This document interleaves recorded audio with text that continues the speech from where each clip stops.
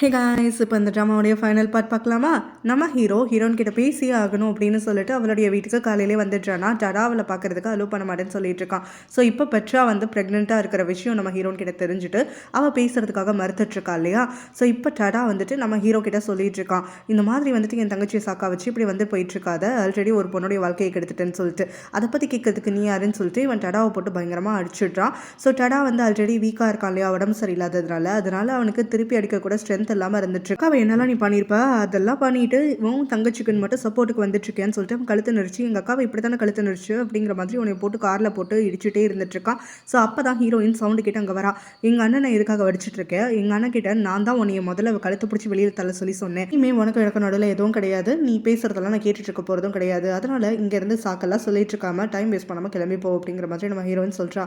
ஹீரோவும் அப்படியே வந்துட்டு ஷாக்கான மாதிரி அவளை பார்த்துட்டு இருக்கும்போது, பட்ரா இப்போ ப்ரெக்னெண்ட்டாக இருக்கா, இதுக்கும் மேலே உனக்கு என்ன தான் வந்துட்டு புரியும், உனக்கும் எனக்கும் நடுவில் என்னைக்கும் முடிஞ்சிருக்க வேண்டியது தேவையில்லாமல் நீ என்னை எமோஷ்னலாக வந்து அட்டாக் பண்ணி ஒரு தடவை இழுத்துட்டு வந்திருக்க அப்படின்னு உடனே இன்டென்ஷனலாக இது ஆரம்பிக்கல அப்படிங்கிற மாதிரி சொல்கிறதுக்காக வரா. அதுக்கு ஹீரோயினும் ரொம்ப கோவப்படுறா.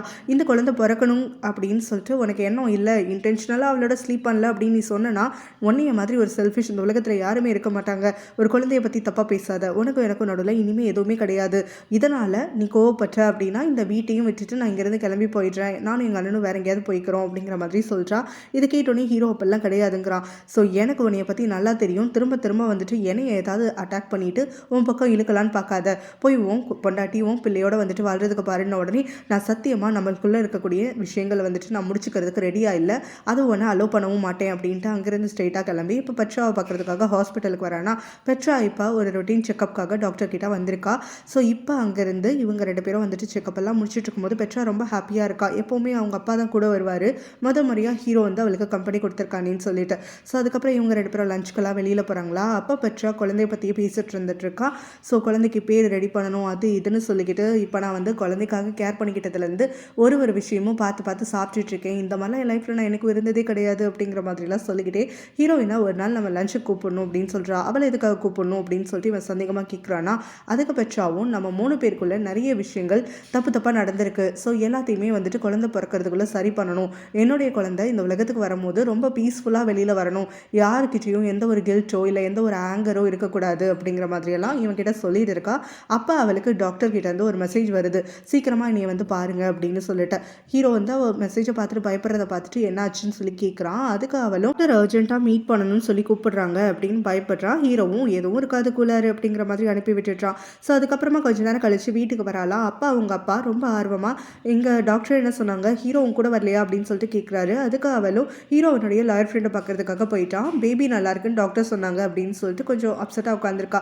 அவங்க அப்பா என்னாச்சுன்னு கேட்கும்போது, அம்மா என்னை வயிற்றில் வச்சுருந்தப்போ அம்மாக்கான சிம்டம்ஸ் கிரேவிங்ஸ் எல்லாம் பற்றி கொஞ்சம் சொல்லுங்கள் அப்படின்னோடனே அவர் எல்லா மெமரிஸையும் வந்துட்டு திரும்ப ரீகலெக்ட் பண்ணிட்டு ரொம்ப சந்தோஷமாக எல்லாத்தையும் ஷேர் பண்ணிட்டு இருக்காரு.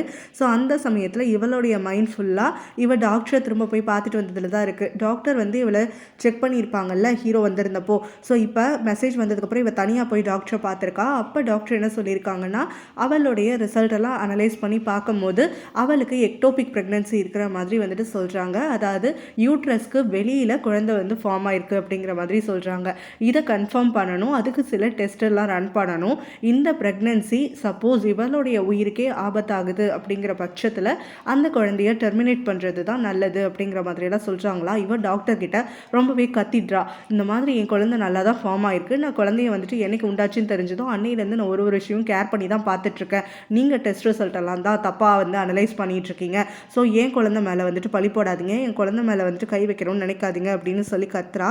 நான் வந்து இதுக்கான பாசிபிலிட்டி தான் இருக்குன்னு சொன்னேன், டென்ஷன் ஆகாதுன்னு சொல்லி டாக்டர் அவளை கூல் பண்ணி அனுப்பி விட்டுட்றாங்க. மெயின் பிரமோதோட வந்து ஒர்க் பண்ணிட்டு இருக்கா இல்லையா, அந்த சமயத்தில் ஹீரோ அங்கே வரான். வந்த உடனே அங்கே ஹீரோயின் கிட்ட பேசணும்னு சொல்கிறான். பிரமோத் வந்து என்னோடைய எம்ப்ளாயி உங்ககிட்ட பேசுறதுக்கு விரும்பலை அப்படிங்கிற மாதிரி ஹீரோயின் சொன்னதை வச்சு சொல்லிட்டு இருக்கான். ஸோ எதுனாலும் என்கிட்ட சொல்லு, இது ஒர்க் அவர், நான் போயிட்டு இன்ஃபார்ம் பண்ணுறேன் அப்படின்னு இவன் கோவப்பட்டு கத்துறான். உனக்கு நான் பேசுறதெல்லாம் கேட்கும்னு எனக்கு நல்லாவே தெரியும், மரியாதையே வெளியில் வா, நான் உங்ககிட்ட பேசாமல் இங்கேருந்து கிளம்ப மாட்டேன், அந்த குழந்தைக்கு நான் அந்த காரணமாயிட்டேன், அந்த குழந்தைக்கு நான் பொறுப்பெடுத்துப்பேன், அதை நான் இல்லைன்னு சொல்லலை, ஆனால் என்னால் உன்னை விட்டுட்டுலாம் இருக்க முடியாது அப்படிங்கிற மாதிரிலாம் சொல்லிட்டு பயங்கரமாக கத்திட்டே இருக்கானா. பிரமோத் வந்துட்டு இவனை கொஞ்சம் அட்டாக் பண்ண ஆரம்பிச்சிடுறான்.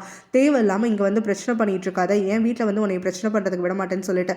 அதுக்கு ஹீரோவும் அங்கே இருந்து பிரமோதை பார்த்துட்டு எனக்கும் அவளுக்கும் நடுவில் எதுவுமே முடியலை, நானா முடியும்னு சொல்கிற வரைக்கும், அதனால் அதை அட்வான்டேஜ் எடுத்துக்கிட்டு அவளை என்கிட்ட ஸ்டீல் ஃபீல் பண்ணுறதா நினச்சிக்காத அப்படின்ன உடனே அங்கே வந்து பிரமோத் கோவப்பட்டு கேட்குறான், நீ என்ன நாயாடா எலும்பு துண்டை கவ்விட்டு விடமாட்டேன்னு சொல்கிற மாதிரியே பண்ணிட்டு இருக்கா, அவள் தான் விருப்பம் இல்லைன்னு சொல்லிட்டால வாயை முடிட்டு போடான்னு உடனே அவன் உடனே ஹீரோயினை பார்த்து சொல்கிறான், கண்டிப்பாக நான் அவள் விஷயத்தில் தோற்று போக மாட்டேன், அவள் எனக்கு மட்டும்தான் சொந்தமானவள், அவள் என்ன மட்டும் தான் லவ் பண்ணுவா அப்படின்னு சொல்லி கத்திட்டு அங்கேருந்து கிளம்பி போயிடுறான்.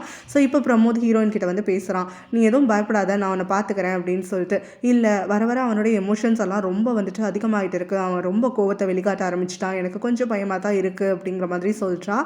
ஸோ ஒர்க் பிளேஸில் நான் உன்னோட தான் இருக்கேன், உன்னோட வீட்டுக்கும் வந்துட்டு ட்ரை பண்ணிட்டு வரேன், நான் உன்னை கேர் பண்ணி பார்த்துக்கிறேன் அப்படின்னு சொல்லிட்டு சொல்கிறேன். ஆனால் ஹீரோயினும் எல்லா நேரமும் நீ கூட இருக்க முடியாதுல்ல அப்படிங்கிற மாதிரி சொல்கிறா. இவன் ஹீரோயினை பார்த்து முடிச்சுட்டு அடுத்தது டாவை பார்க்கறதுக்காக வரான். ஸோ டாவ் கிட்ட அவன் ஒரு ஹெல்ப் கேட்கறதுக்காக வந்திருக்கிறதா சொல்கிறான். அது என்னென்னா, இப்போது அந்த டடாவுடைய கேஸை வந்து ரீஓப்பன் பண்ணியிருக்கேன் இல்லையா, அதில் எனக்கு வந்து டடாவை நீ தான் கன்வின்ஸ் பண்ணணும் அவன் கன்ஃபஸ் பண்ணுறதுக்காக. அவன் கன்ஃபஸ் பண்ணானா இது எல்லாத்துக்குமே ஒரு எண்ட் கார்டு கிடச்சிரும் அப்படிங்கிற மாதிரி சொல்லிட்டு இருக்கான். அவளும் நான் யோசிச்சு பார்த்து சொல்கிறேன் அப்படின்னு சொல்லிடுறா. ஸோ அதுக்கப்புறம் அவள் அங்கே உட்காந்து நிறைய பேபி ஸ்வெட்டர்ஸ் எல்லாம் நிட் பண்ணி வச்சுட்ருக்காளா, அதெல்லாம் பாதியில் இருக்குது. அதை பார்த்த உடனே யாருக்காக நிட் பண்ணுற அப்படின்னு சொல்லிட்டு கேட்குறான். அதெல்லாம் உனக்கு தேவையில்லாத வேலை அப்படின்னு டாவ் சொல்கிறா. உடனே ஹீரோவும் என் குழந்தைக்கும் சேர்த்து இது மாதிரி பண்ணி தெரியா அப்படின்னு சொல்லிட்டு கேட்குறான். ஹீரோயின் ப்ரெக்னெண்ட்டாக இருக்காளா அப்படின்னு கேட்டு டாவ் ஷாக்காக, ஒன்றும் கிடையாது, பெட்ரா தான் ப்ரெக்னெண்ட்டாக இருக்கா, இப்போ தான் எல்லாத்தையும் டாக்டர்கிட்ட போயிட்டு கன்ஃபார்ம் பண்ணிட்டு வந்தோம் அப்படிங்கிற மாதிரி அவள் தலையில் இன்னும் பெரிய பொம்மை தூக்கி போடுறானா. அவள் அப்படியே வாயடிச்சு போயிடுறா, என்ன பதிலுக்கு சொல்கிறதுன்னு கூட தெரியாமல். ஹீரோயினை கூட்டிகிட்டு வந்து வீட்டில் ஒர்க் முடிச்சதுக்கப்புறம் ட்ராப் பண்ணுறானா. அப்போ ஹீரோயின் எனக்கு ஒரு மாதிரி வந்துட்டு அன்கம்ஃபர்டபுளாக இருக்குது, ஒரு கில்ட்டி ஃபீலிங்காக இருக்குது, ஆக்சுவலாக நீ எனக்கு நிறைய வந்து ஹெல்ப் பண்ணிகிட்ருக்க, இன்ஃபேக்ட் நம்ம ஒரு ரிலேஷன்ஷிப்பில் கூட இல்லை, அப்படி இருக்கும்போது எனக்காக உன்னுடைய ஃபேமிலியை விட என் கூட அதிகமாக நீ டைம் ஸ்பெண்ட் பண்ணுறது ஒரு மாதிரி கில்ட்டியாக இருக்குது அப்படின்னு சொல்கிறா. இதை கேட்ட உடனே பிரமோத், நானாக விருப்பப்பட்டு தானே பண்ணுறேன், அதனால் நீ எதுவும் கேர் பண்ணிக்காத அப்படிங்கிற மாதிரி சொல்கிறான். அது மட்டும் இல்லாமல் என் மனசில் என்ன இருக்குங்கிறதும் உனக்கே தெரியும், நான் இப்போ டேரெக்டாலாம் அவன்கிட்ட சொல்ல போகிறதில்ல, அதுக்கான சமயம் வந்ததுக்கப்புறம் சொல்கிறேன் அப்படிங்கிற மாதிரி அவன் ஹீரோயின் கிட்ட ப்ரப்போஸ் பண்ணுறதுக்கு ரெடியாக இருக்கான் அப்படிங்கிற மாதிரி வந்துட்டு இவகிட்ட இன்டெரக்டாக சொல்கிறான். ஸோ நான் உன்கிட்ட தெளிவாக சொல்லாத வரைக்கும் நீயும் என்னை ரிஜெக்ட் பண்ணக்கூடாது, நான் உன்கிட்ட ஓப்பன் அப் பண்ணதுக்கப்புறம் வேணா நீ உன்னோட முடிவை சொல்லிக்கலாம் அப்படிங்கிற மாதிரி அவன் தன்னைத்தானே வந்துட்டு கொஞ்சம் ஜோவியலாக வந்து அந்த இடத்துல பிரேக் பண்ணுறதுக்காக பார்த்துட்ருக்கானா. அப்போ டடா அங்கே வரான். ஸோ என்ன வீட்டுக்குள்ளே வர ஐடியா இல்லையான்னு சொல்லி ஹீரோயினை பார்த்து கேட்க இவங்க 2 பேரும் அப்படியே சிரிச்சிட்ருக்காங்க. ஹீரோயினும் அதுக்கப்புறமா பாய் சொல்லிட்டு கீழே இறங்குறாளா. அவள் இறங்கின அடுத்த நிமிஷம் டடா காருக்குள்ளே ஏறி உட்காந்துக்க பிரமோத் ஷாக் ஆகிடுறான். அப்போ டடாவும் பிரமோதை பார்த்து, உனக்கு என் தங்கச்சியை பிடிக்குங்கிறது எனக்கு நல்லாவே தெரியும், நீ அவகிட்ட ப்ரப்போஸ் பண்ணுற ஐடியா இருக்கா அப்படின்னு சொல்லிட்டு கேட்குறான். ஆமாம் எனக்கு அந்த ஐடியா இருக்குதான், ஆனால் இப்போ அவள் அதுக்கு ரெடியாக இல்லை, அவள் முதல்ல ரெடியாகணும், அவள் ஹீரோவை முழுசாக மறக்கணும் அப்படின்னு சொல்லி பிரமோத் சொல்கிறான். டடாவும் அதுக்கெல்லாம் இப்போ டைம் கிடையாது, சீக்கிரமாக அவகிட்ட ப்ரப்போஸ் பண்ணு, அட்லீஸ்ட் நாளைக்கே கூட ப்ரப்போஸ் பண்ணு, ஏன்னா நான் எத்தனை நாள் வந்துட்டு உயிரோடு இருப்பேன்னு கூட தெரியல அப்படிங்கிற மாதிரி சொல்கிறான். இதை கேட்டுட்டு பிரமோத் ஷாக் ஆகிடுறான். ஏன் இப்படியெல்லாம் பேசுகிறேன்னு உடனே, இல்லை நீ ப்ரப்போஸ் பண்ணுற அந்த மொமெண்டெல்லாம் நான் வந்துட்டு கண்ணால் பார்க்கணும், என் தங்கச்சி வந்து சேஃபரான ஒரு பர்சன் கூட இருக்காங்கிற ஒரு அஷூரன்ஸ் எனக்கு வேணும் அப்படிங்கிற மாதிரி சொல்கிறான். பிரமோதுக்கு ஒன்றுமே புரியல. அப்போ வந்து அவன் சொல்கிறான், இல்லை நான் ஆல்ரெடி பிளான் பண்ணி வச்சுருக்கேன், இன்னும் 2 நாளில் என்னுடைய பிறந்த நாள், அன்றைக்கி தான் ஹீரோயின் கிட்ட ப்ரப்போஸ் பண்ணலான்ட்டு இருக்கிறேன், இதை பற்றி டாவ் கிட்ட கூட வந்து ஹெல்ப் கேட்கலான்ட்டு இருக்கிறேன் அப்படிங்கிற மாதிரி சொல்கிறான். ஸோ இதை கேட்டுட்டு டடாவும் சரி அப்போ பரவாயில்ல, இன்னும் 2 நாள் தானே, நான் வெயிட் பண்ணுறேன் அப்படிங்கிற மாதிரி சொல்லிடுறான். இவனை ஹீரோன்னு சொல்கிறதுக்கு எனக்கும் ஒரு மாதிரி தான் இருக்குது. இவனுடைய பேர் வந்து கிம் இந்த சீரீஸில். ஸோ நான் இனிமேல் வந்து கிம்னு மென்ஷன் பண்ணுறேன். இப்போ இவன் என்ன பண்ணுறான்னா, டாவ் அங்கேருந்து துரத்தி விட்ட உடனே அடுத்து பட்ரா கிட்ட வந்துடுறான். ஸோ இப்போ பட்ரா கிட்ட பேசிகிட்டு இருக்கானா. அப்போ பட்ராவும் நம்ம குழந்தைக்கு ஒன்றும் ஆகாதில்ல அப்படின்னு சொல்லிட்டு கேட்குறா. நீ ஏன் இப்போல்லாம் யோசிக்கிற, பாசிட்டிவாக யோசி, குழந்தைக்கெல்லாம் ஒன்றும் ஆகாது, குழந்தைய சேவ் பண்ணி டெலிவர் பண்ணிவிடுவேன், நம்ம 2 பேரும் அந்த குழந்தைய அன்பாக வளர்க்கத்தான் போகிறோம் அப்படிங்கிற மாதிரியெல்லாம் அவகிட்ட சொல்லிட்டு இருக்கான். கொஞ்ச நேரம் கழிச்சு அங்கே பெட்ராக்கு தெரியாமல் இவன் தனியாக வந்து நம்ம ஹீரோனுக்கு மெசேஜ் அனுப்பிட்டு இருக்கான். ஸோ எனக்கு உன்கிட்ட திரும்ப சொல்கிறதுக்கு ஒரு எக்ஸ்கியூஸோ இல்லை நீ என்னைய பார்த்து பாவப்படுற வரைக்குமோ எனக்கு வந்து லவ்வை வந்து எக்ஸ்பிரஸ் பண்ண முடியாத ஒரு சுச்சுவேஷனில் நான் இருந்துட்டு இருக்கேன். இந்த குழந்தைக்கான பொறுப்பை நான் கண்டிப்பாக எடுத்துப்பேன். பட் நான் உன்னையை தான் லவ் பண்ணுறேன், உன்னையை தான் மிஸ் பண்ணுறேன், என்னோட லவ் எவ்வளோ சின்சியரானதுங்கிறத உன்கிட்ட நேரில் வந்து உணர்த்தணும்னு நினச்சேன். ஆனால் நீ என்னை அவாய்ட் பண்ணுறதுனால அது இப்போ பண்ண முடியாமல் இருந்துட்டுருக்கு அப்படிங்கிற மாதிரியெல்லாம் வந்து மெசேஜ் அனுப்பி வச்சுட்ருக்கான். ஹீரோயின் இது எதுக்குமே ரிப்ளை பண்ணாமல் அப்படியே விட்டுடுறா. அதனால ஹீரோயினை வேலைக்குன்னு சொல்லிட்டு பிக்கப் பண்ணிக்கிறதுக்காக அங்கே பிரமோத் வரானா. ஸோ இப்போ வந்து என்னுடைய பர்த்டே நாளைக்கு இருக்குது, உனக்கு ஞாபகம் இருக்கா அப்படின்னு சொல்லிட்டு ஹீரோயின் கிட்ட கேட்குறான். அடைச்ச உன்னோட பர்த்டேவை நீயே மறந்து போயிடுவா, உனக்கு சர்ப்ரைஸ் கொடுக்கலான்னு நினச்சா நீ என்கிட்ட ஞாபகப்படுத்திட்டு இருக்க அப்படின்னு சொல்லிட்டு ஹீரோயினும் கொஞ்சம் டிசப்பாயிண்ட் ஆன மாதிரி பேசிகிட்டு இருக்காளா. ஸோ அப்போ பிரமோதும் இல்லை நாளைக்கு நீ எனக்கு சர்ப்ரைஸ் கொடுக்கறதுக்கு முன்னாடி நான் உனக்கு ஒரு சர்ப்ரைஸ் பிளான் பண்ணி வச்சுருக்கேன், அதை கொடுக்குறேன் அப்படின்னு சொல்கிறான். சரி இப்போ சொன்ன டைலாக் எல்லாத்தையும் அழிச்சிரு, நாளைக்கு நான் உனக்கு சர்ப்ரைஸ் கொடுக்குறேன், அதுதான் பெஸ்ட்டாக இருக்கும் அப்படின்னு நம்ம ஹீரோன்னு சொல்லிட்டு இருக்கும்போது, சரி உனக்கும் எனக்கும் வந்துட்டு அப்போ போட்டி வச்சுக்கலாம், யார் நாளைக்கு யாரை சர்ப்ரைஸ் பண்ணுறாங்க, எது பெஸ்ட்டாக இருக்குன்னு சொல்லி பார்ப்போம் அப்படிங்கிற மாதிரியெல்லாம் பேசி பேசிட்டு இருக்கான். இங்கே கிம் தனியாக உட்காந்துட்டு இருக்கானா, அந்த சமயத்தில் அவனுக்கு பெட்ரா கிட்ட இருந்து கால் வருது. அவள் பயங்கரமாக அழுதுட்டு இருக்கா. எதுக்காக அழுகிற?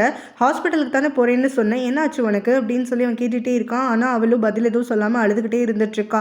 ஸோ நான் என்னை வந்து பிக்கப் பண்ணிக்கிறியா அப்படின்னு சொல்லிட்டு திரும்ப கேட்டு அழுகும் போது, நீ எங்கே இருக்க, என்ன ஆச்சுன்னு முதல்ல என்கிட்ட சொல்லு அப்படின்னு சொல்லி அவன் கேட்டுட்டு இருக்கானா. அவள் உடனே யோசிச்சு பார்க்குறா. டாக்டர் கிட்ட திரும்ப செக்அப்க்குன்னு சொல்லி வந்திருக்காளா. அப்பா அவங்க கொஞ்சம் டெஸ்ட்டெல்லாம் ரன் பண்ணி பார்க்குறாங்க. அவளுக்கு அந்த எக்டோபிக் ப்ரெக்னென்சி இருக்கு இல்லையா, ஸோ அதில் வந்து பேபி அந்த இடத்துல வளருது சரி கிடையாது. யூட்ரஸ்க்கு வெளியில் மட்டும் இல்லை, அந்த பேபி ஏதோ ஃபெலோப்பியன் டியூப் சம்திங் அதுக்குள்ளே வந்து அந்த பேபி இப்போ ஃபார்ம் ஆகிருக்கு.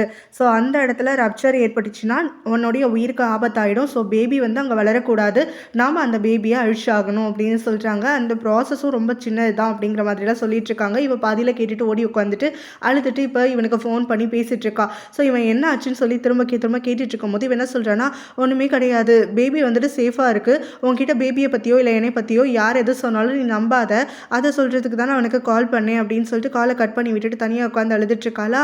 அங்கே பார்த்தா இவ ஹாஸ்பிட்டலுக்கு போய் ரொம்ப நேரம் ஆச்சு வரலையேன்னு சொல்லிட்டு அவங்க அப்பா தேடிட்டு வந்துட்டுறாரு. ஸோ இங்கே இவ வெயிட்டிங் ஏரியாவில் உட்காந்து அழுதுட்டுருக்கிறத பார்த்துட்டு இவர் போயிட்டு டாக்டர் கிட்ட பேசுகிறாரு. வேறு ஒரு டாக்டர் வந்துட்டு இவளுடைய ரெக்கார்ட்ஸ் எல்லாம் செக் பண்ணிவிட்டு இப்போ அவங்க அப்பா கிட்ட சொல்லிடுறாங்க, இந்த மாதிரி ஒரு தவறான ஒரு ப்ரெக்னென்சியில் இறந்துட்டுருக்கா. ஸோ இதனால் அவளுக்கு உயிருக்கு அதிகபட்சம் ஆபத்து கூட வரலாம் அப்படிங்கிற மாதிரி சொல்லிடுறாங்க. பேபியை டெர்மினேட் பண்ணுறது தான் நல்லதுன்னு சொல்லிடுறாங்க. இதை கேட்டு முடிச்சுட்டு இவர் பச்சா வந்து பார்க்குறாரா. ஸோ நீ எதுவும் கவலைப்படாத, இந்த சமயத்தில் வந்துட்டு நம்மளுக்கு குழந்தை வரக்கூடாதுன்னு இருக்குதோ என்னவோ, ஸோ எல்லாமே காடுடைய கிஃப்ட் தானே, ஸோ காட் தான் வந்துட்டு எல்லாம் தெரிஞ்சு பண்ணுறாங்க, நீ என்னை கூட டாக்டரை பார்க்குறதுக்கு வா, என்ன பண்ணலான்னு சொல்லிட்டு போய் கேட்கலாம் அப்படின்னு சொல்லும் போது அவளும், நான் ஒன்றும் சுகமாலாம் இல்லை, எனக்கு ஆனால் கொஞ்சம் டைம் வேணும், அதனால் நீங்கள் போயிட்டு டாக்டர் தனியாக பாருங்க அப்படின்னு சொல்லிடுறா. அவர் அவளுக்கு ஆறுதெல்லாம் சொல்லிட்டு அங்கேருந்து கிளம்பி டாக்டரை பார்க்கறதுக்காக போகிறாரா. அப்போ டாக்டர் கிட்ட செக் பண்ணும்போது அவங்க இதோடைய ரிஸ்க் ஃபேக்டர் எல்லாத்தையும் இவர்கிட்ட எக்ஸ்பிளைன் பண்ணிட்டு பேபியை டெர்மினேட் பண்ணுற ப்ராசஸை பற்றி இவர் கேட்குறாரு. எனக்கு என் பொண்ணுடைய உயிர் தான் முக்கியம் அப்படின்னு சொல்லிட்டு அதுக்கு அவங்களும் ஒரு இன்ஜெக்ஷன் மட்டும்தான், ஜஸ்ட் அதை போட்டாலே போதும், அதுக்கப்புறமா பேபி வந்து தானாக வெளியில் வந்துடும், அப்படி இல்லை நீங்கள் வந்து இதை இன்னும் கொஞ்சம் விட்டுட்டீங்க அப்படின்னா நம்ம ரிஸ்க் அதிகமாகிடும், அந்த சமயத்தில் நம்ம இன்ஜெக்ஷனால் எதுவும் பண்ண முடியாது, சர்ஜரி பண்ணுற லெவலுக்கு போயிடும் அப்படின்னு சொல்கிறாங்க. ஸோ இதெல்லாம் கேட்டுட்டு அவர், பொண்ணு தவிர எனக்கு இந்த உலகத்தில் எதுவுமே முக்கியம் கிடையாது, என் பொண்ணு எப்படியாவது கன்வின்ஸ் பண்ணி நான் கூட்டிகிட்டு வரேன், நீங்கள் அந்த இன்ஜெக்ஷன் எல்லாம் போட்டுட்டு அதுக்கான ப்ரொசீஜரை இன்னும் கொஞ்சம் வந்து ரெடி பண்ணி வைங்க அப்படிங்கிற மாதிரி சொல்லிடுறாரு. அவர் சொல்லிட்டு வெளியில் வரும்போது பார்த்தா அங்கே பெட்ரா இல்லை. ஸோ அவங்க இங்கேயும் ஓட்டு எடுத்துட்டா அப்படின்னு சொல்லிட்டு இவர் ரொம்ப பயப்படுறாரு. அவர் உடனே கிம்முக்கு கால் பண்ணுறாரு, இந்த மாதிரி பெட்ராவை காணும், அவளுடைய ரிசல்ட் எல்லாம் உங்ககிட்ட சொல்கிறேன்னு சொல்லிட்டு டாக்டர் சொன்ன எல்லாத்தையுமே ஷேர் பண்ணுறாரு. ஸோ இப்போ எப்படியும் அவள் பேபியை டெர்மினேட் பண்ணுறதுக்கு ஒத்துக்க மாட்டா, நீ தான் எப்படியாவது அவளை கன்வின்ஸ் பண்ணி இந்த ப்ராசஸ்க்கு ஒத்துக்க வைக்கணும், நீ எப்படியும் வந்துட்டு இப்படி நடக்கிறதுனால ரொம்ப குஷியாக தான் இருப்ப, குழந்தை வந்துட்டு இல்லைனா உனக்கு ஒரு ரெஸ்பான்சிபிலிட்டி இருக்காது, பெட்ரா கிட்டேருந்து ஈஸியாக விலகிடலான்னு சொல்லிட்டு எனக்கு உன்னுடைய மன ஓட்டமெல்லாம் புரியுது, ஆனால் என்னுடைய பொண்ணுடைய உயிர் எனக்கு ரொம்ப முக்கியம், தயவு செஞ்சு உங்ககிட்ட நான் ஹெல்ப் கேட்குறதா நினச்சிக்கோ, இதை மட்டும் எனக்கு பண்ணி கொடு, என் பொண்ணை எப்படியாவது கன்வின்ஸ் பண்ணி இந்த ப்ராசஸ்க்கு ஒத்துக்க வை அப்படின்னு சொல்கிறாரு. இதை கேட்டுட்டு கிம் அங்கே வீட்டுக்கு கிளம்பி வரானா. அப்பா அவள் ஸ்விம் பண்ணிகிட்டு இருக்கா. என்ன பண்ணிட்டு இருக்க நீனு அப்படின்னு சொல்லிட்டு கேட்கும்போது, இல்லை ஸ்விம் பண்ணால் வந்துட்டு பேபி நல்லா ஸ்ட்ராங்காக வளரும்னு சொன்னாங்க, அதுக்காக தான் பண்ணிகிட்ருக்கேன் அப்படின்னோடனே, இல்லை டாக்டர் என்ன சொன்னாங்கன்னா அப்படின்னு சொல்லிட்டு இவன் ஆரம்பிக்கிறான். உடனே பெட்ராவும், டாக்டர் சொல்கிறதெல்லாம் நான் நம்ப கிடையாது, ஒரு அம்மாவாக நான் இப்போ இருக்கேன், என்னுடைய இன்ஸ்டிங்க்ட் என்ன சொல்லுதோ அதை தான் நான் ஃபாலோ பண்ண போகிறேன், என்னோட இன்ஸ்டிங்க்ஸ் படி இந்த குழந்தை என்னைக்கு எனக்கு வந்துட்டு இருக்குன்னு தெரிஞ்சதோ அன்னையிலேருந்து ஒரு விஷயமும் இந்த குழந்தைக்காக நான் பார்த்து பண்ணிகிட்ருக்கேன். ஸோ என் குழந்தை சேஃபாக தான் இருக்குது, நானும் சேஃபாக தான் இருக்கேன், இவங்க சும்மா சொன்னாங்க அவங்க சொன்னாங்கன்னு சொல்லிட்டுலாம் நீ எதையும் மண்டையில் போட்டு குழப்பிக்காத, நான் எதையும் நம்பலை, ஸோ என்னையை மட்டும் நீ நம்பு, குழந்தைய சூப்பராக உனக்கு பெற்று கொடுக்குறேன் அப்படிங்கிற மாதிரிலாம் சொல்லிட்டு இருக்கான். இல்லை இதில் இருக்கக்கூடிய ரிஸ்கெல்லாம் புரிஞ்சுக்காம நீ பேசிகிட்டு இருக்கே அப்படின்னு சொல்லிட்டு அவன் சொல்லும் போது, எந்த ரிஸ்க்குமே கிடையாது, டாக்டர்ஸ் எல்லாம் பணம் சம்பாதிக்கிறதுக்காக ஏதோ சொல்கிறாங்க, அவங்க பேச்செல்லாம் நீ கேட்காத, இதை தான் நான் உங்ககிட்ட ஆரம்பத்திலே சொன்னேன், என்னுடைய குழந்தை இங்கே தான் இருக்குது, என்னோட குழந்தை சேஃபாக இந்த உலகத்துக்கு வரும் அப்படிங்கிற மாதிரியெல்லாம் திரும்ப டைலாக் பேசிகிட்டு இருக்க. இவனும் என்ன சொல்கிறதே தெரியாமல் அப்படியே முடிச்சிட்டு இருக்கு. கிம்மும் இங்கே டாவுக்கு கால் பண்ணுறான். ஸோ அப்போ வந்து அவன் ரொம்ப சந்தோஷமாக அவள்கிட்ட பேசிகிட்டு இருக்கானா. இன்னும் வாய்ஸில் வந்து ஒரே குஷியெல்லாம் தெரிஞ்சுட்டு இருக்கு. ஹீரோயின் கிட்ட மிதி வாங்கினதெல்லாம் பத்தலையா அப்படிங்கிற மாதிரி இவன் கேட்டுட்ருக்கான். அதுக்கு அவனும், நான் ரொம்பவே சந்தோஷமாக இருக்கேன், அதுக்கான காரணம் கூடிய சீக்கிரத்தில் உனக்கே தெரிய வரும், ஏன்னா நான் யார்கிட்ட சொல்லணுமோ முதல்ல அவகிட்ட சொல்லிட்டு வரேன் அப்படிங்கிற மாதிரி தான் சொல்லிட்டு இருக்கும்போது, இப்போ அவள் ஃபோன் எடுக்கலன்னு தானே என்கிட்ட பேசுகிற அப்படிங்கிற மாதிரி டாவ் கேட்குறா. சரி எதுக்கு விஷயமா ஃபோன் பண்ணுன்னு சொல்லிட்டு என்கிட்ட சொல்லுன உடனே, நான் உன்னுடைய எக்ஸ் பாய் ஃப்ரெண்டை பற்றி கேட்டிருந்தேனே, டடாவை பற்றி கன்ஃபஸ் பண்ணுறதுக்காக அவன் பண்ண தப்பெல்லாம் அதை பற்றி யோசிச்சியா, என்ன பண்ணுற அப்படின்ன உடனே அதுக்கு இவளும், ஆகணும், நான் திரும்ப யோசிக்கணும் அப்படின்னு சொல்லிட்டு காலை கட் பண்ணி விட்டுடுறா. இவன் பார்த்தா அடுத்தது அங்கே பிரமோத் இல்லாத சமயம் ஹீரோயினோடைய ஒர்க் பிளேஸ்க்கு வந்துடுறான். அதான் பிரமோதுடைய வீட்டுக்கு. ஸோ அங்கே வந்ததுக்கப்புறமா நீ என்கிட்ட கொஞ்ச நேரம் பார்த்து பேசுன்றான். இவ பார்க்கவே மாட்டேங்கிறா. நான் ஒன்றும் கொலகாரம் கிடையாது, என்னையும் நீ பார்க்காம அவாய்ட் பண்ணுறதுக்குன்னு உடனே ஹீரோயினும் நீ கொலகாரனை விட மோசமானவன், அதனால் உன்னைய பார்த்து பேசணுங்கிற அவசியம் எனக்கு கிடையாதுன்னு சொல்கிறா. கூடவே நான் ஆல்ரெடி என் மனசார சொல்கிறேன், உன்னைய வெறுக்க ஆரம்பிச்சிட்டேன், தயவு செஞ்சு வந்துட்டு என் பக்கத்தில் வராத, நீ இந்த மாதிரி என்னைய டார்ச்சர் பண்ணிக்கிட்டே இருந்தனா நான் உன்னை இன்னும் அதிகமாக தான் வெறுப்பேன், அதனால் என்கிட்ட இருந்து விலக்கி போயிடு, நான் ஆல்ரெடி சொன்னது தான், உனக்கும் எனக்கும் நடுவில் எல்லாமே முடிஞ்சு போயிடுச்சு அப்படின்னு சொல்கிறா. இதை கேட்ட உடனே அவனும் நான் உன்கிட்ட ஒரே ஒரு விஷயம் மட்டும் ஞாபகப்படுத்திக்கிறேன், நீயும் நானும் எந்த மாதிரியான நல்ல நல்ல மெமரிஸ் எல்லாம் வந்துட்டு க்ரியேட் பண்ணியிருக்கோம், அப்படி இருக்கிறப்போ நான் பண்ண ஒரு சின்ன விஷயத்தினால நீ என்னை இந்த அளவுக்கு வந்துட்டு அவாய்ட் பண்ணுவியா, உனக்கு ஒரு குட் நியூஸும் நான் வச்சுருக்கேன், ஆக்சுவலாக பச்சாக்கும் எனக்கும் இனிமேல் அந்த குழந்தை இருக்காது அப்படின்னு சொல்கிறான். இதை கேட்டோடனே அவள் ஷாக் ஆகிட்டு நீ என்ன பண்ண அப்படின்னு சொல்லிட்டு கேட்குறா. அதுக்கு அவனும் பதறாத, நானும் அவளை கூட்டிகிட்டு போயிட்டு மிஸ்கேரேஜ் ஆகிற வைக்கல, இல்லை பேபியை டெர்மினேட்டும் பண்ணலை, அந்த ப்ரெக்னென்சியே இங்கே ஆயிருக்கக்கூடாதாமா, யூட்ரஸ்க்கு வெளியில் பேபி ஃபார்ம் ஆயிடுச்சுன்னு சொல்லிட்டு டாக்டரே இப்போ மெடிக்கல் டேர்ம்ஸில் டெர்மினேட் பண்ணணும்னு சொல்லிட்டு இருக்காங்க. ஸோ இப்போ அவள் அதுக்கான ப்ராசஸில் தான் இருந்துட்டுருக்கா. கூடிய சீக்கிரத்தில் வந்துட்டு அதை பண்ணிவிடுவா. அதுக்கு பிறகு நான் அவளை டிவோர்ஸ் பண்ணுறது ரொம்பவே ஈஸி ஆகிடும். இதை ஒரு சாக்காக வச்சுக்கிட்டு நான் டிவோர்ஸ் பேப்பரில் சைன் பண்ண சொன்னாலே டிவோர்ஸ் வந்து எனக்கு கிடைச்ச மாதிரியே தான், உனக்கு இது சந்தோஷமாக இருக்கா அப்படின்னு சொல்லிட்டு அவகிட்டே வந்து கேட்குறான். அவள் பொல்லின்னு ஒரு அறை விட்றா. உனக்கு என்ன உமன்லாம் டாய்ஸ்ன்னு நினச்சிட்டு இருக்கியா, விளையாட்டு பொருளா நீ பண்ணிட்டு தூக்கி போடுறதுக்குன்னு சொல்லிட்டு நீ எல்லாரையுமே இந்த மாதிரி கேவலமாக தான் ட்ரீட் பண்ணிட்டு இருக்கியா அப்படின்னு சொல்லி கத்துறா. இங்கே என்கிட்ட கூச்சமே இல்லாமல் அவள் கஷ்டப்படுறது, அவள் குழந்தைய இழந்ததை பார்த்து எனக்கு சந்தோஷமான நியூஸ் சொல்கிறேன்னு வந்து சொல்லிட்டு இருக்க. அங்கே ஒரு அம்மாவா அவள் அவ்வளோ கனவோட அந்த குழந்தைய பெற்று எடுக்கணும்னு நினச்சிட்டு இருப்பா. இப்போ சுக்குநூறாக உறங்கி போய் அவங்க உட்காந்துட்டு இருக்கா. அவளுக்கு ஆறுதல் சொல்லாமல் அவள் படுற கஷ்டத்தை பார்த்து சந்தோஷப்பட்டுட்டு இருக்க. நீ பெக்க வேண்டிய குழந்தை அங்கே அழிஞ்சு போகிறதுக்கு ரெடியாக இருந்துட்டுருக்கு, அதை பற்றி கூட உணர்ச்சி இல்லாமல் பேசிகிட்டு இருக்க. இது எல்லாத்தையும் பண்ணிவிட்டு இப்போ என்கிட்ட மன்னிப்பு கேட்டு என்கிட்ட வந்து திரும்ப ஜோடி சேரலான்னு பார்த்துட்ருக்கியா, நான் என்ன உன் வீட்டு நாய்க்குட்டின்னு நினச்சியா, நீ வரப்பெல்லாம் வந்துட்டு உனக்காக காத்திருந்துட்டு உன் பின்னாடியே சுற்றுறதுக்குன்னு சொல்லிட்டு எனக்கும் ஃபீலிங்ஸ் இருக்குது, அங்கே ஒருத்தையை விட்டுட்டு வந்திருக்கே அவளுக்கும் ஃபீலிங்ஸ் இருக்குது, நாங்கள் எல்லாருமே மனுஷங்க தான், ஜடம் கிடையாது, நீ வான்னு சொன்னால் வரதுக்கும் போன்னு சொன்னால் போறேன்னு சொல்கிறதுக்கும் இத்தனை வருஷம் நான் பழகினே, ஒன்ன மாதிரி கேவலமான ஒருத்தனை என்ன ஏதுன்னு கூட தெரியாமல் லவ் பண்ணியிருக்கேனேன்னு நினைக்கும் போது எனக்கே அருவருப்பாக இருக்குது. ஸோ எந்த மாதிரியான வாழ்க்கையை நான் வாழ்ந்துட்டுருக்கேங்கிறது எனக்கே இப்போ புரியலை, நீ இவ்வளோ கேவலமானவன் நான் இருப்பேன் அப்படின்னு சொல்லிட்டு அவள் கத்திட்டு இருக்காளா. உடனே ஐம் சாரி அப்படின்னு சொல்லிட்டு அவளுடைய கையை பிடிக்கிறதுக்காக வரான். இவ பிடிச்சி தள்ளி விட்டுட்டா. என்னைய தொட கூட செய்யாத, என் பக்கத்தில் கூட வராத, எனக்கு சத்தியமாக உன்னைய பார்த்தாலே வெறுப்பாக இருக்குது, என் பக்கத்தில் வந்துடாத, இனிமேல் என்கிட்ட எதுவுமே பேசிடாத, எங்கள் அண்ணன் உன்னை பற்றி சொன்னது எல்லாமே கரெக்டாக இருக்குது அப்படின்னு சொல்லிட்டு இருக்காளா. அப்போ இவன் அங்கே கரெக்டாக வந்துட்டு இவளுக்கு திரும்ப ஒரு எக்ஸ்ப்ளனேஷன் மட்டும் கொடுக்குறேன், நீ வெயிட் பண்ணு, நீ என்னை நல்லா பிடிச்சிப்ப அப்படின்னு சொல்லிட்டு இருக்கான். கரெக்டாக பிரமோத் அங்கே வந்துடுறான். நீ என்னை எவ்வளோ கேவலப்படுத்தினாலும் சரி, இது எல்லாமே சுச்சுவேஷனால் நடந்தது தான், நான் எந்த சுச்சுவேஷனில் என்ன முடிவு எடுக்கிறேன்றது எனக்கே தெரியலை, எனக்கு தெரியாமல் நான் பண்ண தப்பாக தான் இருக்கும், ஆனால் நான் உன்னை லவ் பண்ணுறது எந்த அளவுக்கு உண்மையோ அதே அளவுக்கு உன் அண்ணனை வந்து வெறுக்கிறதும் உண்மை தான், உங்கள் அண்ணனை நான் வெறுக்கிறதுனால தான் இது எல்லாமே நான் வந்துட்டு பண்ண வேண்டியதாக போயிடுச்சு, இது எல்லாமே உங்கள் அண்ணனுடைய தப்பு தான், அவன் எங்கள் அக்காவை கொலை பண்ணது தான், இது எல்லாத்துக்குமே வந்துட்டு மூல காரணமாக இருந்துட்டு இருக்குது, அப்படி இல்லைன்னா நம்ம லைஃப் வந்து எப்பவும் போல் ஸ்மூத்தாக தான் போயிருக்கும். ஸோ ஒரு வகையில் வந்துட்டு நான் இப்போ திடீர்னு செத்தேன்னு வச்சுக்கோயேன், அது நான் தோற்று போனதுக்காக இருக்காது, உன்னையும் அதிகமாக லவ் பண்ணதுனால தான் இருக்கும், அப்படி இப்படின்னு திரும்ப அழுதுகிட்டு சீனெல்லாம் கிரியேட் பண்ணி அவகிட்ட டைலாக் எல்லாம் பேசிட்டு இருக்கானா. அமைதியாக எல்லாத்தையும் கேட்டுட்டு இருக்கும் போது அவள் இருக்க அந்த எமோஷனல் ஸ்டேட்டை யூஸ் பண்ணி இவன் அவளை எழுத்து கிஸ் பண்ணிடுறான். ஸோ அப்போ இவன் பிடிச்சி இவனை தள்ளி விட்டுறாளா. அந்த சமயத்தில் பிரமோதும் இங்கே சப்போர்ட் பண்ணிட்டு உள்ளே வந்துடுறான்.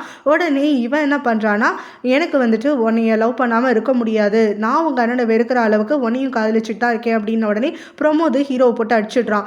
எந்த ஒரு பொண்ணையுமே அவங்களுடைய பெர்மிஷன் இல்லாமல் தொடுறது தப்பு, அதுவும் இல்லாமல் நீ இவளை இத்தனை முறை ஹர்ட் பண்ணதுக்கு அப்புறமும் திரும்ப வந்து அவளை அட்வான்டேஜ் எடுத்துக்கலான்னு பார்க்குறியா அப்படின்னு சொல்லிட்டு ஏன் வீட்டை விட்டு மரியாதையாக வெளியில் போயிடு, இல்லைனா நான் போலீஸை கூப்பிட வேண்டியது இருக்குன்னு சொல்லிட்டு கத்துறானா. அப்போ அங்கே இருக்கக்கூடிய அந்த கிம்மும் வந்துட்டு தள்ளாடிக்கிட்டே நம்ம ஹீரோயினை பார்த்து இந்த விஷயம் இதோட முடியலை, நீ அங்கே ஹீரோயினை வந்துட்டு இவ்வளோ லவ் பண்ணலை, ஏன் அளவுக்கு அவளை யாருமே வந்து லவ் பண்ண முடியாது, அவளாலையும் என்ன தவிர வேற எவனையும் லவ் பண்ண முடியாது அப்படின்னு கத்திட்டு அங்கேருந்து கிளம்பி போயிடுறான். நடந்தது எல்லாத்தையும் யோசிச்சு பார்த்துட்டு இவன் இப்படிப்பட்டவனா அப்படிங்கிற மாதிரி யோசிச்சுட்டே பிரேக் ஆகி அழுகிறாளா. பிரமோத் வந்து இவன் உடஞ்சி போகிறத பார்க்குறான். பட் ஆனால் அவனுக்கு இவளை என்ன சொல்லி ஆறுதல் படுத்துறதே தெரியல. ஸோ பக்கத்துலேயே அமைதியாக நின்றுட்டு இருக்கான். இப்போ அங்கே அவள்கிட்ட அசிங்கப்பட்டுட்டு அடுத்தது இவன் பெட்ராவை பார்க்கறதுக்காக தான் வரான். பெட்ரா உட்காந்து பேபி புக்ஸ் எல்லாம் வாசிச்சுட்டு இருக்கா. குழந்தைக்கு என்ன பேர் வைக்கலான்னு சொல்லி பார்த்துட்ருக்கேன், நான் ஒரு 4-5 சூஸ் பண்ணுறேன், அதில் நீ ஒன்று சூஸ் பண்ணு அப்படிங்கிறா. அவன் அப்படியே வாயடிச்சு போய் உட்காந்துட்டு இருக்கானா. அடுத்தது அவன் கிட்ட ஃபுல்லாக பேபி ரிலேட்டடாகவே பேசிகிட்டு இருக்கா. குழந்தை பிறந்ததுக்கப்புறம் இதை பண்ணணும் அதை பண்ணணும், பிரஸ்ட் ஃபீட் பண்ணுறது தான் வந்துட்டு உலகத்திலேயே ஒரு டிவைன் ஃபீலிங்குன்ற மாதிரியெல்லாம் கேள்விப்பட்டிருக்கேன், அதெல்லாம் நான் எக்ஸ்பீரியன்ஸ் பண்ண போகிறேன். ஸோ இந்த மதர்ஹுட் வந்துட்டு என்னைய பாசிட்டிவாக ஒரு பர்சனாக மாற்றும்னு சொல்லிட்டு எனக்கு ஆரம்பத்துலேருந்தே வந்து அதை உணர முடியுது அப்படி இப்படின்னு பேசிட்டு நம்ம குழந்தைய நம்ம நல்லபடியாக வளர்க்கலாம், அந்த குழந்தைக்கு அப்பா அம்மா நம்ம 2 பேருடைய லவ்வுமே கிடைக்கும் அப்படிங்கிற மாதிரியெல்லாம் பேசிட்டு இருக்கா. இப்போ ஹீரோயினை வந்து சந்திக்கிறானா. ஸோ நேற்று நைட்டு பிரமோத் உன்னை வீட்டுக்கு விட வந்தான்ல, அப்போ நானும் அவனும் மேன் டு மேன் டாக் வச்சுக்கிட்டோம். ஸோ நீ இப்போ பிரமோத் கூட எத்தனை வருஷமாக ஒர்க் பண்ணிட்டு இருக்க, எத்தனை வருஷமாக உனக்கு தெரியும்னு உடனே 3 வருஷமாக தெரியும்னு, இந்த 3 வருஷத்தில் ஒரு முறை கூட அவன் உன்னையும் ஹர்ட் பண்ணதில்லை, உன்கிட்ட மிஸ்பிஹேவ் பண்ணணும்னு நினச்சதில்லை இல்லையா, அதுலேருந்தே அவன் எவ்வளோ நல்லவங்கிறது எனக்கு தெரிஞ்சிடுச்சு. ஸோ இந்த மாதிரி ஒரு நல்லவன் உன் லைஃப்பில் உள்ளே இருக்காங்கிறது எனக்கு வந்துட்டு இப்போ போதுமானதாக இருந்துட்டுருக்குன்னு உடனே என்ன பிரமோதோட புகழாரம் பாடிட்டுருக்க, எப்போவும் நீயும் பிரமோத் கிட்ட பழகாத, டிஸ்டன்ஸ் மெயின்டைன் பண்ண தானே சொல்லுவேன்னு உடனே அதெல்லாம் அப்போது இவனுடைய கேரக்டர் இப்போ எனக்கு நல்லா தெரிஞ்சு போயிடுச்சு. ஒரு நாள் நான் திடீர்னு இல்லாமல் போயிட்டா பிரமோத் உன் பக்கத்தில் இருக்காங்கிற திருப்தியோட நான் போய் சேருவேன்ல அப்படிங்கிற போது ஏன் நீ என்கிட்ட சொல்லாமல் எங்கே கிளம்பி போகிற அப்படின்னு சொல்லிட்டு ஹீரோயின் கேட்குறா. அதுக்கு அவனும் லைஃப் தான் வந்துட்டு என்ன நடக்கும்னு நம்மளுக்கு தெரியாதுல்ல, ஒருவேளை நான் நாளைக்கே செத்துட்டேன்னா பிரமோத் உனக்கு துணை இருக்காங்கிற சந்தோஷத்தோடு போவேன்ல, அதை தான் மீன் பண்ணனோடனே நீ இந்த மாதிரி தப்பு தப்பாலாம் பேசாத, உனக்குலாம் ஒன்றும் ஆகாது அப்படின்னு சொல்கிறா. இல்லை நாளைக்கு பிரமோதோடைய பிறந்தநாள், அவன் கண்டிப்பாக உன்கிட்ட வந்துட்டு ஒரு ப்ரொப்போசல் கொடுப்பான்னு என் மனசு சொல்லுது, அதை நீ தயவு செஞ்சு ரிஜெக்ட் பண்ணிடாத, ஒரு முறைக்கு பல முறை யோசிச்சுப்பார், அவன் உன்னுடைய லைஃப்பில் பெஸ்ட் பர்சன், அதனால் அவனுக்கு ஒரு சான்ஸ் கொடு, எனக்கு அது போதும் அப்படிங்கிற மாதிரியெல்லாம் சொல்லிட்டு இருக்கான். ஸோ இந்த பக்கமாக பெட்ராவை அவங்க அப்பா வந்து ரொம்ப தாங்கி தாங்கி பார்த்துட்ருக்காரா. ஸோ அப்போ அவரும் வந்துட்டு இந்த மாதிரி ப்ரெக்னென்ட் ஆன பொம்பளைங்கள்லாம் வந்துட்டு ரொம்ப லேசியாக இருப்பாங்க, பட் பெட்ரா பார்த்தியா எவ்வளோ ஆக்டிவாக இருக்கா அப்படின்லாம் வந்து ஹீரோ கிட்ட பெருமை பேசிகிட்டு இருக்கும்போது அவன் என்ன சொல்கிறான்னா, அவளுக்கு மைல்டாக ப்ளீடிங் இருந்துட்டுருக்கு, அதை காரணமாக காட்டி யாராவது ஹாஸ்பிட்டல் கூட்டிகிட்டு போயிடுவோமோங்கிற பயத்தினால தான் அதை மறைச்சிக்கிட்டு இவன் இந்த மாதிரியெல்லாம் எல்லாருக்கும் முன்னாடி ஆட்டம் போட்டுக்கிட்டு ரொம்ப சந்தோஷமாக இருக்க மாதிரி நடிக்கிறா, என்னால் இந்த விஷயத்தில் உங்ககிட்ட இவ்வளோ தான் சொல்ல முடியும், அவள் கூடவேலாம் என்னால் சுற்றிட்டு இருக்க முடியாது, ஸோ நீங்களே உங்கள் பொண்ணை பத்திரமா பார்த்துக்கோங்க அப்படின்னு சொல்லிட்டு அவன் அங்கேருந்து கிளம்பி போயிடுறான். வேலைக்கு கிளம்பும் போது டடா அவள் கூடவே வந்திருக்கானா. ஸோ பத்திரமா வந்துட்டு போயிட்டு வா, சேஃபாக ட்ரைவ் பண்ணு, இன்னைக்கு உனக்கு எல்லாமே நல்ல வேலையாக நடக்கணும்னு சொல்லிட்டு நான் வேண்டிக்கிறேன் அப்படிங்கிற மாதிரியாக சொல்லும் போது என்ன இன்றைக்கும் இல்லாமல் இந்த மாதிரி பேசிகிட்டு இருக்க அப்படின்னு சொல்லிட்டு ஹீரோயின் லைட்டாக ஸ்மைல் பண்ணுறாளா. டடாவும் நான் உங்ககிட்ட சொல்லாமல் இன்னொரு விஷயமும் தான் வச்சுருக்கேன், என் சிஸ்டர் தான் இந்த உலகத்திலேயே ரொம்ப க்யூட்டானவ, நான் அதிகமாக நேசிக்கிற ஒரே பர்சனும் என் சிஸ்டர் தான் அப்படின்னு சொல்லிட்டு சொல்கிறான். இதை கேட்டோடனே ஹீரோயினுக்கு ஒரே சந்தோஷமாக போயிடுது, என்னைக்கும் இல்லாமல் இந்த மாதிரிலாம் நீ பேசுறது எனக்கு எவ்வளோ சந்தோஷமாக இருக்குது தெரியுமா அப்படின்னு சொல்லிட்டு இருக்கும் போது உன் முகத்தில் இந்த சந்தோஷம் வரணும்னா நான் என்ன வேணாலும் கன்ஃபஸ் பண்ணுவேன் அப்படிங்கிற மாதிரி அவன் சொல்லிட்டு இருக்கான். ஸோ அப்பா அம்மாவுக்கு பண்ணி கொடுத்த ப்ராமிஸ் படி உன்னைய கடைசி வரைக்கும் கூட இருந்து நான் பத்திரமா பார்த்துக்கணும்னு நினைக்கிறேன் அப்படிங்கிற மாதிரிலாம் சொல்லிட்டு இருக்கும்போது ஆல்ரெடி அப்பா அம்மாவுக்கு பண்ண ப்ராமிஸ் படி நீ என்னை சந்தோஷமாக தான் வச்சுட்ருக்க, எதையும் போட்டு மனசு குழப்பிக்காத, நீயுமே இன்னைக்கு வந்துட்டு சூப்பராக வந்து என்ஜாய் பண்ணு, எங்கெல்லாம் போகணுமோ என்னெல்லாம் பண்ணணுமோ சேஃபாக இரு அப்படின்னு சொல்லிட்டு அவளும் சொல்கிறாளா.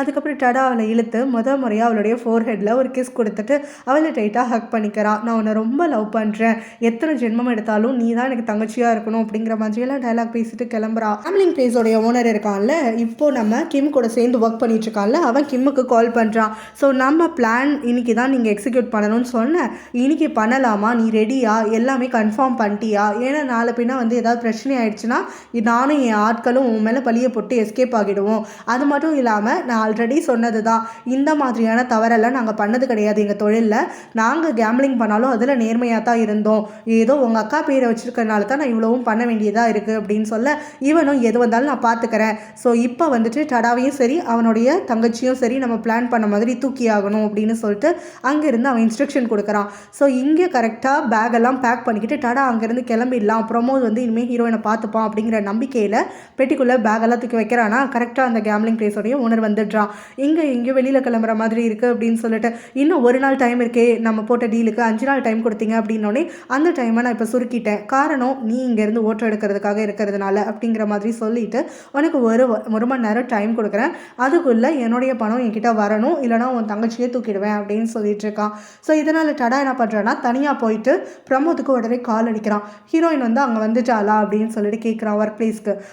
இப்போ நீங்கள் கால் பண்ணும்போது தான் நான் கவனிக்கிறேன், இங்கே பார்க்கிங் லாட் கிட்ட தான் அவளுடைய வண்டி வருது, இங்கேருந்து பார்த்தா வண்டி தெரியுது அப்படின்னு சொல்லிட்டு பிரமோத் சொல்கிறான். இதை கேட்ட உடனே டடாவும் சரி என் தங்கச்சியை பத்திரமா பார்த்துக்கோ அப்படின்னு சொல்லிட்டு காலை கட் பண்ணிடுறான். அதுக்கப்புறமா இந்த ஆள் 1 மணி நேரம் டைம் முடிஞ்சிடுச்சு, என் பணத்தெல்லாம் உன்னால் கொடுக்க முடியாதுன்னு தெரியும், ஸோ உன் தங்கச்சியை நான் தூக்கிடுறேன் அப்படின்ன உடனே டடா உடனே நக்கலாக வந்து சிரிச்சுக்கிட்டே முடிஞ்சால் பார்த்துக்கோடா, என் தங்கச்சிலாம் சேஃபான இடத்துல இருக்கா அப்படிங்கிற மாதிரி சொல்கிறானா. இதை கேட்ட உடனே அந்த ஆள் ரொம்ப டென்ஷன் ஆகிட்டு, என்கிட்டே நீ இந்த அளவுக்கு வந்துட்டு டீல் பேசுகிற அளவுக்கு வந்துட்டியா, முதல்ல ஃபோன் பண்ணி உன் தங்கச்சி எங்கே இருக்கான்னு கேளு, அவள் மேலே எங்கள் ஆளுங்க வந்துட்டு கை வைக்கல அப்படின்னு தெரிஞ்சிருந்தா அதுக்கப்புறமா நீ எனக்கு பணம் கூட செட்டில் பண்ண வேண்டாம், உன்னை அப்படியே விட்டுட்டு உங்ககிட்ட மன்னிப்பு கேட்டு இங்கேருந்து நான் ஓடிடுறேன் அப்படிங்கிறான். இவன் உடனே ஃபோன் பண்ணுறான் பிரமோதுக்கு. அப்போ பிரமோதும் அவளுடைய கார் இந்த கேம்பஸ்குள்ளே என்ட்ரி ஆகிறதுக்காக இருந்துச்சு, நான் பார்த்தேன் கண்ணால், ஆனால் அவளோட கார் உள்ளே வரவே இல்லை, என்னாச்சுன்னு தெரியல, உனக்கே நான் கால் பண்ணணும்னு நினச்சிட்டு இருந்தேன் அப்படிங்கிற மாதிரி சொல்ல இவன் ஷாக் ஆகிடுறான். கேம்லிங் பிளேஸ் ஓனர் அப்போ தான் அவனுடைய ஃபோனை தூக்கி காட்டுறானா. அதில் பார்த்தா ஹீரோயின் அங்கே கத்திட்டு இருக்கா. அவளை ஒரு க்ளோஸ்டு கண்டெய்னருக்குள்ளே கடத்தி கொண்டு போய் வச்சுட்டு அது மூமெண்ட்டில் இப்போ இருந்துட்டுருக்கு. அவளும் என்னை காப்பாற்றுங்கன்னு சொல்லி கத்திட்டு இருக்கும் போது தான் இங்கே இருந்து டடா வந்து பேசுகிறானா. அவளுக்கு அங்கே சவுண்ட் கேட்குது. ஸோ அவள் கத்துறா, ஆனால் நான் எங்கே இருக்கேன்னு எனக்கே தெரியல, எனக்கு கொஞ்சம் ஹெல்ப் பண்ணுனா, இவங்க எல்லாரும் என்னை ஏதோ ஒரு ரூம்குள்ளே போட்டு அடைச்சி வச்சுருக்காங்க, ஆனால் அது ரூம் மாதிரியும் இல்லை வண்டி மாதிரி இருக்குது அப்படின்னு சொல்லிட்டு அங்கேருந்து கத்திகிட்டே இருக்கா. உனக்கு எதுவும் ஆகாது, அண்ணா வந்துடுறேன், நீ பயப்படாத அப்படின்னு சொல்லி இவன் சொல்லிட்டு அதுக்கப்புறமா ஃபோன் கால் கட்டான உடனே அந்த கேம்லிங் பிளேஸ் ஓனரை போட்டு அடிச்சிட்டு இருக்கான். ஸோ இதனால் எம்எல்ஏ கை வச்சிட்டியா, உனக்கு அவ்வளோ திமிரா போயிடுச்சா அப்படின்ன உடனே, நீங்கள் யாராவது என் தங்கச்சிக்கு ஏதாவது பண்ணீங்கன்னா உங்கள் யாரையும் உயிரோட விட மாட்டேன்னே, அதுக்கு முதல்ல நீ உயிரோட இருக்கணும், உனக்கு எங்களை த்ரெட்டன் பண்ணுறதுக்கு எந்த ஒரு ரைட்ஸுமே கிடையாது, நீ அந்த ஒரு பொசிஷன்லேயே இல்லை, ஸோ ஒன்று பணத்தை கூட இல்லை உன் தங்கச்சியை தூக்குவேன்னு சொன்னேன், இப்போ டீல் படி உன் தங்கச்சியை தூக்கிட்டேன் அப்படின்னோடனே, என் தங்கச்சியை தயவு செஞ்சு விட்டுடுங்க, அவள் தான் எனக்கு எல்லாமே, என்னோட உயிரை கூட எடுத்துக்கோ அப்படின்னோடனே, உன் உயிரை வச்சு நான் என்ன பண்ணுறது, எனக்கு உன் உயிரெல்லாம் தேவையே இல்லை, அதுக்கு பதிலாக புதுசாக ஒரு டீலிங் போட்டுக்கலாமா அப்படின்னு சொல்லிட்டு அவன் கேட்குறான். உடனே டடாவும் என்ன அப்படின்னோடனே, நீ என்கிட்ட வந்துட்டு கொஞ்சம் கன்ஃபெஷன்ஸ் கொடுக்கணும், அந்த கன்ஃபெஷன்ஸ் எல்லாம் முடிஞ்சிடுச்சுன்னா உன்னையும் சரி உன் தங்கச்சியும் சரி நான் வச்சுட்றேன் அப்படிங்கிற மாதிரி சொல்கிறான். அதுக்கப்புறமா டடாவை ஃபேஸை கண் கட்டி இவனுங்க வேற ஒரு இடத்துக்கு ஷிஃப்ட் பண்ணுறானுங்க. ஸோ இங்கே பெட்ரா வந்துட்டு விடாமல் ஸ்விம் பண்ணிகிட்டே இருந்துட்டுருக்காளா. அப்போ திடீர்னு அவளுக்கு ஸ்டொமக் பெயின் வந்துடுது. அந்த பூலுக்கு பக்கத்துலேயே அப்படியே படுத்து உருண்டு அப்படியே சுருண்டுக்கிட்டு அழுதுட்டு இருக்கா. ஸோ அங்கே வரக்கூடிய வேலைக்கார பொண்ணு இதை பார்த்துட்றா. அவள் ரொம்ப பயந்துட்டு வீட்டுக்குள்ளே ஓடி போகிறாளா. அப்போ தான் பெட்ரா வந்து தூங்கிட்டு இருக்கான்னு நினச்சிட்டு அவங்க அப்பா அவளுடைய ரூம் டோருக்கு வெளியில் நின்று பேசிகிட்டு இருக்காரு. அவர்கிட்ட போயிட்டு உடனே இந்த பொண்ணு சொல்லிடுறா, அவங்க இங்கே இல்லை ஸ்விம்மிங் பூலில் இருக்காங்க, அங்கே அவங்க ஸ்டொமக் பெயினால் ரொம்ப அவஸ்தைப்படுறாங்க, பார்க்கவே கஷ்டமாக இருக்குது, நீங்கள் முதல்ல வாங்க அப்படின்னு சொல்லிட்டு கூப்பிடுறா. சரின்னு சொல்லிட்டு அவரும் அங்கே பதறி அடிச்சுட்டு ஓடி வராரா. அப்போ பார்த்தா திரும்ப இந்த பெட்ரா ஸ்விம் பண்ணிட்டு இருக்கா. என்ன பண்ணுற, முதல்ல தண்ணியை விட்டு வெளியில் வா, நம்ம ஹாஸ்பிட்டலுக்கு போகணும் அப்படின்னு சொல்லிட்டு இவ பதட்டமாக சொல்ல, அதுக்கு பெட்ராவும் நான் இதுக்கு ஹாஸ்பிட்டல் வரணும், நான் நல்லா தானே இருக்கேன் அப்படின்னோடனே, இப்போ தான் இவ வந்து சொல்லிட்டு இருந்தா, நீ வயிற்றை வெடிச்சுட்டு இந்த இடத்துல பெயினில் வந்து திணறிட்டு இருந்தியாமா, ப்ரெக்னென்ஸாக இருக்கும் போது ஸ்டொமக் பெயின் வரக்கூடாது, அது ரொம்ப ஆபத்தானது, உடனே வா நம்ம செக்அப் பண்ணலாம் அப்படின்னு சொல்லிட்டு கூப்பிடுறாரு. உடனே இவ சொன்னதை தான் நீங்கள் நம்புவீங்களா, நான் சொல்கிறத நம்ப மாட்டீங்களா, எனக்குலாம் ஒரு பெயினும் கிடையாது, நான் இப்போ ஒழுங்காக ஸ்விம் பண்ணிட்டு இருந்தால் தான் என்னுடைய பேபி நார்மல் டெலிவரியில் பறக்கும், அதனால் நான் இங்கே எக்ஸசைஸ் பண்ண போகிறேன், நீங்கள் அங்கே போயிட்டு காமா இருங்க அப்படின்னு உங்கள் அப்பாவை அனுப்பி விட்டுடுறா. ஸோ இங்கே டடாவை கூட்டிகிட்டு வந்து வேற ஒரு இடத்துல உட்கார வச்சுருக்கானுங்களா. ஸோ அப்போ அவன் கத்திகிட்டே இருக்கான், என்னடா பண்ணிகிட்ருக்கீங்க, என் தங்கச்சி எங்கடா, நீங்கள் எல்லாரும் சேர்ந்து கிம்முக்கு தானே ஒர்க் பண்ணிகிட்ருக்கீங்க, கிம்முடைய ஆளுங்க தானே நீங்கள், என்னை மரியாதை வெளியில் வச்சுங்கன்னு சொல்லி கத்திட்டு இருக்கும் போது தான் முன்னாடி இருக்கக்கூடிய டிவிலெலாம் அங்கே ப்ளே பண்ணுறாங்க. அங்கே ஹீரோயின் உட்காந்து அந்த வண்டிக்குள்ளேருந்து ஹெல்ப் பண்ண சொல்லி ஹெல்ப் கேட்டுட்ருக்கிறதெல்லாம் வருது. கூடவே அந்த கேம்லிங் பிளேஸோடைய ஓனர் இருக்கான்ல, அவன் பேசுகிறான், இந்த இடத்துல நான் உங்ககிட்ட ஒரு டீல் வச்சுக்கிறேன்னு சொன்னல, அவங்க அக்காவை நீ தான் கொலை பண்ணேன்னு சொல்லிட்டு உண்மையை சொல்லு அப்படின்னு சொல்லி கேட்குறான். அதுக்கு இவனும் இது எல்லாத்துக்கும் பின்னாடி அந்த கிம் தான் இருப்பான்றது நான் நினச்சது தான், அவன் தான் இந்த மாதிரி கேவலமான வேலையெல்லாம் பண்ணுவான்னு சொல்லி அவங்க கிம்மை வந்து திட்டிகிட்டு இருக்கானா. இங்கே பிரமோத் டடாவும் வந்து கால் எடுக்கலன்னு சொல்லி ரொம்ப பயந்து போயிட்டான். அதுக்கப்புறம் போலீஸை கூப்பிட்டு ஹீரோயினை காணுன்னு சொல்லும் போது அவங்க சிசிடிவி ஃபுட்டேஜ் செக் பண்ணோம், இங்கே தான் கார் வந்திருக்கு, அதுக்கு பிறகு வேற ஒரு நபர் ஹீரோயின் கிட்ட வந்து பேசியிருக்காரு, ஹீரோயினை வாலண்டராக அவங்க கூட கிளம்பி போயிட்டா அப்படின்ற மாதிரி சொல்கிறாங்க. ஸோ இங்கே என்ன நடந்திருக்குன்னா, ஹீரோயின் கிட்ட அந்த கேம்லிங் பிளேஸ் ஓனருடைய ஒருத்தன் வந்திருப்பான், அவன் தன்னை போலீஸ்னு சொல்லி ஹீரோயின் கிட்ட அறிமுகப்படுத்திக்கிட்டு டடாவோட கேஸில் ஒரு முக்கியமான எவிடன்ஸ் கிடைச்சிருக்கு, அந்த எவிடன்ஸை உறுதிப்படுத்துக்கிறதுக்கு நாங்கள் உங்களை கூட்டிகிட்டு போகிறோம்னு சொல்லி ஏமாற்றி அவளை அங்கேருந்து கூட்டிகிட்டு போயிருப்பானுங்க. ஸோ இப்போ இங்கே பிரமோதும் வந்துட்டு ஹீரோயின் வாலண்டராக போயிருக்கானா, யாராவது தெரிஞ்சது கூட தான் இருக்கும் அப்படிங்கிற மாதிரி போலீஸ்கிட்ட சொல்லிட்டு இந்த கொஞ்சம் தயவு செஞ்சு செக் பண்ணுங்க அப்படிங்கிற மாதிரி அவளுடைய வண்டி லொக்கேஷன் கண்டுபிடிக்க முடியுதான்னு பாருங்க அப்படின்னு ரொம்ப பதட்டமாக சொல்லிட்டு இருக்கான். ஸோ இங்கே பார்த்தோன்னா ஹீரோவுடைய ஃப்ரெண்டு அவனை திட்டிகிட்டு இருக்கான், என்னடா வேலை நீ பண்ணிகிட்ருக்க, எனக்கு கொஞ்சம் பயமாக இருக்குது, ஸோ டடா வந்து நீ கடத்தினா ஓகே, ஹீரோயின் மேலே எதுக்கடா கை வச்ச, அவள் பாவம் என்னடா பண்ணா, அவள் ஏதாவது பயந்துட போகிறா, எனக்கு கொஞ்சம் பதட்டமாக இருக்குன்னு உடனே நீ எதுவும் கவலைப்படாத, எதை எப்படி ஹேண்டில் பண்ணணும்னு எனக்கு தெரியும், இது பாரு செம்ம ஃபன்னாக இருக்க போது இந்த டடாவோட, அவன் கன்ஃபர்ஸ் பண்ணுறத ஒரு மொமெண்ட்டும் நான் என்ஜாய் பண்ண போகிறேன், அவன் அதெல்லாம் பண்ணதுக்கப்புறமா ஹீரோயின் வந்துட்டு சேஃபாக வெளியில் வந்துடுவான், நீ எதுவும் கவலைப்படாதன்னு உடனே நீ இந்த மாதிரியெல்லாம் பண்ணிகிட்ருக்கேங்கிறது ஹீரோனுக்கு தெரிஞ்சா அப்படின்னோடனே அதெல்லாம் தெரியாது, எல்லாத்தையும் நான் பார்த்துக்கிறேன் அப்படின்னு சொல்லிடுறான். ஸோ இங்கே டடாவை போட்டு இவனுங்க டார்ச்சர் பண்ணிகிட்ருக்கானுங்களா.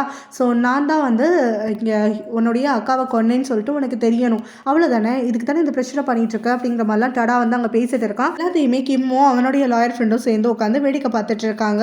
ஸோ இவன் தான் அங்கேருந்து இன்ஸ்ட்ரக்ஷன்ஸ் கொடுத்துட்டு இருக்கான் அந்த பிளேஸ் ஓனருக்கு, அந்த டிவிக்கு முன்னாடி என்ன பேசணும் ஏது வைக்கணும்னு சொல்லிட்டு. ஸோ இப்போ வந்து இவனுக்கு அப்படி தான் ப்ரெஷர் கொடுத்துட்ருக்காங்களா.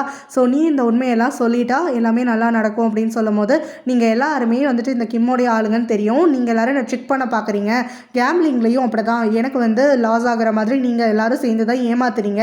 ஸோ கண்டிப்பாக அவனை திருப்திப்படுத்துகிற மாதிரி நான் இந்த இடத்துல எதுவுமே சொல்ல மாட்டேன் அப்படின்னோடனே அங்கே ஹீரோ வந்து சிக்னல் கொடுக்குறான்னா உடனே அந்த கேம்லிங் பிளேஸ் ஓனர் வந்துட்டு இவனை மிரட்டுறான். உன் தங்கச்சி நல்லா இருக்கிறது உனக்கு பிடிக்கலையா அப்படின்னு சொல்லிட்டு உன் தங்கச்சியை நாங்கள் அட்டாக் பண்ணுவோம் அப்படின்னு சொல்லிட்டு இருக்கும்போது எந்த கொலையும் பண்ணலை, சொன்னால் போய் சொல்ல மாட்டேன் அப்படின்னு இவன் சொல்லிட்டு இருக்கானா. அந்த சமயத்தில் ஒரு வீடியோ பிளான் போட்டு காட்டுறானுங்க.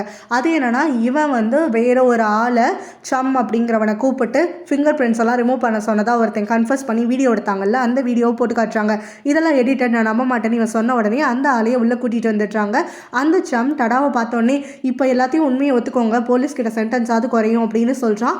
ஏன்னா பண்ணாத ஒன்று நான் ஏன்டா ஒத்துக்கணும், ஸோ எதுக்காக தேவையில்லாமல் இவங்ககிட்ட வந்து வாயை விட்டு அப்படின்னோடனே நான் வாயெல்லாம் விடலை, உண்மையை மட்டும் தான் சொன்னேன், ஸோ போலீஸ்கிட்ட எனக்கு சென்டென்ஸ் குறையணுங்கிறதுக்காக நீங்களும் அதையே பண்ணுங்கன்னு உடனே ட்ரூத்தை நான் சொல்கிறது மட்டும்தான், ஆல்ரெடி அங்கே கோர்ட்லேயே வந்துட்டு தீர்ப்பை வழங்கியாச்சு, நான் ஒரு கொலைகாரம் கிடையாதுன்னு சொல்லிட்டு அப்புறம் என்னடா இங்கெல்லாம் பண்ணிகிட்ருக்கீங்க அப்படின்னு சொல்லி டடா கோவமாக கத்துறான். அப்போ ஹீரோ வந்துட்டு பார்த்தோன்னா டாவையும் கன்வின்ஸ் பண்ணி வச்சுருக்கானா. ஸோ இப்போ டாவ் வந்து ஒரு வீடியோ ரெக்கார்ட் பண்ணி இப்போ சென்ட் பண்ணி வச்சுருக்கான். ஸோ அதையும் வந்து போடுறாங்க. அதில் பார்த்தோன்னா நீ உன்னுடைய ஒய்ஃப்க்கு பண்ண துரோகத்தை இந்த இடத்துல வந்து கன்ஃபர்ஸ் பண்ணிவிடு, ஸோ அப்படி நீ வாய் விட்டு சொல்கிறதுனால உன்னுடைய ஒய்ஃபோடைய ஆவி உன்னைய மன்னிக்கட்டும், நான் உனக்கு தெரியாமல் இங்கே வந்தது ஒரு தப்பு தான், ஆனால் உன்கிட்ட இருந்து நான் ஒரு விஷயத்தை ப்ரொடெக்ட் பண்ணிகிட்டு இருக்கேன், அது எனக்கு ரொம்ப முக்கியமானது, உனக்கு அது தெரிகிறப்போ நீ எப்படி அதை எடுத்துப்பன்னு எனக்கு தெரியலை, பட் நான் இங்கே இருக்கிறதுக்கு காரணம் அதுவும் ஒரு விஷயந்தான், உன் மேலே இருக்கக்கூடிய எல்லா கோபத்தையும் நான் வந்துட்டு மறந்துடுறேன், மன்னிச்சிடுறேன், ஆனால் நீ இந்த கன்ஃபெஷன்னால் உன்னால் கில்ட்டியாக இல்லாமல் வெளியில் வர முடியும், அதுக்காக இவங்க கேட்குற மாதிரி நீ எல்லாத்தையும் கன்ஃபஸ் பண்ணிவிடு அப்படிங்கிற மாதிரி சொல்கிறா. ஸோ இதை கேட்டுட்டு இவன் ரொம்ப எமோஷனல் ஆகிடுறானா. அவனுக்கு டக்குன்னு தலைவலி வர ஆரம்பிச்சிடுது. அப்படியே தன்னை அறியாமல் அந்த வலியில் துடிச்சுக்கிட்டே சேரோடு சேர்ந்து அப்படியே பின்னாடியே விழுந்துடுறான். இதை பார்த்த உடனே லாயர் ஃப்ரெண்டு பதறான். அவனுக்கு ஏதாவது ஆயிட போகுதுடா, அவன் இதுக்கெனவே பேஷண்ட், அவன் செத்துட்டானா அவ்வளோதான், நம்ம தலை உருளும் அப்படிங்கிற மாதிரி சொல்ல, அவன் சாகலாம் மாட்டான், இந்த கன்ஃபெஷன் முடியாமல் அவன் சாகிறதுக்கு நான் அவனுக்கு அலோவ் பண்ண மாட்டேன், ஸோ அவன் கண்டிப்பாக உயிரோட தான் இருப்பான், நீ ரொம்பலாம் பதறாத, இது அவனுக்கு இருக்கக்கூடிய ஒரு சிம்டம் தான், நான் எல்லாத்தையும் தெரிஞ்சு வச்சுக்கிட்டு தான் சொல்லிட்டு இருக்கேன் அப்படின்னு சொல்லிடுறான். ஒரு பக்கம் நடந்துட்டு இருக்கும் போது இன்னொரு பக்கத்தில் அந்த பெட்ராவை அவங்க அப்பா ஆட்கள் எல்லாம் வர வச்சு அவளை கட்டாயப்படுத்தி அங்கேருந்து ஹாஸ்பிட்டலுக்கு கூட்டிகிட்டு போயிடுறாரு, அந்த பேபியை டெர்மினேட் பண்ணணுங்கிறதுக்காக. இவளும் என்ன பண்ணுறீங்க, நான் ஹாஸ்பிட்டலுக்குலாம் வரமாட்டேன், நான் நல்லா தான் இருக்கேன், நீ விட்டுடுங்கன்னு சொல்லிட்டு, உங்களுக்கெல்லாம் என் மேலே பாசமே கிடையாதான்னு சொல்லி அவங்க அப்பாவை கத்திக்கிட்டே இருக்கா. அவங்க அப்பாவும் நான் பாசம் இருக்கிறதுனால தான் இதெல்லாம் பண்ணுறேன் அப்படின்னு சொல்லி பல்ல கடிச்சிக்கிட்டு அவளை கொண்டு போய் ஹாஸ்பிட்டலில் சேர்த்துடுறாங்க. அங்கேயும் வெறி பிடிச்சி போன மாதிரி கத்திக்கிட்டே தான் இருந்துட்டுருக்கா. அவளை படுக்க வச்சு மேலே ஸ்டேப்பெல்லாம் போட்டு கை காலுன்னு எல்லாத்தையும் கட்டி விட்டுட்டு தான் அவளை உள்ளே வந்துட்டு என்ட்ரு பண்ணுறதுக்கு விடுறாங்க. அப்புறம் அங்கே இருக்கக்கூடிய டாக்டர்ஸ் கிட்ட இவளுடைய அப்பா போய் பேசுகிறாங்க, நீங்கள் ப்ரொசீஜருக்கு தேவையான எல்லாத்தையும் ரெடி பண்ணுங்கன்னு சொல்லிட்டு. அவள் இன்னும் மனசளவில் ப்ரிப்பேர்டாக இல்லை, இப்போ நம்ம ட்ரீட்மெண்ட் கொடுக்க வேண்டாம், முதல்ல ஒரு சைக்காட்ரிஸ்ட் கிட்ட அவளை காட்டுவோம் அப்படின்னு சொல்கிறாங்க. ஸோ அதுபடி சைக்காட்ரிஸ்ட் ஒருத்தவங்க அங்கே வந்து அவங்களுடைய எக்ஸ்பீரியன்ஸை இவகிட்ட ஷேர் பண்ணுறாங்க. இந்த மாதிரி பேபியை வந்து ஏதாவது ஒரு மெடிக்கல் பர்பஸ்க்காக ரீசனுக்காக நம்ம டெர்மினேட் பண்ணுறது தப்பு கிடையாது, ஏன்னா இதை வந்துட்டு டெர்மினேட் பண்ணிவிட்டு அடுத்த 2-3 மாதம் ப்ராப்பர் கைடன்ஸோடு நம்ம நடந்துக்கிட்டோன்னா அடுத்த ப்ரெக்னன்சி சீக்கிரமே நடக்கும் அப்படிங்கிற மாதிரி அவளுக்கு பாசிட்டிவான தாட்ஸ் எல்லாம் கொடுத்துட்டு இருக்காங்க. ஸோ இங்கே பார்த்தோன்னா ஹீரோயினுடைய ஃபேஸை வந்து ஃபுல்லாக கவர் பண்ணி வச்சுருக்க மாதிரி அவளை வண்டியில் தொல்லை பண்ணிகிட்டு இருக்க மாதிரியெல்லாம் வீடியோ ப்ளே பண்ணிகிட்டு இருக்காங்களா. அதை பார்த்து டடா ரொம்பவே டென்ஷன் ஆகிடுறான். இப்போ என்ன உங்களுக்கு வந்துட்டு நான் எல்லாத்தையும் கன்ஃபர்ஸ் பண்ணணும் அவ்வளோதானே, நான் அதெல்லாம் சொல்லிவிட்டேன், என் தங்கச்சியை விட்டுருவீங்க தானே அப்படின்னோடனே முதல்ல நீ சொல்லு அதுக்கப்புறம் விட்டுடுறேன் அப்படிங்கிற மாதிரி அந்த கேம்லிங் பிளேஸ் ஓனர் ஹீரோவோட இன்ஸ்ட்ரக்ஷன் படி சொல்லிட்டு இருக்கான். ஸோ இப்போ அதுக்கப்புறம் அவன் சொல்கிறான், இந்த மாதிரி நான் கேம்லிங்கில் நிறைய பணம் நஷ்டமாகிட்டேன், அதை எல்லாத்தையும் வந்துட்டு பணம் அடைக்கணுன்றதுக்காக என்னுடைய எக்ஸ் ஒய்ஃப் கிட்ட போயிட்டு கேட்டேன், பட் அவள் பணம் தர மாட்டேன்னு சொல்லிட்டா. அவள் ஆல்ரெடி நிறைய பேரோட ரிலேஷன்ஷிப்பில் இருந்தா, அந்த விஷயம் எனக்கு தெரியும், ஆனால் எனக்கு அவள் மேலே அந்த ஒரு காரணத்துக்காக கோபம் கிடையாது, எப்படின்னு தெரிஞ்சு தான் நான் அவளை கல்யாணம் பண்ணிக்கிட்டேன், கூடவே எனக்குமே அந்த சமயத்தில் தான் இங்கே டாவோட ஒரு அஃபேர் ஸ்டார்ட் ஆச்சு, ஸோ அந்த விஷயத்தை நான் கூலாக தான் எடுத்துக்கிட்டேன், பட் அவள் அதை கூலாக எடுத்துக்கல. எங்கள் 2 பேருக்குள்ள சண்டை வந்துச்சு. கன் எடுத்தா ஷூட் பண்ணுறதுக்காக ஆரம்பித்தா. பிறகு என்ன நானே ப்ரொடெக்ட் பண்ணிக்கிறதுக்கு தான் அவளை வந்துட்டு நான் இந்த மாதிரி பண்ண வேண்டியதாகிடுச்சு அப்படிங்கிற மாதிரி சொல்கிறான். ஸோ இதை கேட்ட உடனே கோவப்பட்டுட்டு எங்கள் அக்காவை பற்றி தப்பாக பேசுகிறியா அப்படின்னு சொல்லிட்டு கிம் வெளியில் வந்துடுறான். அங்கே வந்து இவனை போட்டு உண்மையை மட்டும் சொல்லு அப்படின்னு சொல்லிட்டு டடா வந்து பயன்படுத்துகிறானா. அவன் நீ என்ன சொன்னாலும் சரி, நான் தான் சொல்கிறேன்ல, உண்மையை தான் சொல்லிட்டு இருக்கேன்னு உடனே தேவையில்லாமல் கதை கட்டாத, மரியாதை எங்கள் அக்காவை பற்றி கேவலமாக பேசாமல் உண்மையை மட்டும் சொல்லு, நீ தான் எங்கள் அக்காவை கொண்டேன்னு சொல்லுடா அப்படின்னு சொல்லிட்டு அவனை போட்டு கோவத்தில் பஞ்ச் பண்ணுறதுக்காக ஆரம்பிச்சிடுறான். ரத்தம் ஊற்றிட்டுறதுக்காக இருந்துட்டு இருக்கக்கூடிய டடாவும் நான் உண்மையை மட்டும் தான் சொல்லிட்டு இருக்கேன் அப்படின்னு சொல்கிறான். திரும்ப இவனை அடிச்சிடுறானா. உடனே டடா சிரிச்சுக்கிட்டே இன்னும் நல்லா அடி, இந்த மாதிரி காயங்கள்லாம் நிறையா வந்தால் தான் ஜட்ஜுக்கு தெரியும் இது எல்லாமே நீ என்னை அடித்து என்னை கட்டாயப்படுத்தி சொல்ல வச்சேன்னு சொல்லிட்டு. ஸோ நான் இப்போ சொல்கிறது எதையுமே அவங்க நம்ப மாட்டாங்க, இந்த வீடியோவே செல்லாமல் போயிடும் அப்படின்ன உடனே இவனுக்கு தெரிய வருது டடா வந்துட்டு இந்த மாதிரி வேணும்னே தான் பண்ணுறான் அப்படின்னு சொல்லிட்டு. உடனே கோவப்பட்டுக்கிட்டு அவன் அங்கே இருக்கக்கூடிய ஆட்களுக்கு இன்ஸ்ட்ரக்ஷன் கொடுக்குறான். நம்ம பேசின மாதிரி ஹீரோயினை சும்மா விடாதீங்க, நான் இப்போ கவுண்ட் பண்ணி முடிப்பேன், அதுக்குள்ளே இவன் உண்மையை சொல்லலை அப்படின்னா அவன் தங்கச்சியை போட்டுருங்க அப்படிங்கிற மாதிரி சொல்லிடுறான். ஸோ சொல்லிவிட்டு அவன் வாட்டுக்கு போயிட்டு தனவட்டா உட்காந்துக்கிட்டு நம்பர்ஸ் கவுண்ட் பண்ணுறானா. இதை கேட்டோடனே டடாக்கு கொஞ்சம் பயம் வந்துடுது. ஸோ அதுக்கப்புறமா இவன் பேசிகிட்டு இருக்கான். இந்த மாதிரி நானும் அவளும் அன்றைக்கி ஈவெண்ட்டுக்கு போயிட்டு வந்தப்போ சண்டை போட்டுட்டு தான் இருந்தோம் பண விஷயமா. எப்போவுமே அவள் என்னை அறைவா, நான் வாங்கிட்டு தான் இருப்பேன். அன்றைக்கி எனக்கு ரொம்ப கோவம் வந்துருச்சு. ஸோ முறையாக அவளை திருப்பி வந்துட்டு அரைஞ்சிட்டேன். அதுக்கு பிறகு அவளுக்கும் எனக்கும் சண்டை அதிகமாகிட்டே இருந்துச்சு. அவள் கன்னை எடுத்து என்னை ஷூட் பண்ணுறதுக்காக ஆரம்பிச்சிட்டா. பவர் கட் ஆச்சு. ஸோ அதை யூஸ் பண்ணிக்கிட்டு கன்னை நான் அவள்கிட்ட இருந்து பிடுங்கிட்டேன். பிறகு அவள் என்னையை பார்த்து பயந்து அங்கே இருக்கக்கூடிய பாத்ரூமுக்கு ஓடி போயிட்டா. ஸோ ஒரே ஒரு தடவை தான் அங்கே வந்து ஆசை தீர அவளை அடிக்கணும்னு நினச்சேன். எத்தனை வருஷமாக என்னையை வந்துட்டு அவள் டார்ச்சர் பண்ணியிருப்பாள் இந்த மாதிரி. அதனால் ஒரே ஒரு தடவை அவள் தலையை பிடிச்சி அப்படியே செவத்தில் முட்டினேன். அதுக்கப்புறம் அப்படியே கீழே விழுந்தா. சும்மா தான் நடிக்கிறான்னு நினச்சேன். அதுக்கப்புறம் போய் பார்த்தா அவள் இறந்துருக்காங்கிறது எனக்கு தெரிஞ்சது. அவளை பார்க்கும்போது எனக்கு அவ்வளோ திருப்தியாக இருந்துச்சு அந்த மொமெண்ட்டு. ஸோ இத்தனை வருஷம் நான் கஷ்டப்பட்டது எல்லாத்துக்குமே ஒரு தீர்வு கிடைச்சிடுச்சு அப்படிங்கிற மாதிரி எல்லாம் தான் தோணிட்டு இருந்துச்சு. ஸோ அதுக்கப்புறமா என்ன பண்ணுறதுன்னு கொஞ்சம் நேரம் புரியலை. அப்புறம் காம் ஆனதுக்கப்புறம் யோசித்தேன்.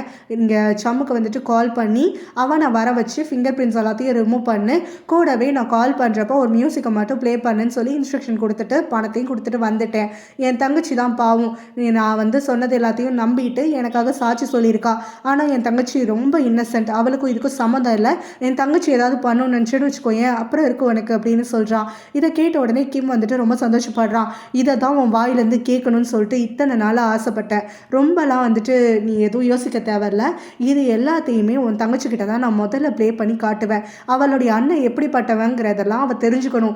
உன்னை அவள் கேவலமாக பார்க்கணும், நீ கூனி குறுகி போகணும், அதுதான் எனக்கு வேணும் அடுத்தது அப்படிங்கிற மாதிரி தான் சொல்லிட்டு இருக்கான். ஸோ இதை கேட்டோன்னே இப்போயாவது என் தங்கச்சியை விட்டுடுவல்ல அப்படின்னு சொல்லிட்டு டடா கேட்கும் போது நான் விரும்புகிறேன் அவளை, அவள் மேலே எனக்கு அப்படி ஒரு அப்சஷன் இருக்குது. அப்படி இருக்கப்போ நான் அவளை போய் ஹேட் பண்ணுவேனா, அவளுக்கு ஆபத்து வர மாதிரி நடந்துப்பானா, அங்கே கொஞ்சம் வீடியோவை பாரு அப்படின்னு கண்ணை காட்டுறான். ஸோ அங்கே பார்த்தாக்க அங்கே இருக்கிறதே வந்து ஹீரோயின் கிடையாது, அவளை மாதிரியே வேற ஒருத்தரை தான் முகத்தை மூடி நடிக்க வச்சுருக்காங்கங்கிறது இவனுக்கு தெரிய வருது. ஸோ இதை பார்த்துட்டு டடா ரொம்பவே ஷாக் ஆகிடுறான். என்னையை ஏமாத்திட்டல, உன்னை சும்மா விட மாட்டேன்டா அப்படின்னு சொல்லி கத்திட்டு இருக்கும் போதே இவன் உன் தங்கச்சி எனக்காக வெயிட் பண்ணிட்டு இருப்பா, இப்போ நான் போய் அவளுக்கு முன்னாடி அவளை காப்பாற்றுற மாதிரி ஒரு ஹீரோவாக போகிறேன், சீன் போட போகிறேன் அப்படின்னு சொல்லிட்டு உன் தங்கச்சி நானும் ரொம்ப நாள் வாழ்வோம், நல்லாவே இருப்போம், நீ எல்லாத்தையும் பார்த்து பார்த்து அனுபவி அப்படின்னு சொல்லிட்டு அங்கேருந்து கிளம்புறான். அதுக்கப்புறமா அந்த லாயர் ஃப்ரெண்டை மீட் பண்ணிட்டு இப்போ அவள் கன்ஃபஸ் பண்ணால, இதெல்லாம் ஜட்ஜி ஏற்றுப்பாங்களா இல்லையான்னு எனக்கு டவுட்டாக இருக்குது, பேசாமல் நம்ம அப்படி பண்ண வேண்டாம், நாளைக்கு இந்த வீடியோவை அப்படியே யூடியூப்பில் போட்டு வைரல் ஆக்கி விட்டுருவோம். ஸோ இவனுடைய லட்சணம் அங்கே தெரிஞ்சால் போதும், ஆனால் அதுக்கு முன்னாடி ஹீரோயின் கிட்ட நான் தனியாக அந்த வீடியோவை காட்டிக்கிறேன் அப்படின்னோடனே அவள் இதை பார்த்தா என்னடா நடப்பான்னு உடனே அவளுக்கு அவங்க அண்ணனுடைய அருகதை தெரியணும் அப்படின்னு சொல்கிறான். அதை பற்றி கேட்கல, நீ அவங்க அண்ணனை என்னெல்லாம் பண்ணி இந்த வெளியில் வர வச்சிருக்கங்கிற விஷயம் அவளுக்கு தெரிஞ்சால் எப்படி ரியாக்ட் பண்ணுவான்னு உடனே அவள் என்னைய லவ் பண்ணுறா, அதில் எந்த ஒரு மாற்றமும் கிடையாது, ஸோ அவள் கண்டிப்பாக என்னையே நான் என்ன பண்ணாலும் வெறுக்க மாட்டா, என் பக்கத்தில் தான் நிற்பா, அதை பற்றி நான் பார்த்துக்கிறேன், நீ நான் சொன்னதை மட்டும் செய் அப்படின்னு சொல்லிட்டு கிளம்பிடுறான். ஒரு கண்டெய்னரில் அடிச்சு வச்சுருக்காங்கன்னு சொன்னல, அங்கே ஒருத்தன் திடீர்னு வந்து டோரை ஓப்பன் பண்ணி விட்டுட்டு உங்கள் அண்ணனையும் உன்னையும் ரிலீஸ் பண்ண சொல்லிட்டாங்க அப்படின்னு சொல்லிட்டு போயிட்டு போயிடுறான். ஸோ இங்கே பார்த்தா கிம் வந்து நின்றுட்டுருக்கானா. அப்போ ஹீரோயின் அவனை பார்த்து ஷாக்காக, நான் எல்லாத்தையுமே ஹேண்டில் பண்ணிட்டேன், உங்கள் அண்ணனுக்கு உனக்கு எந்த பிரச்சனையும் இல்லைன்னு உடனே எங்கள் அண்ணனுடைய கடன் பிரச்சனை அப்படின்னு சொல்லிட்டு இவ கேட்குறா. டடா என்கிட்ட வந்து கொஞ்சம் கடன் இருக்குன்னு சொல்லி காசு கேட்டான். சரின்னு நான் அவனுக்காக அடைக்கிறதா ஒத்துக்கிட்டேன். உன்னோட அண்ணனா போயிட்டானே, உனக்கு கஷ்டம் வரக்கூடாதுங்கிறதுக்காக மொத்த பேமெண்ட்டையும் நான் முடிச்சுட்டேன். இப்போ அவனுமே வந்துட்டு சேஃபாக வீட்டில் இருப்பான் அப்படிங்கிற மாதிரிலாம் சொல்லிட்டு இருக்கான். ஸோ இது மட்டும் இல்லாமல் அவன் நீ என்னை நம்ப மாட்டேங்கிறது தெரியும், அதனால அவனேவும் வந்துட்டு உன்கிட்ட பேசி நான் அவனுக்காக என்னெல்லாம் பண்ணியிருக்கேங்கிறத உன்கிட்ட சொல்கிறதா சொல்லியிருக்கான். இரு கால் பண்ணி தரேன் அப்படின்னு சொல்லிட்டு அவன்கிட்ட சொல்லும் போது, அண்ணன் கரெக்டாக தான் சொல்லியிருக்கான், எனக்கு உன் மேலே எந்த நம்பிக்கையும் கிடையாது அப்படின்னு சொல்கிறான். இவன் உடனே ஃபோன் பண்ணி தரானா. அப்போ இங்கே டடா வந்து கன் பாயிண்டில் வச்சு மிரட்டிட்டு இருக்காங்க ஹீரோயின் கிட்ட பேச வச்சு. ஸோ அவன் சொன்னது எல்லாமே உண்மைதான், அவன் தான் என்னுடைய கடன் எல்லாத்தையும் அடைச்சிட்டான், இனிமேல் நம்மளுக்கு எந்த ஒரு டெப்ட் பிரச்சனையும் கிடையாது, யாரும் எதுவும் பண்ணல, நீ சேஃபாக தானே இருக்கன்னு உடனே நான் சேஃபாக தான் இருக்கேன், நீ சீக்கிரமாக நான் உன்னை மீட் பண்ணணும் அப்படின்னோடனே டடாவும் கிம் சொல்லிக் கொடுத்த மாதிரியே, இல்லை இன்னைக்கு வந்துட்டு என்னால் உன்னை மீட் பண்ண முடியாது, நான் நாளைக்கு வந்து உன்னை சந்திக்கிறேன், இன்னைக்கு ஒரு நாள் என்னுடைய எக்ஸ் ஒய்ஃப் வீட்டில் நான் அவளுடைய ஞாபகமாக இருக்கிறதுனால அங்கே போய் தங்கலான்ட்டு இருக்கிறேன், நீ இந்த விஷயத்த கிம் கிட்ட கொஞ்சம் சொல்லிடுறியா, எனக்கு அங்கே தங்குறதுக்கு பெர்மிஷன் வாங்கி தரியா அப்படின்னு சொல்லிட்டு கேட்குறான். ஸோ இவன் உடனே அங்கே கிம்மை பார்த்து கேட்குறா. அவனும் அதுக்கு என்ன தாராளமாக தங்கிக்கட்டும், அவனும் எங்கள் அக்காவும் வாழ்ந்த வீடு தானே அப்படிங்கிற மாதிரிலாம் சொல்லிடுறான். ஸோ இதோட டடா வந்து ஃபோன் காலை கட் பண்ணிட்டு அவனை அந்த ஆட்கள் வந்துட்டு இதோட உனக்கு லாஸ்ட் வார்னிங், இனிமேவாது ஒழுங்காக இருந்துக்கோ அப்படிங்கிற மாதிரி சொல்லி அனுப்பி விட்டுடுறாங்க. அதுக்கு கிம் கொண்டு வந்து ஹீரோயினை வீட்டில் விடுறானா. அந்த சமயத்தில் பிரமோத் அங்கே வரான். ஸோ பிரமோதை பார்த்த உடனே இவனுக்கு வயிறு எரியுதா. நக்கலா பிரமோதை பார்த்துட்டு, உன்னோடைய எம்ப்ளாயி கேர் பண்ணிட்டு தானே நீங்கள் பார்க்கறதுக்காக வந்த, ஒரு எம்ப்ளாயராக நீ அவகிட்ட பேசுறதுக்கு நான் உனக்கு பெர்மிஷன் தரேன் அப்படிங்கிற மாதிரிலாம் சொல்லிட்டு நீ எவ்வளோ நாள் அவகிட்ட பேசிக்கோ, இப்போ எனக்கும் அவளுக்கும் நடுவில் எல்லாமே செட்டில் ஆகிடுச்சு, நாங்கள் எல்லாமே வந்துட்டு நார்மல் ஆகிட்டோம், அதுவும் மனசில் வச்சுக்கோன்னு சொல்லிட்டு அங்கேருந்து உங்களுக்கு ஸ்பேஸ் கொடுக்குற மாதிரி விலகி போகிறானா. அப்போ என்ன தான் நடந்துச்சுன்னு சொல்லிட்டு பிரமோத் கேட்கும்போது ஹீரோயின் சொல்கிறா, இல்லை அண்ணனுக்கு வந்துட்டு நிறையா டெப்ட் ஆகி போயிடுச்சு கேம்பிளிங்கில், அதனால் அவனையும் கிட்னாப் பண்ணிட்டு போயிட்டாங்க, என்னையும் கிட்னாப் பண்ணிட்டு போயிட்டாங்க.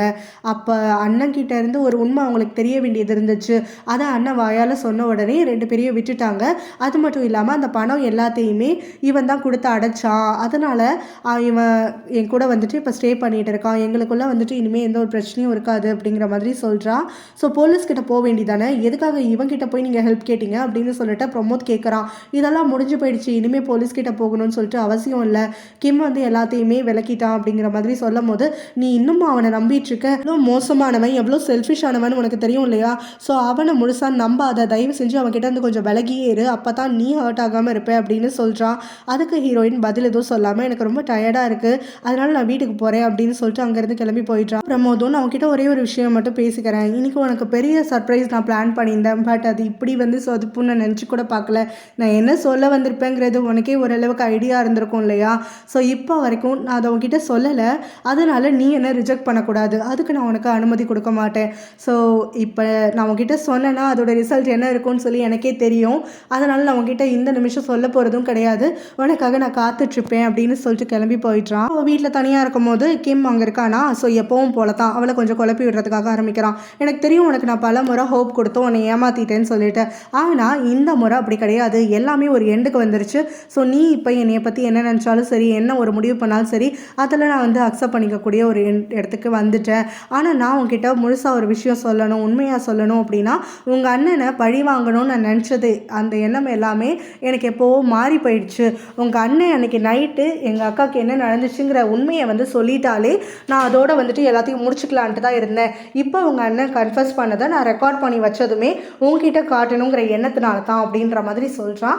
இதை கேட்ட உடனே ஹீரோயினும், சரி அப்போ என்கிட்ட காட்டு அப்படின்னோடனே, அதுக்கான அவசியம் இருக்காதுன்னு இப்போ நான் நினைக்கிறேன், ஏன்னா எல்லாத்துக்கும் ஒரு எண்டு கார்டு போட்டுடலாம், பாஸ்ட்டாகவே பார்க்கலான்னு சொல்லிட்டு நான் ஒரு முடிவு பண்ணிட்டேன், பேசாமல் நம்ம புதுசாக வந்துட்டு லைஃப்பை ஸ்டார்ட் பண்ணுவோம், நம்மளுக்குள்ளே இருக்கக்கூடிய எல்லா மிச்சம் இருக்கிற எல்லாத்தையுமே வந்து நான் க்ளோஸ் பண்ணிடுறேன், அதுக்கு பிறகு நம்ம 2 பேரும் வந்துட்டு ஒன்றா வாழலாம் அப்படிங்கிற மாதிரியெல்லாம் சொல்லிட்டு அவளுடைய பதிலுக்கு வெயிட் பண்ணாமல் அங்கேருந்து கிளம்புறான்.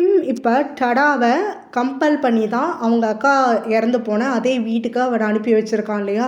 ஸோ அங்கே டடா வரான். அங்கே வந்ததுக்கப்புறமா வேலைக்காரங்க ஏதாவது ஹெல்ப் வேணுமா, சாப்பாடு வேணுமான்னு கேட்கும் போதெல்லாம் அதெல்லாம் எதுவும் வேணாம், எனக்கு கொஞ்சம் டயர்டாக இருக்குது, நான் தூங்குறேன், யாரும் என்னை டிஸ்டர்ப் பண்ணாதீங்க காலையில் வரைக்கும் அப்படின்னு சொல்லிட்டு அங்கே உள்ளே என்ட்ரி ஆக ஆரம்பிக்கிறானா. ஸோ ஒரு இடம் நடந்து வரும்போதும் அவங்களுடைய அந்த லாஸ்ட் கான்வர்சேஷன் அவனுக்கு மைண்டுக்கு வருது. ஸோ இந்த மாதிரி அவங்க அக்கா வந்து திட்டாங்க, நான் இந்த முறை கேம்லிங்கில் வந்து திரும்ப இன்வால்வ் ஆகாதுன்னு சொன்னேன், எதுக்காக திரும்ப உள்ளே போயிட்டு இருக்க, நீ வின் பண்ணாலும் பரவாயில்ல, ஒரு தடவை கூட வின் பண்ணுறதே கிடையாது, எதுக்காக அந்த கேஸ்னோ பிளேஸுக்கெல்லாம் போயிட்டுருக்க அப்படின்னு சொல்லி திட்டுறாங்க. பணம் தரமாட்டேன்னு மறுக்கிறாங்க. ஸோ இது எல்லாமே வந்து அவன் யோசிக்க அவனுக்கான அந்த பிரெயின் டியூமருக்கான சிம்டம்ஸ் வந்துட்டு அதிகமாக ஆகுது. இவன் அடிக்க வேற செஞ்சுருக்காங்கல்ல, அதனால அவனுக்கு ஹெட்டேக் வந்து அதிகமாக படுத்தி எடுத்துகிட்ருக்கு. இருந்தாலும் அந்த மெமரிஸ் எல்லாமே அவனுக்கு டக்குன்னு ட்ரிகர் ஆகிட்டே இருக்குது. இவங்க 2 பேருடைய சண்டை அதிகமானதுக்கப்புறம் அவங்க கன் எடுத்து இவனை ஷூட் பண்ணுறது, இவன் 5 முறை அதை அவாய்ட் பண்ணிடுறது. அப்புறம் கோவத்தில் அவங்கள அறையிறான். ஸோ முறையாக வந்துட்டு அவனால் அடிக்கப்பட்டவங்க ரொம்ப பயந்து போயிடுறாங்க. அந்த இடத்துலேருந்து அவங்க ஓட்டம் எடுக்கிறாங்க. ஸோ அப்போ தான் வந்து அவங்க பாத்ரூம்குள்ளே ஒளிஞ்சிக்கிறாங்க. அங்கே இவன் ஃபாலோ பண்ணிக்கிட்டே போகிறது. ஸோ எத்தனை நாள் தான் நானும் உனக்கு அடிமை மாதிரியே இருக்கிறது, எனக்கான நீட்ஸை நான் சாட்டிஸ்ஃபை பண்ணிக்கணும்ல, அதுக்கான காலமாக இன்றைக்கி நான் எடுத்துக்கிறேன், என்னை எத்தனை முறை அடிச்சிருப்பேன், உனக்கு நான் திருப்பி கொடுக்க வேணாமான்னு சொல்லிட்டு அவங்கள அப்படியே பிடிச்சி கோவத்தில் அங்கே இருக்கக்கூடிய செவுத்தில் அவங்க தலையை திரும்ப திரும்ப போட்டு அடிக்கிறான். அதுக்கப்புறம் அவங்கள பிடிச்சி வந்துட்டு பொத்துன்னு தள்ளி விட்டுடுறான். ஸோ அவங்க அப்படி தள்ளும் போது அங்கே இருக்கக்கூடிய டப்பில் அவங்க தலை அடிச்சுட்டு தான் அப்போ அவங்க அசையாமல் இருக்காங்க. அதை பார்த்ததுக்கப்புறமா அவங்க இறந்துட்டாங்கன்னு சொல்லிட்டு இவனுக்கு தெரியலை. டடா அப்போவுமே வந்து அவங்க நடிக்கிறாங்க அப்படின்னு நினச்சிட்டு, இந்த மாதிரி நடித்ததெல்லாம் போதும், சீக்கிரம் எழுந்து வா, நம்மளுடைய சண்டையை இதோடையாவது முடிச்சுப்போம் அப்படிங்கிற மாதிரி சொல்லிட்டு இருக்கான். பட் அவங்க எழுந்திருக்கவே இல்லையா. க்ளோஸாக போய் அப்சர்வ் பண்ணதுக்கப்புறம் தான் அவங்களுடைய ப்ரீத்திங்கே ஸ்டாப் ஆகிடுச்சு அப்படின்னு ரியலைஸ் பண்ணுறான். என்ன பண்ணுறதுனே தெரியல. டக்குன்னு வந்துட்டு பேனிக் ஆகிடுறான். அதுக்கப்புறமா தான் கொஞ்சம் நேரம் சுதாரணம் ஆனதுக்கப்புறமா அந்த ஆளுக்கு கால் பண்ணி ஃபிங்கர் பிரிண்ட்ஸ் எல்லாம் ரிமூவ் பண்ண சொல்லி எல்லாம் பண்ணிகிட்டு இருக்கான். இப்போ இது எல்லாத்தையுமே யோசிச்சுக்கிட்டே தடுமாறி தலைவலியோடு அந்த பாத்ரூம்கே வந்து சேர்றானா. அவங்க இறந்த இடத்துல இப்போ வந்து ப்ரேம் பண்ணுறான். அவங்கக்கிட்ட மன்னிப்பு கேட்குறான். அன்னைக்கு நடந்தது எல்லாமே கோவத்தில் நடந்தது, அது ஆக்சிடென்ட்டுன்னு நான் வந்து சொல்லி மழுப்புறதுக்கு விரும்பலை, ஆனாலும் அன்னைக்கு நடந்ததுக்கு நான் உங்ககிட்ட மனசார மன்னிப்பு கேட்டுக்கிறேன் அப்படின்னு சொல்லிட்டு அங்கே வந்து தலைவலி தாங்காமல் ஃபெயிண்ட் ஆகி விழுந்துடுறான். ஸோ அந்த விழுக போகிற நிமிஷத்தில் பாக்கெட்லேருந்து அவனுடைய ஃபோன் எடுத்து கையில் டைட்டாக பிடிச்சிக்கிறான். ஸோ அதுக்கப்புறமா இங்கே ஹீரோயினுக்குன்னு சொல்லிட்டு அங்கே கிம் வந்து கால் பண்ணுறானா. அப்போ அவனும் பெட்ரா வந்து ரொம்ப சீரியஸான கண்டிஷனில் ஐசியூவில் அட்மிட் பண்ணியிருக்காங்கன்னு சொல்லிட்டு விஷயம் ஷேர் பண்ணுறான். என்னாச்சு அவளுக்கு அப்படின்னோடனே, இல்லை ஹாஸ்பிட்டலில் அவங்க அப்பா கட்டாயப்படுத்தி கூட்டிகிட்டு வந்து சேர்த்துருக்காங்க போல், அவளுக்கு நாளைக்கு பேபியை டெர்மினேட் பண்ணுறதா இருந்திருக்கு, ஆனால் யாரும் பார்க்காத சமயம் தப்பிச்சு ஓடிடலான்னு சொல்லிட்டு கேபில் ஏறியிருக்கா. பட் திடீர்னு வந்து அவளுக்கு அந்த ஸ்டொமக் பெயின் வரவும் ப்ளீடிங் அதிகமாகிருக்கு, கார்லேயே மயக்க போட்டு விழுந்திருக்கா. ஸோ நான் தான் பார்த்துட்டு இப்போ கூட்டிகிட்டு வந்து திரும்ப ஹாஸ்பிட்டலில் சேர்த்துருக்கேன். அவளுக்கும் எனக்கும் நான் அவளை காப்பாற்றிட்டேங்கிறதுக்காக ஏதோ ஒரு சம்மந்தம் எடுத்துக்கிறதா நீ நினச்சிக்காத, அவளுக்கும் எனக்கும் எந்த சம்மந்தமும் கிடையாதுன்னொடனே, அதெல்லாம் பேசுறதுக்கு இது சமயம் கிடையாது, முதல்ல அவள் எப்படி இருக்கா என்ன ஏதுன்னு பாரு, அவள் கூட இரு அப்படின்னு சொல்லி ஹீரோயின் அவனை சத்தம் போடுறான். நாள் காலையில் தூங்கிட்டு இருக்க கிம்முக்கு அவனுடைய வீட்டு வேலைக்கார அங்கிள் கால் பண்ணுறாரு. ரொம்ப பதட்டமாக பேசுகிறாரு. என்ன ஆச்சு அங்கிள் அப்படின்னு சொல்லிட்டு இவன் கேட்கும் போது அதுக்கு அவர் என்ன சொல்கிறாருன்னா, நேற்று டடா வந்து இங்கே ஸ்டே பண்ணியிருந்தாருல்ல, இன்னைக்கு அவரை எழுப்பலான்னு சொல்லிட்டு உங்கள் அக்காவுடைய ரூமுக்கு போனேன், பார்த்தா அந்த ரூமில் அவர் தூக்கில் தொங்கிட்டு இருக்காரு, எனக்கு என்ன பண்ணுறதுனே தெரியல அப்படின்னு சொல்லிட்டு இவர் இந்த சைடு அப்படியே ரொம்ப பதட்டமாக பேசிட்டு இருக்கும் போது இவன் அதை கேட்டு ரொம்ப ஷாக் ஆகிடுறான். நிஜமாவை சொல்கிறீங்க, தூக்கில் தொங்குறானா, அப்போ இறந்துட்டானா அப்படின்னு சொல்லிட்டு ஷாக் ஆகுறான். இந்த விஷயத்தை யார்கிட்டையும் சொல்லாதீங்க, நான் உடனே கிளம்பி வரேன் அப்படின்னோடனே, இல்லை தம்பி உங்கள்கிட்ட சொல்கிறதுக்கு முன்னாடியே நான் ஆல்ரெடி போலீஸ்கிட்ட இன்ஃபார்ம் பண்ணிட்டேன், இப்போ வீட்டை சுற்றி போலீஸ் ரிப்போர்ட்டர்ஸ்னு எல்லாரும் வந்து நின்றுட்டுருக்காங்கன்னு உடனே இவன் கோவமாக கத்துறான். என் பிளானை தவிர எல்லாமே இங்கே நடந்துட்டுருக்கு அப்படின்னு சொல்லிட்டு அங்கேருந்து கோவமாக கத்திக்கிட்டே உடனே வந்துட்டு வரேன் அப்படின்ட்டு ஃபோனை வச்சிடுறான். ரொம்ப பணக்காரங்க ஃபேமிலி, அதனால் இவங்களை பற்றின ஏதாவது ஒரு நியூஸ் வந்துச்சுன்னா அங்கே டிவிலெலாம் ரொம்ப கவர் பண்ணிகிட்டே இருப்பாங்கன்னு ஆரம்பத்திலே நம்ம பார்த்தோம் இல்லையா. ஸோ இப்போ அதே மாதிரி தான் இப்போ ரிப்போர்ட்டர்ஸ் எல்லோரும் சூழ்ந்துட்டதுனால டிவியில் நியூஸில் வந்துட்டு இது டெலிகாஸ்ட் பண்ணிட்டு இருக்காங்க. இந்த மாதிரி ஹீரோவுடைய ஃபேமிலியில் ஆரம்பத்தில் நடந்ததுலேருந்து சொல்கிறாங்க, ஹீரோவுடைய அக்கா டெத்தில் இருந்து சொல்லிட்டு இருக்காங்க. ஸோ இப்போ இந்த மாதிரி டடா தான் ஒரு கொலை முயற்சி பண்ணியிருக்காருன்னு சொல்லி கிம் வந்து அவர் மேலே கேஸ் போட்டான். பட் அதுலேருந்து அவர் வெளியில் வந்துட்டார். அந்த விஷயம் கிம்முக்கு பிடிக்கல போல், அதனால தான் கிம் இப்போ அவரை ஏதோ ஒரு வகையில் டார்ச்சர் பண்ணி கொலை பண்ணிட்டான் அப்படிங்கிற மாதிரி, அதுவும் அவங்க அக்காவுடைய ரூம்லேயே கூட்டிகிட்டு போய் வச்சு கொலை பண்ணியிருக்கான், இதெல்லாமே ரிவெஞ்சுங்கிற பேரில் தான் நடந்திருக்குன்ற மாதிரியெல்லாம் மக்கள் வந்து பேசிட்டு இருக்காங்க. அது மட்டும் இல்லாமல் இந்த இடத்துல நம்ம இன்னொரு விஷயம் கவனிக்க வேண்டியது, இந்த டடாவோட கிம் வந்துட்டு அவனுடைய அப்சஷனை நிறுத்தலை. ரிவெஞ்சுக்கான அப்சஷனில் அவனுடைய எக்ஸ்பீரியன்ஸேவும் அவன் பல முறை ஹர்ட் பண்ணியிருக்கான். ஸோ இது எல்லாத்தையுமே வந்துட்டு அவன் ரிவெஞ்ச் நோக்கத்திலே தான் பண்ணியிருக்கான். இப்போ அவங்க அக்காவுடைய கொலைக்கு டடா சம்மந்தம் கிடையாதுன்னு கோர்ட்டில் சொல்லியுமே அதை நம்பாமல் இவன் அவரை கொலை பண்ணிட்டான்னு சொல்லிட்டு இங்கே காசிப் எழுந்துட்டுருக்கு. ஆனால் போலீஸ் வந்து இதை பற்றி விசாரிச்சுட்டு இருக்காங்க அப்படிங்கிற மாதிரிலாம் சொல்லிட்டு இருக்கிறத நம்ம ஹீரோயினுமே டிவியை பார்த்து தான் தெரிஞ்சுக்கிறா அவங்க அண்ணன் இறந்துட்டான் அப்படிங்கிறத. ஸோ இங்கே கிம் வந்துட்டு வீட்டுக்கு கிளம்பி வரானா, அப்போ போலீஸ் மீடியான்னு எல்லாரும் இருந்துட்டுருக்காங்க. அவனும் இந்த வீட்டோடைய ஓனரே நான் தான் அப்படின்னு சொல்லிட்டு போலீஸ்கிட்ட பெர்மிஷன் வாங்கிட்டு வீட்டுக்குள்ளே என்ட்ரி ஆகிறான். அப்போ தான் அங்கே இருந்து டடாவை போஸ்ட்மார்ட்டம்காகன்னு சொல்லி அங்கே ஸ்ட்ரெச்சரில் வச்சு தூக்கிட்டு போயிட்டு இருக்காங்க. ஸோ இவன் போயிட்டு ஸ்டாப் பண்ணுறான் அவங்கள. அவனை ஒரு தடவை பார்க்கணும்னு சொல்கிறான். அவங்க அலோ பண்ணுறாங்க. ஸோ ஃபேஸை வந்து இவன் ரிவீல் பண்ணி பார்க்குறானா, அங்கே ஜடா இறந்துருக்கிறத பார்த்த உடனே இவனுக்கு இன்னும் கொஞ்சம் கோவம் வந்துடுது. அதாவது இவனுடைய ரிவெஞ்ச் பிளான் எல்லாம் வந்துட்டு இந்த மாதிரி கண்ணா பின்னான் ட்விஸ்ட் ஆகி போயிட்டுருக்கேன்னு சொல்லிட்டு ஸோ அடுத்தது என்ன பண்ணுறதுன்னு தெரியாமல் இவன் இன்னும் முடிச்சிட்டு இருக்கான். அங்கே இருக்கக்கூடிய போலீஸ் ஒருத்தர் தான் சொல்கிறாரு, இவருடையது சூசைட் தான், பட் இவர் பாக்கெட்டில் ஒரு லெட்டர் இருக்குது, அதோட கண்டென்ட்டை எங்களால் இப்போ ரிவீல் பண்ண முடியாது. கூடவே இவர் காலையில் 4 மணிக்கு இங்கே யூடியூப்பில் வந்துட்டு ஒரு வீடியோ ரிலீஸ் பண்ணியிருக்காரு அப்படின்னு சொல்கிறாங்க. ஸோ அடுத்தது அப்படியே சீன் கட்டாகி நியூஸில் காட்டுறாங்களா, அந்த நியூஸில் இப்போ ஹீரோயின் உட்காந்து பார்த்துட்ருக்கா. அதில் பார்த்தா அவங்க சொல்கிறாங்க, ஸோ இவர் வந்து கைப்பட ஒரு லெட்டர் எழுதியிருக்காரு சூசைட் பண்ணிக்கிறதுக்கு முன்னாடி, கூடவே ஒரு வீடியோவும் அப்லோட் பண்ணியிருக்காங்க. ஸோ அந்த வீடியோ கிளிப்ஸை நம்ம இப்போ பார்க்கலாம் அப்படின்னு சொல்லிட்டு நியூஸில் கண்டினியூ ஆகுது. ஹீரோயினும் மற்றவங்களும் அதை பார்த்துட்டு இருக்காங்க. ஸோ இப்போ டடா பேசுகிறான், நான் ரொம்பவே வந்துட்டு கான்ஷியஸாக தான் இருக்கேன், எனக்கு வந்து எந்த ஒரு ப்ரெஷரும் கிடையாது, என்னை யாரும் கட்டாயப்படுத்தலை, இது நான் என்னுடைய சொந்த மனசால் தான் நான் வந்து பேசிகிட்டு இருக்கேன்.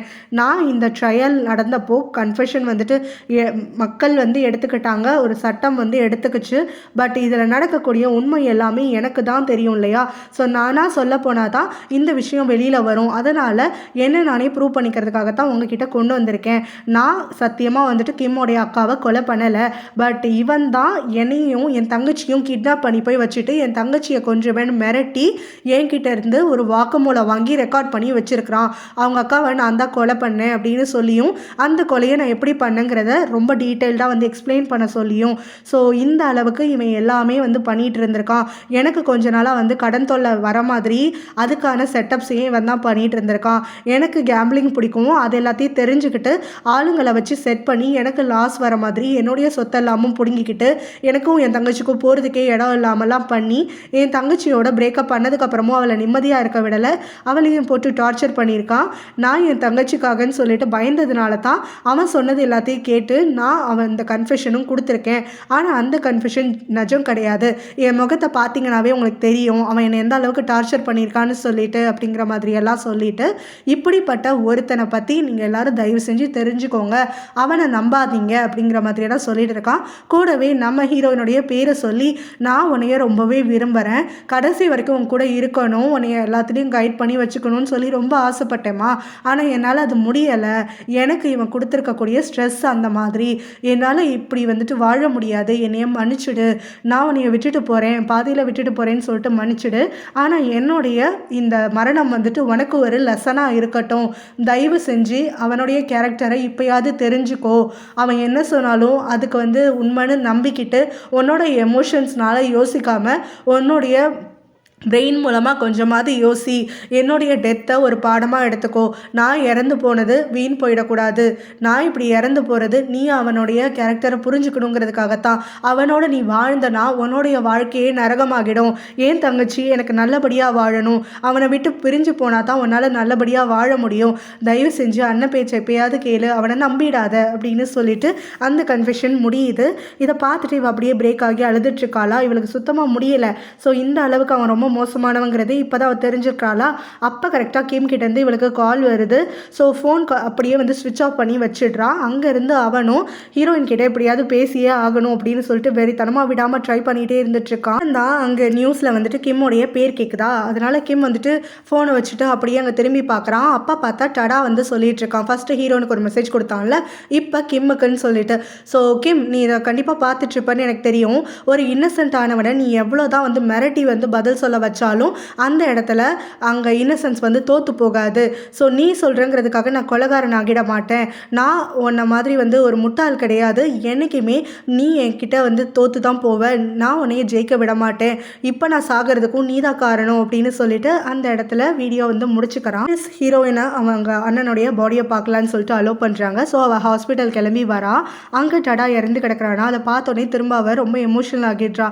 ஸோ எல்லாமே என்னால் தானே அப்படிங்கிற மாதிரி இவன் ரொம்ப கில்ட்டியாக ஃபீல் பண்ணுறதுக்காக ஆரம்பித்து அங்கே அழுதுட்ருக்காளா. அப்போ கிம் அங்கே வந்துடுறான். ஸோ இவளுக்கு பின்னாடி வந்துட்டு நான் அவன்கிட்ட கொஞ்சம் பேசணும், நீயாவே எதுவும் அசியூம் பண்ணிக்காத, நான் முதல்ல அவன்கிட்ட எக்ஸ்பிளைன் பண்ணுறேன் அப்படின்னு சொல்லி ஆரம்பிக்கும் போது, தயவு செஞ்சு இங்கேருந்து வெளியில் போ, நீ பேசுகிறத கேட்குறதுக்கு நான் ரெடியாக இல்லை, உன்னை பார்க்குறது கூட ரெடியாக இல்லை அப்படின்னு சொல்லிட்டு இவன் சொல்கிறா. அதை கேட்காம அவனும் நான் அவன்கிட்ட பேசாமல் இங்கேருந்து கிளம்ப மாட்டேன் அப்படின்னு சொல்லிட்டு வம்பு பண்ணிகிட்டு இருக்கான். ஸோ இப்போ அவள் கோவப்பட்டு அவனை சப்புன்னு ஒரு அறை விட்டுட்றா. இங்கேருந்து வெளியில் போன்னு சொன்னால் அவன் காது கேட்காதா, இது வரைக்கும் நீ பண்ணதெல்லாம் போதாதா, அவன் எங்கள் அண்ணன் செத்தது பார்த்தாதா, இப்போ அடுத்தது என்னையை சாகடிக்க வந்துட்டியா, மரியாதையை இங்கேருந்து கிளம்பிப்போ அப்படின்னு சொல்லி அவனை பிடிச்சி தள்ளிக்கிட்டு அழுதுட்டு கத்திட்டு இருக்காளா.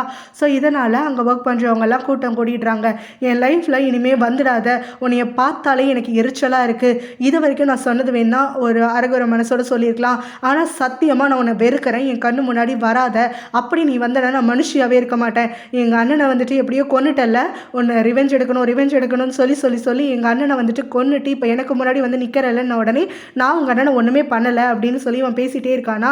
அப்போ அவள் பிடிச்சி தள்ளி விட்டுட்டு இருக்கும் போது அங்கே பிரமோத் வந்து சத்தம் கேட்டு ஓடி வந்துடுறான். ஸோ இந்த லைஃப்பில் நீயும் நானும் இனிமேல் ஒன்றா இருப்போங்கிறத நினச்சி கூட பார்த்துடாத, அதுக்கான வாய்ப்பே கிடையாது அப்படின்னு சொல்லி தள்ளி விட்டுறாளா. அங்கே வரக்கூடிய போலீஸும் இவ அழுகிறதையும் இவ கோவப்படுறதையும் பார்த்துட்டு அங்கேருந்து கிம்மை இழுத்துட்டு போயிடுறாங்க. மோத் மட்டும் நம்ம ஹீரோயினுக்குன்னு சப்போர்ட்டாக வந்து நின்றுட்டுருக்கானா. அப்போ அவனும் நான் இப்போ போலீஸ்கிட்ட பேசிட்டேன், இன்னும் 2 நாளைக்கு டடாவோட பாடியை தரமாட்டேன்னு சொல்லிட்டாங்க, அவங்க ஏதோ செக் பண்ணணும்னு சொல்லிட்டு இருக்காங்க, அதுக்கு பிறகு வந்து நம்ம கிரிமேட் பண்ணிக்கலாம் அப்படிங்கிற மாதிரி சொல்லிட்டு இருக்கான். அப்போ ஹீரோயின் ரொம்பவே அழுதுகிட்டே இருந்துட்டு எனக்கு கடைசியாக ஒரே ஒரு ஹெல்ப் மட்டும் பண்ணுறீங்களா, அந்த கிம் என் பக்கத்திலே வரக்கூடாது, எப்படி வேணாலும் அவனை தடுத்துருங்க, ஆனால் என் பக்கத்தில் மட்டும் அவனை விட்டுடாதீங்க, எனக்கு ரொம்ப அருவருப்பாக இருக்குது அப்படின்னு சொல்கிறான். இப்படி அசிங்கப்படுத்தி அனுப்பிட்டான்னு சொல்லிட்டு இந்த கிம் வெளியில் வந்த உடனே அடுத்தது டாவுக்கு கால் பண்ணிடுறான். நீ எனக்கு கால் பண்ணுவேன்னு எதிர்பார்த்துட்டு தான் இருந்தேன், என்னை திட்ட தானே போகிற பண்ணு அப்படிங்கிற மாதிரி அவன் சொல்லிட்டு இருக்கும் போது டாவ் அந்த பக்கத்தில் ஃபுல்லாக பிரேக் ஆகியிருக்காளா. அவள் அழுதுட்டுருக்கா. நான் எப்போவுமே லைஃப்பில் வந்துட்டு ரொம்ப திமிராக இருந்தேன், யார் என்னை பற்றி என்ன நினச்சாலும் பரவாயில்ல, என்னுடைய ஹார்ட்டை நான் ஃபாலோ பண்ணணும், என்னுடைய டெசிஷன் எப்போவுமே எனக்கு சரியாக தான் இருக்கும்னு சொல்லிட்டேன், ஆனால் முறையாக ஒரு தப்பான டெசிஷன் எடுத்துட்டேன், உன்னைய போய் நம்பினது, உன்னை மாதிரி கேவலமான ஒருத்தனை நம்பி உனக்காகன்னு சொல்லி சப்போர்ட் பண்ணிட்டு இருந்தனே, இப்போ தான் எனக்கு எல்லாமே தெரிய வருது. ஸோ உன்னை என்னைக்கு சந்திச்சனோ அன்னையிலேருந்து நான் எடுத்த டெசிஷன் எல்லாமே தப்புன்னு சொல்லிட்டு எனக்கு இப்போ தான் புரியுது. இப்போ பேசுகிறத நினச்சாலே எனக்கு அப்படி கொமட்டிட்டு வருது தெரியுமா. உன் கூட நான் எந்த அளவுக்கு வந்துட்டு நம்பிக்கை வச்சு உன் கூட பழகிருக்கேன்றதெல்லாம் எனக்கு யோசிச்சு பார்க்க எனக்கு என்ன நானே ஹர்ட் பண்ணிக்கணும் போல இருக்குது. உன்னை மாதிரி கேவலமான ஒருத்தனை இது வரைக்கும் நான் என் லைஃப்பில் பார்த்தது கிடையாது, இனிமேவும் உன்னைய நான் பார்க்கக்கூடாதுன்னு சொல்லிட்டு தான் வேண்டிகிட்டு இருக்கிறேன். இப்போ மட்டும் நீ எனக்கு முன்னாடி இருந்தனா உனக்கு பலார்னு 4 அறை கொடுத்துருப்பேன், ஆனால் எனக்கு பதிலாக ஹீரோயின் அதை முன்னாடியே செஞ்சுருப்பான்னு சொல்லிட்டு எனக்கு தெரியும். அந்த ஒரு திருப்தியோட இப்போ நான் ஃபோன் காலை வைக்கிறேன், இனிமே நீ என் லைஃப்பில் கிடையாது, எனக்கு முன்னாடி வந்தனா நான் மனுஷியாகவே இருக்க மாட்டேன், கண்டிப்பாக நீ எல்லாம் வந்துட்டு நல்ல முறையில் சாகவே மாட்டேன், நீ எல்லாம் துடிச்சு யாரும் இல்லாமல் தாண்டா சாவ அப்படின்னு சொல்லிட்டு அங்கே ஃபோன் காலை கட் பண்ணிட்டு பயங்கரமாக அழுதுட்டுருக்கா. அதுதான் இவன் அவனுடைய ஃப்ரெண்டை வந்து பார்க்குறானா. அப்போ அந்த ஃப்ரெண்டும் எல்லாமே முடிஞ்சிடுச்சுல்ல அப்படின்னு சொல்லிட்டு கேட்குறான். அதுக்கு இவனும் அதெல்லாம் எனக்கு தெரியாது அப்படின்னு சொல்கிறான். இப்போ அவனுடைய வாக்குமூலம் எதையுமே நீ சொன்ன மாதிரி யூடியூப்லலாம் போட வேண்டாம், போட்டால் இன்னும் நிறையா பிரச்சனையாயிடும் அப்படின்னு அந்த லாயர் ஃப்ரெண்டு சொல்கிறான். அதெல்லாம் பண்ணுறதுக்கான இன்டென்ஷனே எனக்கு கிடையாது, ஸோ நான் பிளான் போட்டது வேறு, இங்கே நடந்தது வேறு, இதுக்கு மேலே எனக்கு என்ன பண்ணுறதுன்னு தெரியல, யாருமே இல்லாமல் ஒருத்தரும் இல்லாமல் தனி மரமாக நான் நிற்கிறேன் அப்படின்னு சொல்கிறான். ஹாஸ்பிட்டல்லேருந்து ஓடி போன பச்சாவை கூட்டிகிட்டு வந்து கேம் அட்மிட் பண்ணி விட்டான்ல. ஸோ அப்போ வந்து அவளுக்கு ப்ளீடிங் அதிகமாக இருந்துச்சுன்னு சொல்லி சர்ஜரி பண்ணிட்டாங்க. ஸோ இப்போ அந்த பேபி வந்து ஃபுல்லாக டெர்மினேட் பண்ணிட்டாங்களா, அதனால் இவ ரொம்ப அப்செட்டாக இருந்துட்டுருக்கா. டாக்டர் அவங்க அப்பான்னு சொல்லி எல்லாருமே அவளை அப்ரோச் பண்ணிவிட்டு அவளுக்கு பாசிட்டிவாக பேசிகிட்டு இருக்காங்க. ஸோ சர்ஜரி முடிச்சு வந்திருக்கனால இவளுக்கு இன்னும் கொஞ்சம் அந்த நம்னஸ்லாம் இருக்கும் அது இதுன்னு சொல்லி டாக்டர் வந்து எப்போ தண்ணி குடிக்கலாம் என்ன எதுலாம் சொல்லிட்டு இருக்காங்க. ஸோ அவங்க சொல்லிட்டு போனதுக்கப்புறமும் இவ அப்படியே எமோஷனே இல்லாமல் உட்காந்துட்ருக்காளா. அதை பார்த்துட்டு அவங்க அப்பா கொஞ்சம் பிரேக் ஆகிடுறாரு. அவர் வந்து அவகிட்ட கொஞ்சம் கன்வின்சிங்காக பேசுறதுக்காக ஆரம்பிக்கிறாரு. ஸோ அவள் முதல்ல வாயை திறந்து கேட்குறதே கிம் எங்க அப்படின்னு சொல்லிட்டு தான்.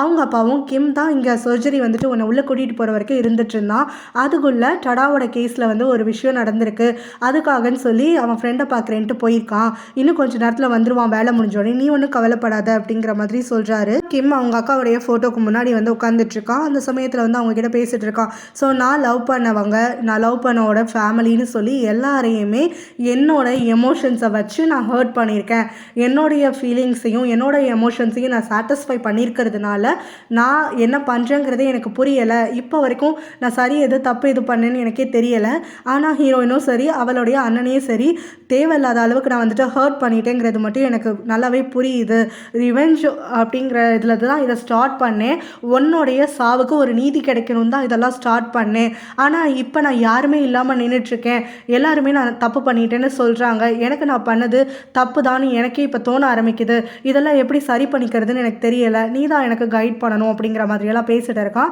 ஸோ அதுக்கப்புறமா பற்றாவை பார்க்குறதுக்காக ஹாஸ்பிட்டலுக்கு வரானா. அப்பா அவங்க அப்பாவும் முறையாக கூப்பிடாமல் நீயாவே வந்திருக்க அப்படின்னு அப்படின்னு சொல்லிட்டு இந்த பெட்ராக்கு எப்படி சர்ஜரி நடந்துச்சு என்ன ஏதுன்னு சொல்லிட்டு எல்லாமே எக்ஸ்பிளைன் பண்ணிட்டு இருக்காரு. அப்பா அவனும் அவர்கிட்ட தனியாக பேசணும்னு சொல்கிறான். சரின்னு அவர் வெளியில் கூட்டிகிட்டு போகிறாரு. அப்பா என்ன வேணும் அப்படின்னு சொல்லிட்டு அவர் கேட்கும் போது எனக்கு பெட்ரா கிட்டேருந்து டிவோர்ஸ் வேணும் அப்படின்னு சொல்லி கேட்குறான். இதை கேட்டுட்டு அவரும் இது நான் உங்ககிட்டேருந்து எதிர்பார்த்தது தான், ஆனால் டிவோர்ஸ் வாங்குறதுக்கும் டிவோர்ஸ் வாங்காமல் இருக்கிறதுக்கும் என்ன டிஃப்ரென்ஸ் வந்துட்டு நீ சொல்கிற, அதில் உனக்கு என்ன லாபம் இருக்குது அப்படின்னு தான் சொல்லி கேட்டுட்ருக்காரா. டிவோர்ஸ் வந்து வாங்கினாதான் அவளும் சரி நானும் சரி புதுசாக ஒரு பாதையை தேர்ந்தெடுத்து 2 பேருமே வந்துட்டு ஒரு வழியிலேருந்து மீண்டு வர முடியும் அப்படிங்கிற மாதிரியெல்லாம் பதில் சொல்லிட்டு இருக்கான். ஸோ இப்போ அவர் இன்னும் கொஞ்ச நாள் வந்துட்டு பொறுத்துக்கோ, அவள் இப்போ தான் வந்துட்டு ரெக்கவரி ஸ்டேட்டில் இருந்துட்டு இருக்கா. ஸோ அவள் அதுலேருந்து வெளியில் வரட்டும், பிறகு நீ என்ன வேணுமோ வந்துட்டு யோசிக்கலாம் அப்படிங்கிற மாதிரி சொல்கிறாரு. இவர் என்ன சொல்கிறாருன்னா, இந்த மாதிரி பெட்ராக்கு ஒரு இன்சிடென்ட் நடந்ததுக்கப்புறம் தான் என்னுடைய பவர் என்னுடைய பணமெல்லாம் எந்த ஒரு விஷயத்துலையும் வேலை செய்யாதுங்கிறத நான் தெளிவாக புரிஞ்சுக்கிட்டேன். ஸோ நான் பண்ணியிருக்கக்கூடிய தவறு எல்லாத்துக்குமே நான் வந்து வருத்தப்பட்டுருக்கேன். அதில் நான் அதிகமாக ரெக்ரெட் பண்ணுறது என்னென்னா, உன்னைய வந்துட்டு என் பொண்ணு வேணும்னு கேட்டப்ப அவகிட்ட கிடையாது முடியாதுன்னு சொல்லாமல் நான் உன்னைய மாதிரி ஒருத்தனை கூட்டிகிட்டு வந்து அவள் தலையில் கட்டி வச்சது தான் அப்படிங்கிற மாதிரியெல்லாம் சொல்லிட்டு இருக்காரு. இதை கடைசியாக நான் உன்கிட்ட கேட்குற ஒரு விஷயமா நினச்சிக்கோ, என் பொண்ணுக்கு கொஞ்ச நாள் மட்டும் நீ துணை இரு அப்படிங்கிற மாதிரி கேட்குறாரு. அவனுடைய பாடி இல்லாமலே அவனுக்குன்னு சொல்லி ஒரு ஃபியூனரல் ஹோல்ட் பண்ணுறாங்க. ஸோ அந்த இடத்துல ஹீரோயின் மட்டும்தான் இருக்கா. அவள் யாரையுமே அந்த இடத்துக்கு இன்வைட் பண்ணலை. ஸோ தனியாக உட்காந்து அவங்கள 2 பேருடைய கான்வர்சேஷன்லாம் யோசிச்சு பார்த்து அழுதுட்டு இருக்கும் போது தான் அங்கே டாவ் வரா. வந்த உடனே அவளும் அழுதுகிட்டே வந்துட்டு ரொம்ப கில்ட்டியாக ஃபீல் பண்ணுறா. நான் உன்னைய விட்டுட்டு போகாமல் இருந்திருந்தா உன் கூடவே இருந்திருந்தா நீ இந்த மாதிரி டெசிஷன் எல்லாம் எடுத்திருக்க மாட்டேல்ல, இவ்வளோ சொல்லியும் கேட்காம அந்த கிம்மை நம்பினல்ல, அதனால தான் இவ்வளவும் நடந்துருச்சுல்ல, நீ சொன்னப்பவே அவனை நம்பாமல் அவனை விலக்கி வச்சுருந்தா இது எதுவுமே நடந்திருக்காதுல்ல, எல்லாத்துக்குமே நான் தான் காரணமாகிட்டேன்ல அப்படின்னு சொல்லிட்டு ரொம்ப கில்ட்டியாக ஃபீல் பண்ணும் போது அங்கே இருக்கக்கூடிய ஹீரோயினும் இது எதுக்குமே நீ காரணம் கிடையாது, எல்லாத்துக்கும் கிம் தான் காரணம், நீ தேவையில்லாமல் வந்துட்டு உன் மேலே பழி போட்டுக்காத அப்படிங்கிற மாதிரி சொல்கிறான். எங்கள் அண்ணன் கண்டிப்பாக வந்து உன்னை எதுவும் குறை சொல்ல மாட்டான் அப்படின்லாம் சொல்லிட்டு இருக்கும் போது அவள் அங்கே அழுதுட்ருக்கா. என்னுடைய வயிற்றில் வளர்ற நம்ம குழந்தைய பற்றி கூட நீ தெரிஞ்சுக்காமல் போயிட்டியே, இந்த விஷயத்தையாவது நான் உன்கிட்ட மறைக்காமல் இருந்திருக்கணும், அப்படி நான் மறைக்காமல் இருந்திருந்தா குழந்தைக்காகவாது நீ யோசிச்சிருப்பல்ல, ஒரு முறைக்கு 2 முறை இந்த மாதிரி சூசைட் பண்ணிக்கக்கூடாது நீ யோசிச்சு குழந்தைக்காக வாழணும்னு சொல்லி ஒரு முடிவு எடுத்திருப்பல்ல, அதையும் உன்கிட்ட இருந்து நான் பறிச்சுக்கிட்டேன்ல, இப்போ என் வயிறு வளர்றதை நீ பார்க்க முடியாது, குழந்தைய அங்கே கிக் பண்ணுறதை உன்னால் உணர முடியாது, இது எல்லாத்துக்கும் நான் உன்கிட்ட மறைச்சது தானே காரணம் ஆயிடுச்சு அப்படின்னு சொல்லிட்டு இவள் பிரேக் பண்ணி அழுகும் போது இவளுடைய ப்ரெக்னன்சி விஷயம் கேட்டு முதல்ல ஷாக் ஆகிற ஹீரோயினும் இவன் எந்த அளவுக்கு பெயினாக இருக்காங்கிறத புரிஞ்சுக்கிட்டு ஒரு வார்த்தை கூட பேசாமல் அவளை போயிட்டு டைட்டாக ஹக் பண்ணிக்கிட்டு அவளுக்கு ஆறுதலாக இருந்துட்டு இருக்கா. அவன் கொஞ்சம் ரிலாக்ஸ் ஆகினதுக்கப்புறமா இங்கே ஹீரோயின் கிட்டே கேட்குறா, இப்போ திரும்ப அந்த கிம் இங்கே வந்தான் அப்படின்னா நீ என்ன ரியாக்ட் பண்ணுவ அப்படின்னு சொல்லிட்டு, அவன் வரமாட்டான், அவனை நான் இன்வைட் பண்ணல அப்படின்னு இவன் சொல்கிறா. இல்லை எனக்கு என்னமோ மனசுக்கு தோணுது அவன் கண்டிப்பாக இங்கே வருவான், திரும்ப உன்னைய ஏதாவது ஒரு வகையில் சொல்லி அவன் மேலே பாவப்பட வச்சு உன்னைய வந்து அவன் பக்கம் இழுத்துப்பான்னு எனக்கு தோணுது, ஆனால் அது உன்னுடைய டெசிஷன், நான் எதுவும் சொல்ல மாட்டேன் அப்படின்னு டாவ் சொல்லிடுறான். அதையுமே பொறுமையாக கேட்டுட்டு இருக்கக்கூடிய ஹீரோயினும் அவன் இங்கே வரதுக்கு அவனுக்கு பெர்மிஷன் நான் கொடுக்கல, இனிமே வாழ்க்கையில் அவன் எது கேட்டாலும் சரி அவனுக்கு கிடைக்காது, மெயினாக நான் உட்பட எங்கள் அண்ணன் இந்த நிலைமைக்கு ஆளாக்குனேன், அவனை நான் எனக்கு மன்னிக்க மாட்டேன் அப்படின்னு சொல்லிட்டு அழுதுட்ருக்கா. கரெக்டாக அங்கே கிம் வரானா, அதை பார்த்தோன்னே ஹீரோயின் வந்துட்டு அங்கேருந்து எழுந்து போகிறா. ஸோ நான் அவன்கிட்ட பேசுறதுக்காக தான் வந்தேன், நான் சொல்கிறத மட்டும் நீ கேளு, நீ எனக்கு பதில் கூட சொல்ல வேண்டாம், நான் சொல்லி முடிச்சதுக்கப்புறம் நீ எங்கே வேணாலும் போகல, நான் அவனை தடுக்க மாட்டேன் அப்படின்னு சொல்லி பேசிகிட்டு இருக்கான். அவன் அதை சட்டையே செய்யாமல் டாவை பார்த்து பிரமோத் எனக்காக பார்க்கிங்கில் வெயிட் பண்ணுறான், என்கிட்ட கொஞ்சம் பேசணும்னு சொன்னால் நான் போய் பேசிட்டு வரேன், நீ என்ன பண்ணுமோ பண்ணிக்கோ அப்படின்னு சொல்லிட்டு அங்கேருந்து கிளம்பிடுறான். அடுத்தது டாவ் கிட்ட பேசுறதுக்காக வரான். என்னைய பாரு அப்படிங்கிறான். நான் உன்னைய பார்க்கறதுக்கு விரும்பலை, என்ன சொல்லணுமோ அதை சொல்லிட்டு போயிடு, உனக்கு 1 நிமிஷம் தான் டைம் கொடுப்பேன்னொடனே டாவ் நான் ரொம்ப வந்துட்டு உங்ககிட்ட சாரி கேட்டுக்கிறேன், நான் முதல்ல வந்துட்டு எனக்கு வேறு என்ன பேசுறதுனே தெரியல, என்னைய மட்டும் மன்னிச்சுடு, நீ எதுக்கெல்லாம் எந்த அளவுக்கு கஷ்டப்படுத்தியோ அது எல்லாத்தையுமே நான் உனக்கு சரி பண்ணி கொடுத்துட்றேன், என்னைய வந்து மன்னிச்சுடு, நான் பேசுகிறத மட்டும் வந்துட்டு கேளு, நான் பண்ண தப்பு எல்லாத்தையுமே நான் உணர்ந்துட்டேன், எல்லாத்தையும் சரி பண்ணிக்கிறதுக்கு தான் முயற்சி பண்ணிகிட்டு இருக்கிறேன், கண்டிப்பாக உனக்கு வந்துட்டு எல்லாத்துக்கும் இம்பார்ட்டன்ஸ் கொடுத்து உன்னையே சரி பண்ணுவேன்னு உடனே சாரி இங்கே இருக்கவங்க யாருமே வந்துட்டு உன்னை நம்புறதுக்கு ரெடியாக இல்லை, உன் பொய்யெல்லாம் தூக்கிக்கிட்டு நீயே கிளம்புன உடனே அவன் அங்கேருந்து போகும்போது இவன் அவளை பிடிச்சி இழுக்கிறானா, இவன் கோவமாக அவளோட கையை உருவிடுறா, இன்னொரு தடவை என்னை தொட்டு பேசுகிற வேலை வச்சுக்காது அப்படின்னு சொல்லி கண்ணாலே எரிச்சிட்டு என்னைய நீ இனிமேல் என்னைக்கும் பார்க்கக்கூடாது, என்கிட்ட பேசக்கூடாது அப்படின்னு அங்கேருந்து கிளம்பி போயிடுறா. சீன் பார்த்தோன்னா பட்ராவை பார்க்கறதுக்காக ஹாஸ்பிட்டலுக்கு நம்ம ஹீரோனும் டாவும் வராங்க. பட்ராவுடைய அப்பா இவங்க வந்து மீட் பண்ணுறதுக்குன்னு சொல்லி பெர்மிஷன் கொடுத்துட்றாரு. ஸோ இப்போ அங்கே பட்ராவை போயிட்டு மீட் பண்ணிவிட்டு உன் குழந்தைய பற்றி லாயர் ஃப்ரெண்டு மூலமாக கேள்விப்பட்டோம், ஸோ அதுக்காக சாரி அப்படிங்கிற மாதிரி சொல்லும் போது உனக்கு ரொம்ப சந்தோஷமாக தானே இருக்கும் அப்படிங்கிற மாதிரியெல்லாம் கேட்கும்போது நீயே என்னை எப்போவுமே தப்பாக தான் நினச்சிட்டு இருக்கிற, எனக்கு நிஜமாவே வருத்தமாக இருக்கு நீ உன் குழந்தைய இழந்துட்டேன்னு சொல்லிட்டு, ஆனால் நீயாவது அட்லீஸ்ட் ஹெல்த்தியாக இருக்கேன் இருக்கேன்னு எனக்கு கொஞ்சம் நிம்மதியாக தான் இருக்குது அப்படிங்கிற மாதிரி நம்ம ஹீரோ சொல்கிறா. அதை கேட்ட உடனே பற்றாவும் உனக்கு எங்கே அதெல்லாம் வந்துட்டு உணர முடியும்னு உடனே டாவ் சொல்கிறா. அவளுக்கு உணர முடியாமல் இருக்கலாம், ஆனால் மதர்ஹுட்டை என்னால் உணர முடியும். நீ உன்னுடைய இழப்பு எப்படிப்பட்டதுங்கிறத எனக்கு வந்து புரியுது அப்படின்னு சொல்கிறா. இதை கேட்டுட்டு பற்றாவும் ஷாக் ஆகுறா முதல்ல. அதுக்கப்புறமா டாவை பார்த்துட்டு என்னோட குழந்தை மாதிரி உன்னோட குழந்தை ஆகிடக்கூடாதுன்னு சொல்லி நான் வேண்டிக்கிறேன், கேர்ஃபுல்லாக இரு, மிஸ்கரேஜ் ஆகக்கூடாது உனக்கு அப்படிங்கிற மாதிரி சொல்ல டாவும் வந்துட்டு உன்னுடைய பிளஸிங்ஸ்க்கு எனக்கு தேங்க்ஸ் அப்படின்னு சொல்கிறா. இவங்க எல்லாருமே அதுக்கப்புறம் வந்துட்டு உண்மையாக பேசிக்கிறதுக்காக ஆரம்பிக்கிறாங்களா. அப்போ ஹீரோயினும் இங்கே பெட்ராவை பார்த்து பேசிகிட்டு இருக்கா. ஸோ நம்மளுக்குள்ளே இருக்கக்கூடிய இந்த பிரச்சனையெல்லாம் முடிச்சுக்கலாம், இன்னைக்கு ஒரு தீர்வு கிடைச்சிடணும்னு சொல்லிட்டு தான் வந்திருக்கேன். ஆக்சுவலாக நான் புதுசாக ஒரு லைஃப் வந்து ஸ்டார்ட் பண்ணலான் இருக்கிறேன். அதனால் இதுக்கு முன்னாடி இருக்கிற எல்லாத்துக்குமே ஒரு க்ளோஷர் வேணும்னு நினைக்கிறேன். நீயும் நானும் ஆரம்ப காலத்தில் ஒழுங்காக தானே பழகிட்டு இருந்தோம். ஸோ தேவையில்லாமல் நம்மளுக்குள்ளே இந்த மாதிரியெல்லாம் பிரச்சனை வந்துடுச்சு. இது எல்லாத்தையும் இன்னையோட முடிச்சுக்கலாம். நான் கண்டிப்பாக வந்துட்டு கிம் பக்கம் இனிமேல் போக மாட்டேன். கிம்முன்னு இல்லை, எந்த ஒரு ஆம்பளையாக இருந்தாலும் சரி, நீ நேசிக்கிறவனை நான் பக்கத்தில் வந்துட்டு போகக்கூட மாட்டேன். நீ இனிமேல் என்னையை பார்த்து பயப்பட வேண்டாம். என்னால் உன்னுடைய மேரேஜ் லைஃப்பில் எந்த ஒரு ஆபத்தும் வராது. ஸோ எனக்கும் கிம்முக்கும் வந்துட்டு இனிமேல் எந்த சம்மந்தமும் கிடையாது. நான் உனக்கு ப்ராமிஸ் கொடுத்துக்கிறேன் அப்படின்னு சொல்லிட்டு பெட்ராவை அங்கேருந்து டைட்டாக ஹக் பண்ணிக்கிட்டு நீயும் இனிமேல் எந்த ஒரு பயமும் இல்லாமல் ஸ்ட்ரெஸ்ஸும் இல்லாமல் நிம்மதியான வாழ்க்கையை வாழணும்னு நான் வேண்டிக்கிறேன்ட்டு அங்கேருந்து டா கூட கிளம்பி போயிடுறா. அப்புறம் இவங்க எல்லாரும் ஒன்றா கிளம்புறாங்களா. ஸோ இதுக்கப்புறம் பிரமோத் வந்துட்டு நான் 2 பேரையும் ட்ராப் பண்ணுறேன் அப்படின்னு சொல்கிறான். டா வந்துட்டு அவன் முன்னாடி தங்கியிருக்கக்கூடிய பிளேஸ்க்கு தான் போகிறதா இருந்துட்டுருக்கா. ஆனால் ஹீரோயின் இப்போ டாவை வந்து கன்வின்ஸ் பண்ணிடுறா. அண்ணா வந்துட்டு நம்ம 3 பேரும் ஃபேமிலியாக இருக்கணும் தானே ஆசைப்பட்டான். ஸோ நம்ம 3 பேரும் அண்ணா ரெண்ட் பண்ணியிருக்கக்கூடிய அதே இடத்துக்கே போயிடலான்னு உடனே அப்போ உன்னுடைய அப்பா அம்மா வீடுன்னொடனே அது கிம் கொடுத்தது தானே, அவனுக்கு நான் எந்த ஒரு ஹெல்ப்பையும் வந்து அவன்கிட்ட இருந்து நான் அக்செப்ட் பண்ணிக்கக்கூடாதுன்னு இருக்கேன். ஸோ அந்த வீடு எப்படியாவது போகட்டும், எனக்கு அதை பற்றி கவலை கிடையாது. அண்ணா வந்து ஆசைப்பட்டு ரெண்ட் பண்ணால உன் கூட இருக்கிறதுக்குன்னு சொல்லிட்டு அதே இடத்துல நம்ம 2 பேரும் போயிட்டு ஒருத்தருக்கு ஒருத்தர் துணையாக இருந்துக்கலாம் அப்படின்னு சொல்கிறா. டாவும் சரின்னு சொல்லிட்டு அதை அக்செப்ட் பண்ணிக்கிறான். இப்போ டாவும் ஏற்றுக்கல, ஹீரோனும் ஏற்றுக்கலன்னு சொல்லிட்டு பெட்ராவுடைய அப்பாவாவது ஹெல்ப் கேட்குறாரு, அவருக்காவது ஹெல்ப் பண்ணுவோன்னு சொல்லிட்டு அவங்க வந்து உட்காந்துருக்கானா.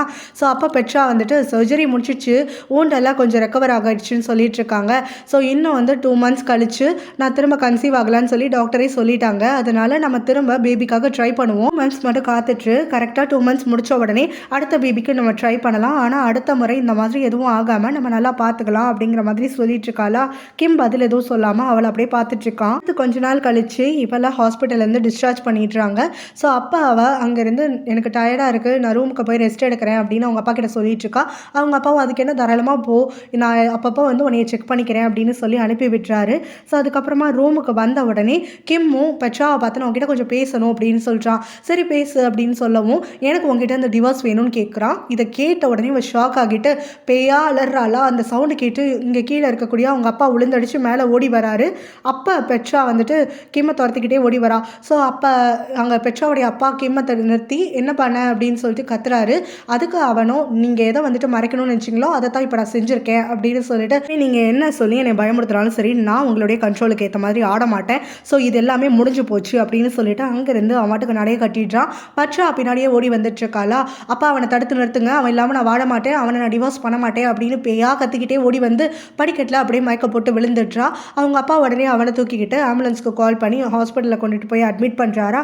பார்த்தா அவள் வந்து ஒரு ஷாக் ஸ்டேட்டுக்கு போயிட்டா அப்படின்னு சொல்கிறாங்க. பிரெயின் லெவலில் அவளுக்கு வந்து ஒரு ஷாக் ஏற்பட்டுருச்சு. ஸோ இப்போ பழைய மெமரிஸ் எல்லாமே அவள் மறந்துட்டா. அவளுக்கு கொஞ்சம் கொஞ்சமாக மெமரிஸ் வந்து அவளுக்கு வர ஆரம்பிக்கும். அவளுக்கு பிடிக்காத மாதிரியான மெமரிஸ் அவள் மைண்டுக்கு வந்துச்சுன்னா அவள் ட்ரிகர் ஆகிடுவா.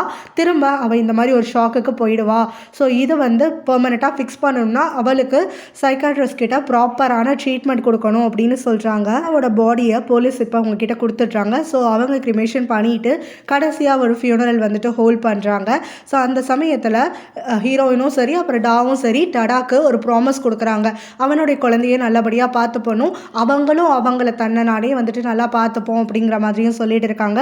ஸோ இப்படி அவங்க அழுதுகிட்டு ப்ராமிஸ் பண்ணிட்டு இருக்கக்கூடிய அந்த சமயத்தில் தான் அந்த ஃபியூனரல் ஹோமுக்கு பெட்ராவுடைய அப்பா வராரு. ஸோ அங்கே அவர் இறுதி சடங்கெல்லாம் முடிச்சுட்டு பிறகு நம்ம ஹீரோயினை பார்த்து உங்ககிட்ட கொஞ்சம் தனியாக பேசணும் அப்படின்னு சொல்கிறாரு. சரின்ட்டு அவ்வளோ வெளியில் வந்து பேசுகிறா. அப்போ அவர் இங்கே இந்த மாதிரி ஏன் யாரும் வரலன்னு சொல்லி கேட்கும்போது நான் யாரையும் இன்வைட் பண்ணல, அக்கறை இருக்கவங்க வரட்டும்னு சொல்லி விட்டுட்டேன் அப்படிங்கிற மாதிரி சொல்கிறா.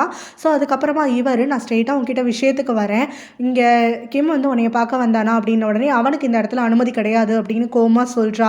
இல்லைம்மா நீயும் அவனும் முன்னாடி டேட் பண்ணிட்டு இருந்தீங்க, என் பொண்ணை கல்யாணம் பண்ணதுக்கப்புறம் கூட ரிலேஷன்ஷிப்பில் இருந்தீங்களே அப்படின்னு சொல்லிட்டு கேட்கும்போது அதுக்கு அவளும் அவனுடைய கேரக்டர் எனக்கு இப்போ தான் தெரிய வந்திருக்கு, அவன் எவ்வளோ வந்து ஈவலானவங்கிறது எனக்கு இப்போ தான் தெரிய வந்திருக்கு. ஸோ கண்டிப்பாக வந்துட்டு அவன் என்னைய பார்க்க வரமாட்டான், நான் அலோவ் பண்ண மாட்டேன். அப்படி வந்தாலும் எனக்கு அதை பற்றி கவலை கிடையாது அப்படின்னு சொல்கிறா.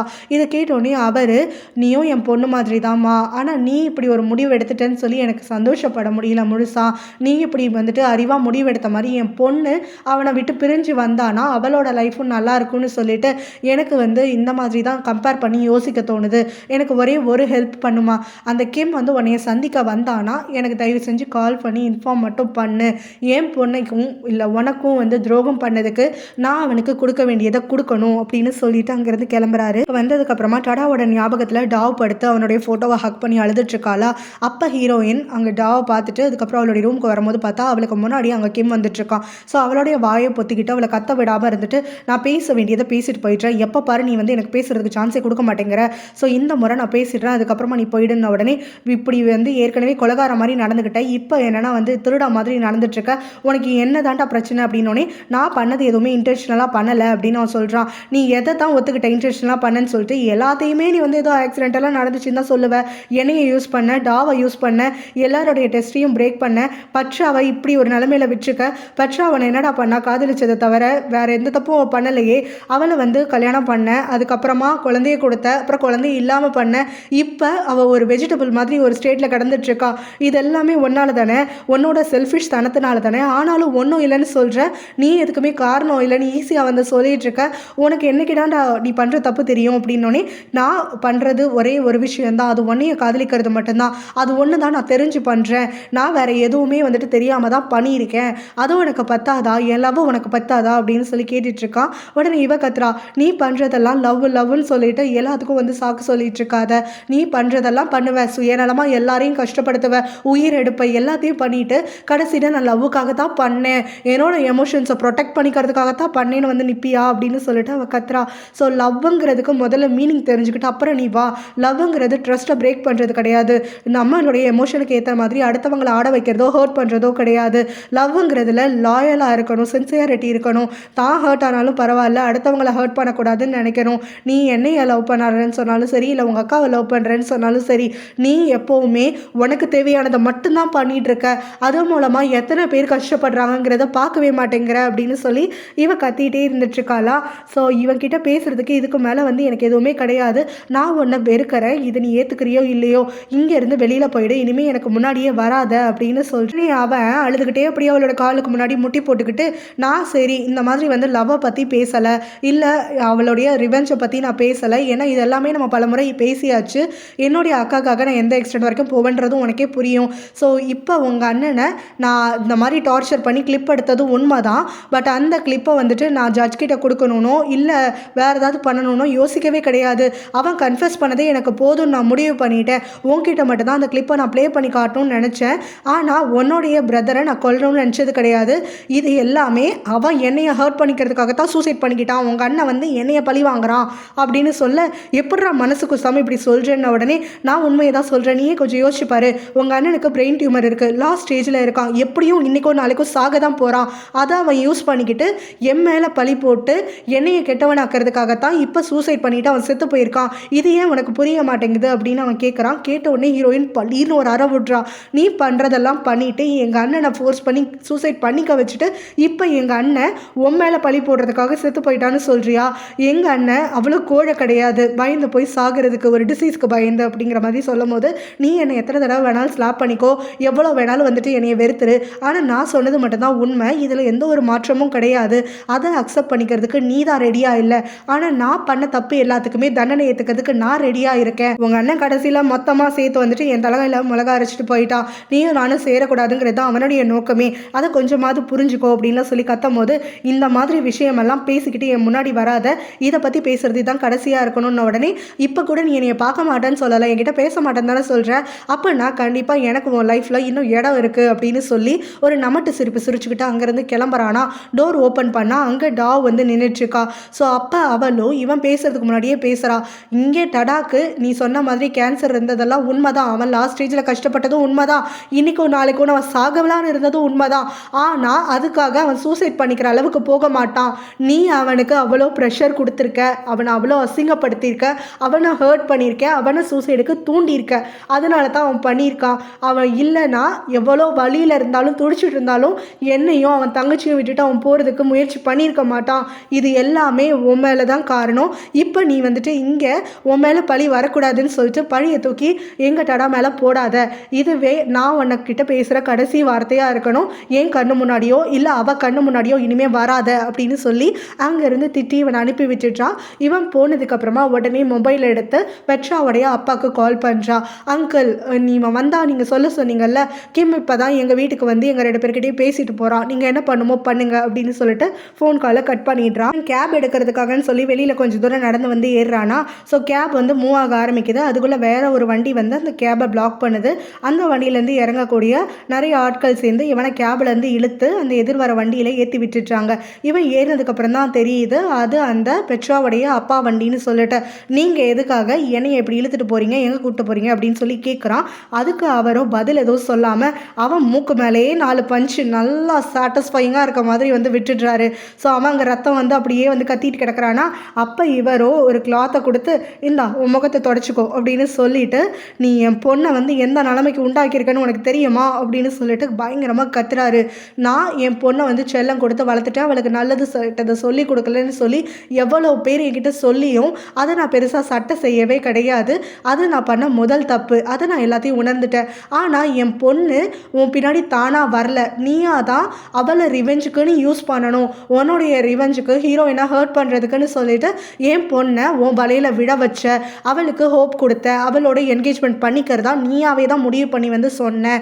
ஸோ எல்லாத்தையும் நீயே பண்ணிவிட்டு இப்போ என் பொண்ணை வந்து ப்ரெக்னென்ட் ஆக்கி அவளுக்கு ஹோப் கொடுத்து அந்த குழந்தையும் இல்லாமல் பண்ணி அவளை டிப்ரெஷனில் தள்ளி விட்டு இப்போ அவள் ஒரு ஷாக்கில் போயிட்டு எமோஷ்னல் ஸ்டேட்டு எதுவுமே ரியலைஸ் பண்ணாமல் மெமரிஸ் எல்லாம் அழிஞ்சு போய் அங்கே ஒரு உயிருள்ள போன மாதிரி கிடந்துட்டுருக்கா. இதெல்லாத்துக்கும் காரணம் நீ தானே. அதுக்கு தான் இப்போ நான் உன்னை பஞ்ச் பண்ணேன். இனிமே எக்காரணத்தை கொண்டு வந்துட்டு உனக்கும் எனக்கும் என் பொண்ணுக்கும் நடுவில் எந்த ஒரு வேலையும் கிடையாது. நீ எங்கள் 2 பேரையும் விட்டு விலகி போயிடணும். இனிமே எந்த சம்மந்தமும் கொண்டாடிக்கிட்டு வந்துடாத. அதே மாதிரி நானும் சரி இல்லை என்னுடைய ஆட்களும் சரி என்றைக்குமே ஒரு பொண்ணை தெரிஞ்சே நாங்கள் ஹர்ட் பண்ணது கிடையாது. ஆனால் நீ ஒருத்தியே இல்லை, 3 பேரை ஹர்ட் பண்ணியிருக்க, 3 பேர் வாழ்க்கையை நாசம் பண்ணியிருக்க. ஒன்றை மாதிரி ஒருத்தன் என் பொண்ணுடைய வாழ்க்கையில் இருக்கவே கூடாது. என் பொண்ணை எப்படி பார்த்துக்கணும்னு எனக்கு தெரியும் அப்படின்னு சொல்லி கார் டோரை திறந்து இவனை பிடிச்சி தள்ளி விட்டுட்டு வண்டி எடுத்துகிட்டு போயிடுறாரு. டாவ் எல்லாருமே ரொம்ப டிப்ரெஸ்டாகவே இருந்துட்டுருக்காங்கல்ல, அவங்களுக்கு ஒரு சப்போர்ட் சிஸ்டமாக இருக்கிறது பிரமோத் மட்டும்தான். ஸோ இப்போ பிரமோத் என்ன பண்ணுறான்னா, டாவுக்குன்னு சொல்லிட்டு கொஞ்சம் க்ளோத்ஸ் எல்லாம் எடுத்துகிட்டு வந்து கொடுக்குறான். என் ஃப்ரெண்டு புதுசாக ஒரு கார்மெண்ட்டை ஓப்பன் பண்ணியிருக்கான், அங்கே தேவையில்லாமல் நிறைய துணியெல்லாம் இருந்துச்சாமா அப்படின்னு சொல்லிட்டு சாக்கு சொல்லிக்கிட்டு அவகிட்ட கொண்டு வந்து கொடுக்குறான். அவளும் வந்து நிட்டிங் பண்ணுறாள்ல, அதை பற்றி வந்து பார்த்துருப்பான். அவளை எப்படியாவது டிஸ்ட்ராக்ட் பண்ணணும், அவளை ஹாப்பியாக வச்சுக்கணும்னு சொல்லிட்டு தான் அவன் இதை இன்டென்ஷனலாக பண்ணுறான். அதுக்கு சப்பக்கட்டு கட்டிகிட்டு இருக்கான். இந்த விஷயம் எல்லாமே ஹீரோனுக்கும் தெரியுது, டாவுக்கும் தெரியுது. பட் ஆனால் அதை வந்து ஓப்பனாக வந்துட்டு கேட்கல. கூடவே அவன் என்ன சொல்கிறான்னா, நீ பாட்டு பாடிட்டு இருப்பல்ல முன்னாடி ஒரு கிளப்பில், உன்னைய கூட வேலை விட்டு தூக்குனாங்கல்ல, அதோடைய ஓனர் இப்போ மாறிட்டாங்க, என்னுடைய ஃப்ரெண்டு தான் அதுக்கு ஓனர் ஆகிட்டான் இப்போ. அதனால் அவன்கிட்ட பேசிட்டேன், இங்கே சிங்கருக்குன்னு சொல்லிட்டு ஒரு பிளேஸ் ஓப்பனாக இருக்குன்னு சொல்கிறாங்க, நீ ஏன் அங்கே போய் ட்ரை பண்ணக்கூடாது அப்படின்னோடனே டா வந்து சந்தோஷமாகறா. அவன் நம்ம ஹீரோயினையும் மறக்காமல் அவகிட்ட வந்து எப்பவும் போல் அவளுக்கும் இவளுக்கும் சொல்லிட்டு 2 பேருக்கும் பிரேக்ஃபாஸ்ட் எல்லாம் செஞ்சு கொண்டு வந்து கொடுத்துட்டு வேலைக்கு டைம் ஆயிடுச்சுன்ட்டு அங்கேருந்து கிளம்பி போயிட்டான். ஸோ அவன் போனதுக்கப்புறமா இங்கே லாயர் ஃப்ரெண்டு ஹீரோயினை பார்க்கறதுக்காகன்னு வந்துட்டு, கிம் இந்த திங்ஸ் எல்லாம் உங்ககிட்ட கொடுத்தா, இது உங்களுடைய ஷேர்டு மெமரிஸா அப்படின்னு சொல்லி கொடுக்கும்போது ஹீரோயின் அதை வாங்குறதுக்காக மறுக்கிறா. ஸோ இதெல்லாம் வந்துட்டு கொடுத்துட்டு வரணும்னு மட்டும் தான் அவன் சொன்னான், அதனால் உன் இஷ்டம் அப்படின்னு சொல்லிட்டு அந்த ஃப்ரெண்டு ரிட்டன் கொண்டு போக மாட்டேன்னு சொல்கிறான். அப்போ டாவும், நீ நிஜமாவே அவனுக்கு ஃப்ரெண்டாக இருந்திருந்தா அவனை இந்த மாதிரி கேவலமாக பிஹேவ் பண்ணுறதுக்கு நீ விட்டுருக்க மாட்டேன். இப்போ அவன் கிட்டேருந்து இவ விலகி வந்ததுக்கப்புறமும் இவளுடைய மெமரிஸை ட்ரிகர் பண்ணி இவ எமோஷ்னலாக அவளை பிளாக்மெயில் பண்ணுறதுக்காகன்னு சொல்லி அவங்களுடைய பாஸ்ட் எல்லாம் உள்ளே கொண்டு வரல, நீ எல்லாம் மனுஷனே கிடையாது அப்படின்னு திட்டா. அதுக்கு அந்த லாயர் ஃப்ரெண்டும், என் ஃப்ரெண்டுக்கு என்ன தேவையோ அதை தான் நான் பண்ணிகிட்ருக்கேன், பிரமோத் எப்படி வந்துட்டு இவகிட்ட சான்ஸ் எடுத்துக்கிறதுக்கு அவள் அலோவ் பண்ணுறாளோ அதே மாதிரி என் ஃப்ரெண்டையும் வந்துட்டு மோதுறதுக்கு அலோவ் பண்ண வேண்டியதானே. ஸோ இவன் எதுக்காக என் ஃப்ரெண்டை மட்டும் ரெஸ்ட்ரிக்ட் பண்ணிவிட்டு பிரமோத் கிட்ட மட்டும் ஓப்பனாக இருக்கா அப்படிங்கிற மாதிரிலாம் கொஷின் பண்ணும்போது, நான் யார் கூட பழகணும் யார் கூட பழகக்கூடாதுங்கிறத நான் முடிவு பண்ணிக்கிறேன், அதை வேற யாரும் வந்துட்டு வாக்குவாதம் பண்ண தேவையில்ல அப்படின்னு சொல்லிட்டு பிறகு இவன் ஸ்ட்ரெயிட்டாக கிம்மை பார்க்கறதுக்காக வரான். ஸோ ஹீரோயின் சொன்ன மாதிரியே சொல்லிட்டு இருக்கான், உங்கள் 2 பேருக்குள்ள எல்லாமே ஓவர் ஆயிடுச்சுன்னு நினைக்கிறேன், ரொம்ப சீரியஸாக இருக்காடா அப்படிங்கிற மாதிரி சொல்ல, அதெல்லாம் எதுவும் ஓவர் கிடையாதுன்னு பிரமோத் அந்த சைடு பயங்கரமாக ஸ்கோர் பண்ணிட்டு இருக்கான் அப்படிங்கிற மாதிரி அந்த லாயர் சொல்கிறான். இதை கேட்டோடனே கிம்மும், இன்னும் அவங்க 2 பேருக்குள்ள எந்த ஒரு ரிலேஷன்ஷிப்பும் செட்டில் ஆகலை இல்லை, அது வரைக்கும் எனக்கு ஒரு வாய்ப்பு இருக்குது, நான் அவன்கிட்ட தோற்று போக மாட்டேன் அப்படின்னு சொல்கிறான். இது தோக்குற ஜெயிக்கிற விஷயம் இல்லைடா, ஒரு பொண்ணுடைய வாழ்க்கை அப்படின்னு அந்த ஃப்ரெண்டு சொல்லும் போது, அதெல்லாம் எனக்கு தெரியும், அவள் என்னைய மட்டும்தான் லவ் பண்ணணும், அவளை நான் யாருக்காகவும் வந்து இழக்க மாட்டேன், எனக்கு வந்துட்டு அவள் விஷயத்தில் தோற்று போக மாட்டேன் அப்படின்னு தான் திரும்ப சொல்கிறான். அவள் ஹாஸ்பிட்டல்லேருந்து டிஸ்சார்ஜ் பண்ணி கூட்டிகிட்டு வந்துடுறாங்க. கூடவே அவங்க அப்பாவுடைய ஃப்ரெண்டு டாக்டர் வந்து ஒரு நர்ஸும் அனுப்பி வைக்கிறாங்க. ஸோ இவளுக்கு மெமரிஸ் எல்லாம் குட் மெமரிஸ் எல்லாம் கொண்டு வரணும்னு சொல்லி அவங்க அப்பா முயற்சி பண்ணிகிட்டு இருக்காரு. சின்ன வயசு ஃபோட்டோஸ், அப்புறம் அவங்க அம்மாவை பற்றி, அவள் சின்ன வயசில் பண்ண லூட்டி எல்லாத்தையும் ஷேர் பண்ணிகிட்டு இருக்காரா. ஸோ அந்த சமயத்தில் அவங்க அம்மாவோடைய நடந்திருக்கக்கூடிய அவங்களுடைய என்கேஜ்மெண்ட் எல்லாம் பற்றி பேசிகிட்டு இருக்கும் போது இவளுக்கு டக்குன்னு மெமரிஸ் ட்ரிகர் ஆகிட்டு இங்கே கிம்மோடைய ஞாபகம் வந்துடுது. உடனே வந்து வெறி பிடிச்சி போன மாதிரி கத்துறா. அவள் கத்துல அப்படியே திரும்ப மயக்க போட்டு விழுந்துடுறா. உடனே அவங்க அப்பா பயந்து போயிட்டு டாக்டரை கன்சல்ட் பண்ணிட்டு கேட்குறாரு ஃபோன் பண்ணிட்டு. அப்போ டாக்டர் என்ன சொல்கிறாருன்னா, நீங்கள் நல்ல மெமரிஸ்னு நினைக்கிற விஷயம் கூட சில சமயம் அவளுக்கு பேட் மெமரிஸை வந்து ட்ரிகர் பண்ணிடும். ஸோ அது மூலமாக கூட அவள் அஃபெக்ட் ஆக நேரும். இப்போ அப்படி தான் ஆகியிருக்குன்னு நினைக்கிறேன். அதனால் அவகிட்ட நீங்கள் கேர்ஃபுல்லாக தான் இருக்கணும். அவளை மைக்ரோ மானிட்டர் பண்ணிட்டு தான் இருக்கணும். அவளோட எமோஷன்ஸ் எப்போ சேஞ்ச் ஆகுது, அவளுக்கு எப்போ ஞாபகம் வருதுன்னு எல்லா விஷயத்தையும் நீங்கள் தான் அப்சர்வ் பண்ணி அதுக்கேற்ற மாதிரி வந்து ப்ரிப்பேர் ஆகிக்கணும். அவளுக்கு பிடிச்ச திங்ஸை மட்டும் எல்லா இடத்துலையும் செட்டில் பண்ணி கொடுங்க. அவளுக்கு எதெல்லாம் பிடிச்சிருக்கோ அதை மட்டும் வைங்க. அவளுக்கு பிடிக்காததை அந்த இடத்துலேருந்து ரிமூவ் பண்ணிடுங்க அப்படிங்கிற மாதிரியெல்லாம் சொல்கிறாரு. இப்போ பிரமோதை பார்க்கறதுக்காக வரான். அவன் ஃப்ரெண்டு மூலமாக கேள்விப்பட்டதுனால பிரமோதும் ஹீரோனும் க்ளோஸ் ஆகிட்டு இருக்காங்கன்னு சொல்லிட்டேன். ஸோ இப்போ அவன் வந்ததுக்கப்புறமும் பிரமோதை பயங்கரமாக வந்து ப்ரொவோக் பண்ணுறான். இந்த மாதிரி இப்போயுமே நான் எச்சில் வச்சதை தான் நீ ஆசைப்பட்டுட்ருக்க அப்படிங்கிற மாதிரி ரொம்ப வல்கராக கமெண்ட் பண்ணிகிட்டு இருக்கான். இதனால் பிரமோதுக்கு செமையாக கோவம் வந்துடுது. அவளுக்கு ஒரு பொண்ணு, அவளுக்கு எமோஷன்ஸ் இருக்குது, அவளுக்குன்னு ஒரு ஃபீலிங்ஸ் இருக்குது, தயவு செஞ்சு அவளுக்கு ஒரு மரியாதை கொடு அப்படிங்கிற மாதிரி அவன் கத்துறான். இப்போ கிம் வந்துட்டு நான் உண்மையை தான் சொல்கிறேன். ஸோ அவள் இப்போ இருக்கக்கூடிய எமோஷ்னல் ஸ்டேட்டை அட்வான்டேஜாக எடுத்துக்கிட்டு நீ அவளோட ஸ்லீப் பண்ணலான்னு மட்டும் முயற்சி பண்ணாத, அது கேவலமான விஷயம். ஸோ நீ அவளை பர்சீவ் பண்ணு, அதுக்கு வந்துட்டு உனக்கு நான் அலோவ் பண்ணுறேன், ஆனால் அவளோட எக்காரணத்தை கொண்டு நீ ஸ்லீப் பண்ணக்கூடாதுன்னு சொல்லிட்டு பிரமோத் கிட்ட சொல்லிட்டு இருக்கும் போது பிரமோத் கோவப்படுறான். நான் ஒன்றும் ஒன்னைய மாதிரி எப்போ பாரு எவ கூட ஸ்லீப் பண்ணலான்னு யோசிக்கிறவ கிடையாது, கண்டவளை நான் ப்ரெக்னென்ட் ஆகினதும் கிடையாது. நான் இது வரைக்கும் வந்துட்டு 3 முறை டிவோர்ஸ் ஆனவன் தான். ஆனால் என்னுடைய ஃபீலிங்ஸ் எப்போவுமே ஜென்யூனாக மட்டும்தான் இருக்கும். எனக்கு ஹீரோயின் மேலே இருக்கக்கூடியதும் ஒரு பியோர் ஃபீலிங் மட்டும்தான் அப்படிங்கிற மாதிரி சொல்கிறான். இதை கேட்டுட்டு கிம்மும் அவள் எமோஷனல் ஸ்டேட்லேருந்து வெளியில் வரட்டும், அதுக்கப்புறம் பாரு அவள் என்னையத்தான் சூஸ் பண்ணுவா, என் கூட தான் ஸ்லீப் பண்ணுவா அப்படின்னு சொல்கிறான். இதை கேட்டுட்டு பிரமோத் வந்து ரொம்ப டென்ஷன் ஆகிடுறான். இது ஒன்றும் கேம் கிடையாது, நான் கூட மேட்ச் வச்சுக்கிட்டு நீ ஜெயிக்கிறியா நான் ஜெயிக்கிறேன்னு போட்டி போட்டுட்டு இருக்கிறதுக்கு. நான் என்னோட பேஸில் தான் போவேன், நீ என்ன வேணாலும் பண்ணிக்கோ, ஹீரோயின் உன்னை திரும்பி கூட பார்க்க மாட்டா, ஏன்னா நீ பண்ண வேலைகள் அப்படிங்கிற மாதிரி பிரமோத் சொல்லிட்டு அங்கேருந்து கிளம்புறான். அப்போ இவன் விடாமல் திரும்ப ஹீரோயினை பற்றி ரொம்ப கேவலமாக பேசுகிறானா. ஸோ பிரமோத் வந்து கோவப்பட்டு இவன் அடிச்சுடுறான். அதனால் இவன் சந்தோஷப்பட்டுட்டு இருக்கான். முதல் தடவையாக திரும்ப வந்துட்டு ஜாபில் இப்போ சேர்ந்துடுறா. ஸோ அந்த ரெஸ்டாரண்ட்டில் வந்து இப்போ பாட்டு பாடுறதுக்காகலாம் ஆரம்பிச்சுட்டு இருக்காளா. அப்போ அவளுக்கு சப்போர்ட் பண்ணணுன்றதுக்காக ஹீரோயினும் பிரமோதுமே அந்த இடத்துல வராங்க. ஸோ ஹீரோயின் வந்துட்டு இந்த அளவுக்கு வந்து எல்லாமே நல்லதாக நடந்துட்டுருக்குன்னா அதுக்கு உன்னுடைய சப்போர்ட் தான் காரணம், எங்களுக்கு ஓரளவாவது மீண்டு வர முடியுது அப்படிங்கிற மாதிரியெல்லாம் அவனை தேங்க் பண்ணிகிட்டு இருக்கா. ஸோ அதுக்கு பிறகு பிரமோதும் அவனுக்கு இருக்கக்கூடிய அந்த ப்ரொபோசல் பிளானை வந்து ஹீரோயின் கிட்ட சொல்கிறான். இன்னும் அவனுக்கு அவன் மேலே ஃபீலிங்ஸ் இருக்குது, பட் அவளுக்கு எந்த ஒரு ப்ரெஷரும் கொடுக்க போகிறதில்ல, நான் காத்திருப்பேன், நீ என்னைய நான் ஸ்ட்ரெயிட்டாக சொன்னால் தான் நீ ரிஜெக்ட் பண்ணணும், அது வரைக்கும் நீ வந்து என்னை ரிஜெக்ட் பண்ணிடக்கூடாது அப்படிங்கிற மாதிரியெல்லாம் அவளுக்கு எடுத்து சொல்லிட்டு இருக்கான். ஸோ இப்போ வந்து நீ இருக்கக்கூடிய ஸ்டேட்டில் நான் ப்ரொப்போஸ் பண்ணுறது சரி கிடையாதுன்னு எனக்கு நல்லாவே தெரியும். ஸோ எனக்கு நானே வந்து கண்ட்ரோல் பண்ணிக்கிறேன், எத்தனை நாள் ஆனாலும் சரி உனக்காக நான் காத்துக்கிட்டு இருப்பேன் அப்படிங்கிற மாதிரி சொல்லிடுறான். ஹீரோயின் அதனால கொஞ்சம் வாயடிச்சு போயிடுறான். வீட்டுக்கு வந்ததுக்கப்புறமா டாவ் வந்து அவகிட்ட கேட்குறா, நீயும் பிரமோதும் பேசிகிட்டு இருக்கும் போது ரொம்ப சீரியஸ் ஆகிட்டியே, என்னாச்சு அப்படின்னு சொல்லி கேட்கும்போது அவனுக்கு என் மேலே இருக்கக்கூடிய ஃபீலிங்ஸை தான் சொல்லிட்டு இருக்கான். அவன்கிட்ட ப்ரொப்போஸ் பண்ணலை, பட் அவன் மனசில் என்ன இருக்குங்கிறது எல்லாமே எனக்கு நல்லா தெரியும், எனக்காக எவ்வளோ நாள் வேணாலும் காத்துட்ருப்பேன்னு சொன்னான் அப்படின்னு சொல்லிட்டு இவன் ரொம்ப நல்லவன்ல அப்படின்னு சொல்லிட்டு டாவ் கேட்குறான்.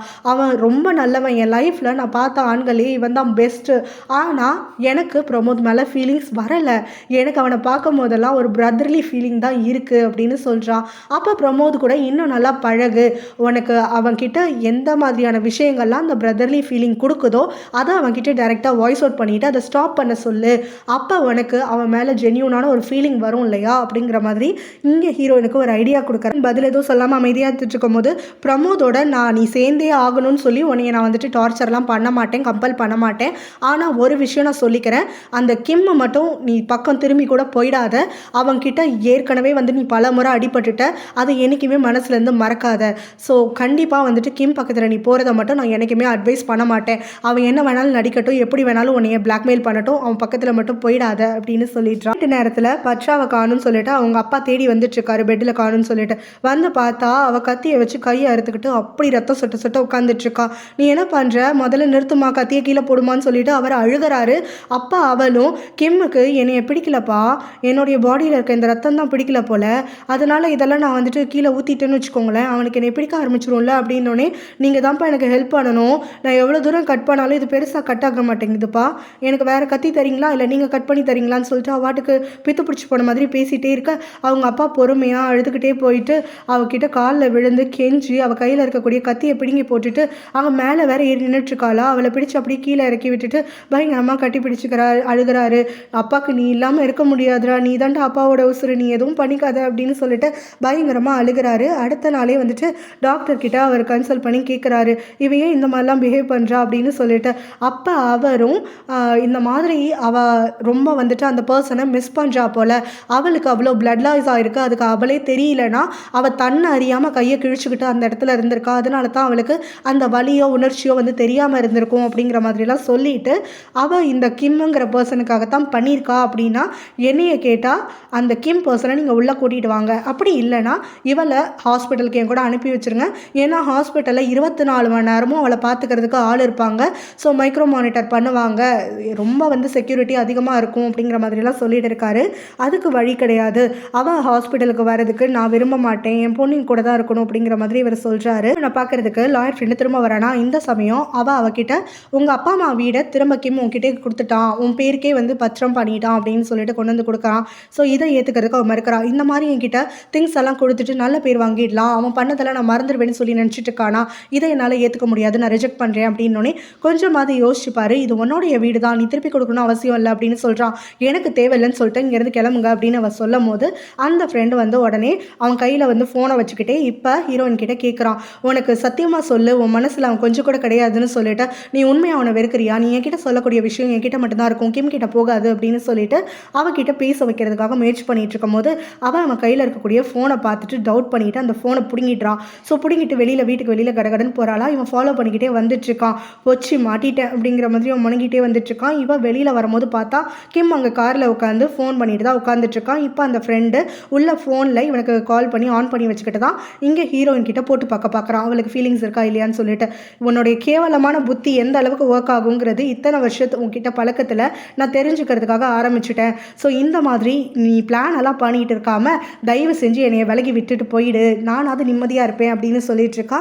அதுக்கு கிம்மும் நீயாவே என்கிட்ட பேசினா நான் ஏன் இதெல்லாம் பண்ண போகிறேன், என்னோட இன்டென்ஷன் வேணால் தப்பாக இருக்கலாம், ஆனால் நான் உன்னைய சின்சியராக லவ் பண்ணுறேன், அதை நீ புரிஞ்சுக்கணுங்கிறதுக்காக தான் இதெல்லாம் பண்ணுறேன் அப்படின்னோடனே எது சின்சியராவா லவ்வா அப்படின்னு சொல்லிட்டு நான் உன்கிட்ட திரும்ப ஏமாற மாட்டேன், ஒரு முறைக்கு 2 முறை உன்கிட்ட ஏமாந்து போயிட்டேன், சத்தியமாக இதுக்கு மேலே நான் ஏமாற மாட்டேன், மரியாதையை இங்கேருந்து போயிடு அப்படின்னு சொல்கிறான். இவன் விடாமல் ஃபாலோ பண்ணிக்கிட்டே நான் சொல்கிறத நீ கேளு அப்படின்னு சொல்லிட்டு பின்னாடியே வரானா.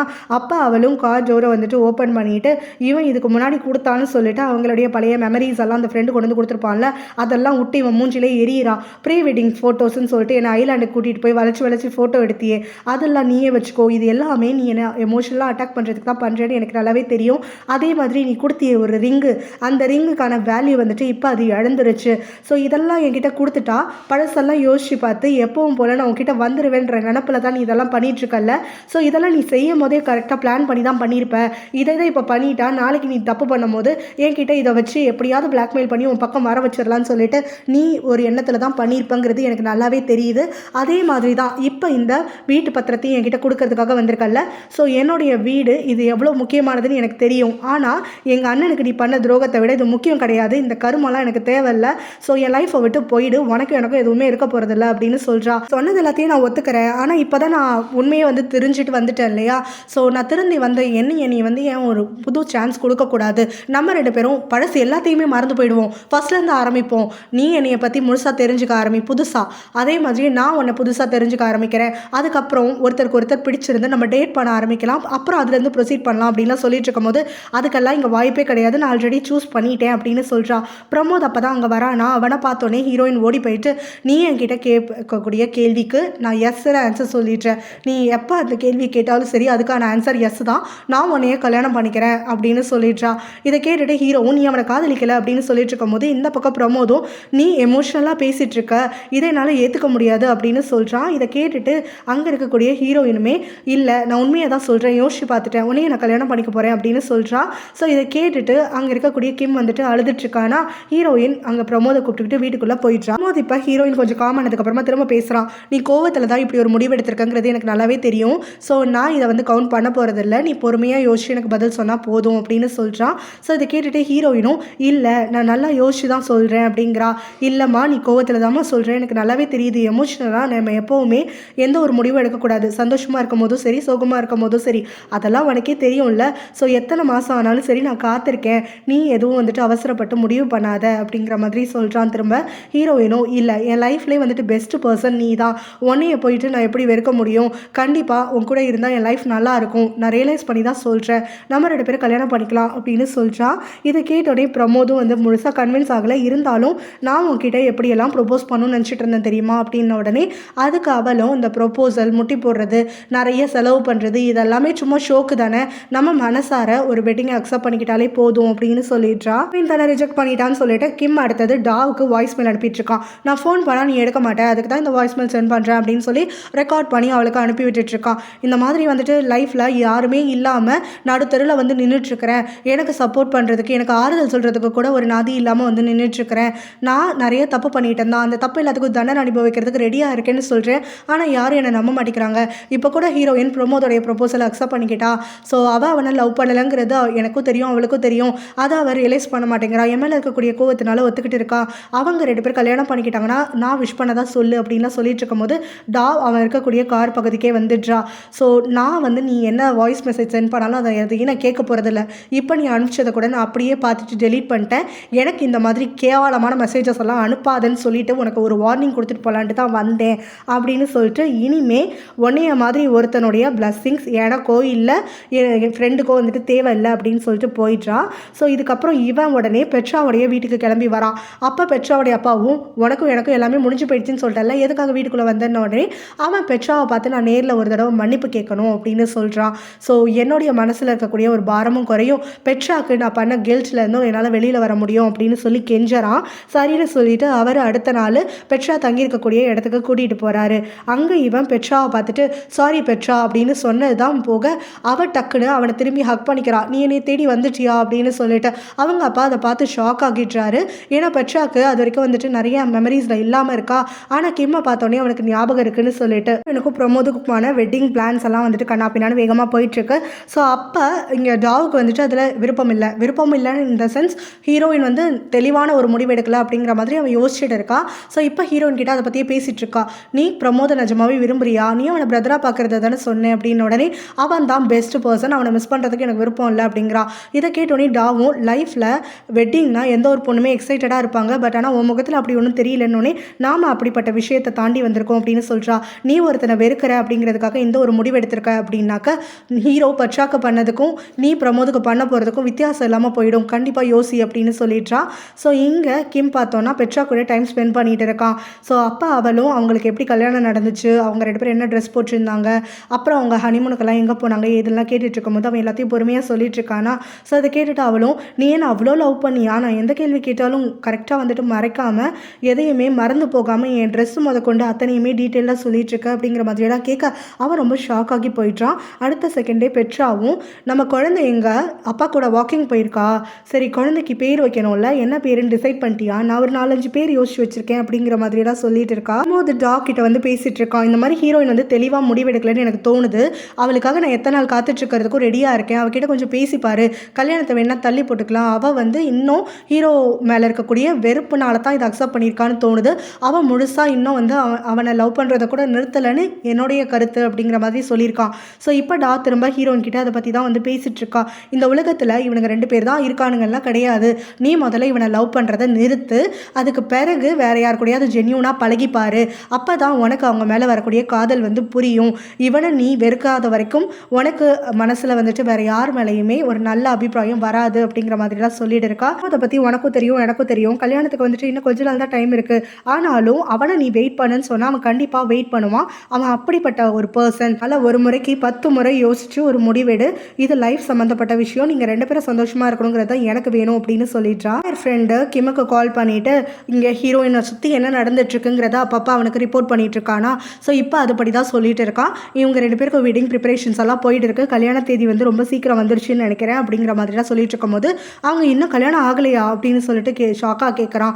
ஆமாம், ப்ரிப்பரேஷன்ஸ் போயிட்டு இருக்கு, பிரமோதோடைய இன்ஸ்டாகிராம் பிக்சர்ஸில் பார்த்து தான் எனக்கு தெரிஞ்சுக்கிட்டேன் அப்படிங்கிற மாதிரி சொல்கிறான். இதனால் அவன் கொஞ்சம் வந்து யோசிக்கிறானா. அப்பா அதை பார்த்துட்டு பெட்ராவுடைய அப்பா வந்து அவன்கிட்ட பேசுகிறாரு. என் பொண்ணுக்கிட்ட நீ அதான் இப்போ தேடி வந்திருக்க, உன்கிட்ட யாரும் கெஞ்சி கூட்டிகிட்டு வரல, ஆனால் நீ வந்ததுனால என் பொண்ணுடைய ஹெல்த் கண்டிஷனில் நல்லாவே இம்ப்ரூவ்மெண்ட் இருக்குன்னு டாக்டர் சொல்லிட்டு இருக்காங்க. அவளுடைய என்வரான்மெண்ட்டும் அவளை சுற்றி இருக்கவங்களும் சேஞ்ச் ஆகக்கூடாதுங்கிறது தான் டாக்டர் சஜஸ்ட் பண்ணியிருக்காங்க. ஸோ நீ வந்து பாதியில் எடுத்தோம் கவுத்தோன்னு சொல்லிட்டு என் பொண்ணை விட்டுட்டு போயிடாத, என் பொண்ணை அதுக்கப்புறம் காப்பாற்றுறது ரொம்ப சிரமமாகிடும்னு சொல்கிறாரு. என்னை மிரட்சிங்களா அப்படின்னு சொல்லிட்டு கேட்குறான். அப்படி கிடையாது, நீ தானாக வந்தவன், அதனால் எல்லாத்தையும் முடிச்சு கொடுத்துட்டு போன்னு சொல்கிறேன் அப்படின்னு சொல்கிறாரு. பெட்ரா அப்பா கீழே இறங்கி வராளா. அப்போ கிம்மை பார்த்துட்டு நான் டாக்டர்கிட்ட எல்லாமே கன்சல்ட் பண்ணிட்டேன், நான் சூப்பராக ரெக்கவர் ஆகிட்டேன்னு சொல்லிட்டாங்க. இனிமே பேபி பேக்கிங் ப்ராசஸை வந்து நம்ம வந்து கண்டினியூ பண்ணலான்னு சொல்லிட்டாங்க. ஸோ இன்றைக்கி நைட்டே நம்ம 2 பேரும் வந்துட்டு நம்ம நைட்டை நல்லா ஸ்பெண்ட் பண்ணலாம்.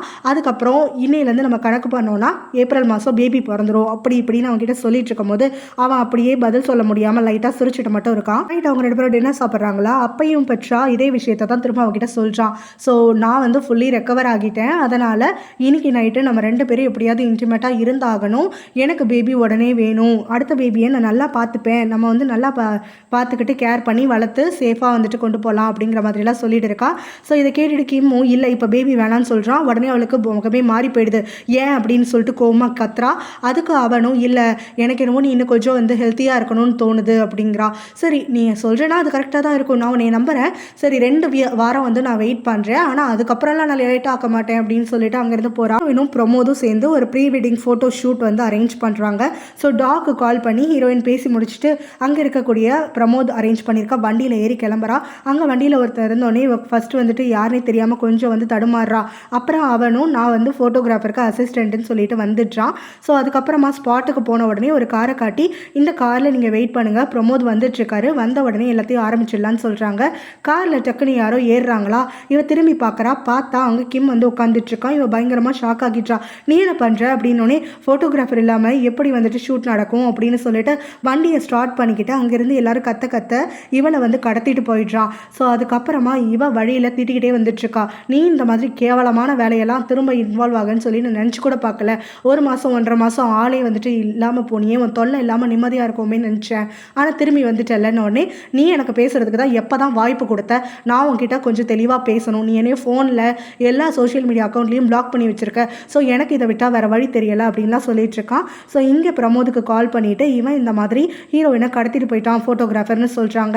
எனது ஃபோட்டோகிராஃபரா அப்படின்ன உடனே ஆமாம் புதுசாக ஒரு ஃபோட்டோகிராஃபர் வந்தார்ல கிம்னு சொல்லிட்டு அவர் தான் கூட்டிகிட்டு போயிருக்காருன்னு சொல்கிறாங்க. இதை கேட்டுட்டு இவன் ரொம்ப ஷாக் ஆகிடுறான். டாவ் கிட்ட விஷயத்த சொல்லிட்டு டாவையும் கூப்பிட்டுக்கிட்டு அங்கேருந்து ஹீரோனை தேடி கிளம்ப தங்கி இருக்கக்கூடிய இடத்துல வேலை செய்கிறவங்க எல்லாருமே காசிப் பண்ணுறதுக்காக ஆரம்பிக்கிறாங்க.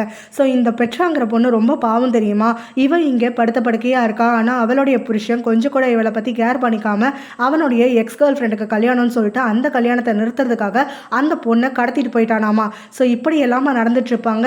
பணக்காரங்களாக இருந்தாலும் சந்தோஷம் கிடைக்காது போல அப்படிங்கிற மாதிரியெல்லாம் பேசிட்டு இருக்காங்க. ஸோ இது எல்லாத்தையுமே உள்ளே இருந்து பெட்ரா வந்து ஒட்டு கேட்டுட்றா. இவளுக்கு இப்போ மனசில் வந்துட்டு எல்லா மெமரிஸும் ட்ரிகர் ஆகுது.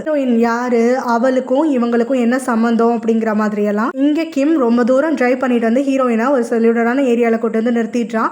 ஸோ அப்போ அவளும் அவளுடைய மொபைல் எடுத்து டக்குன்னு அவனுக்கு தெரியாமல் டாவுக்கு கால் பண்ணிட்டு ஃபோனை அப்படியே வண்டியில் வச்சிடுறான். ஸோ இங்கே டாவும் பிரமோதும் அவளை தேடி சுற்றிட்டு இருக்காங்கல்ல. அப்போ அவள் ஃபோன் கால் அட்டன் பண்ணிட்டு ஹீரோயின் கிட்ட பேசிகிட்டே இருக்கா. பட் பதில் எதுவும் வரல.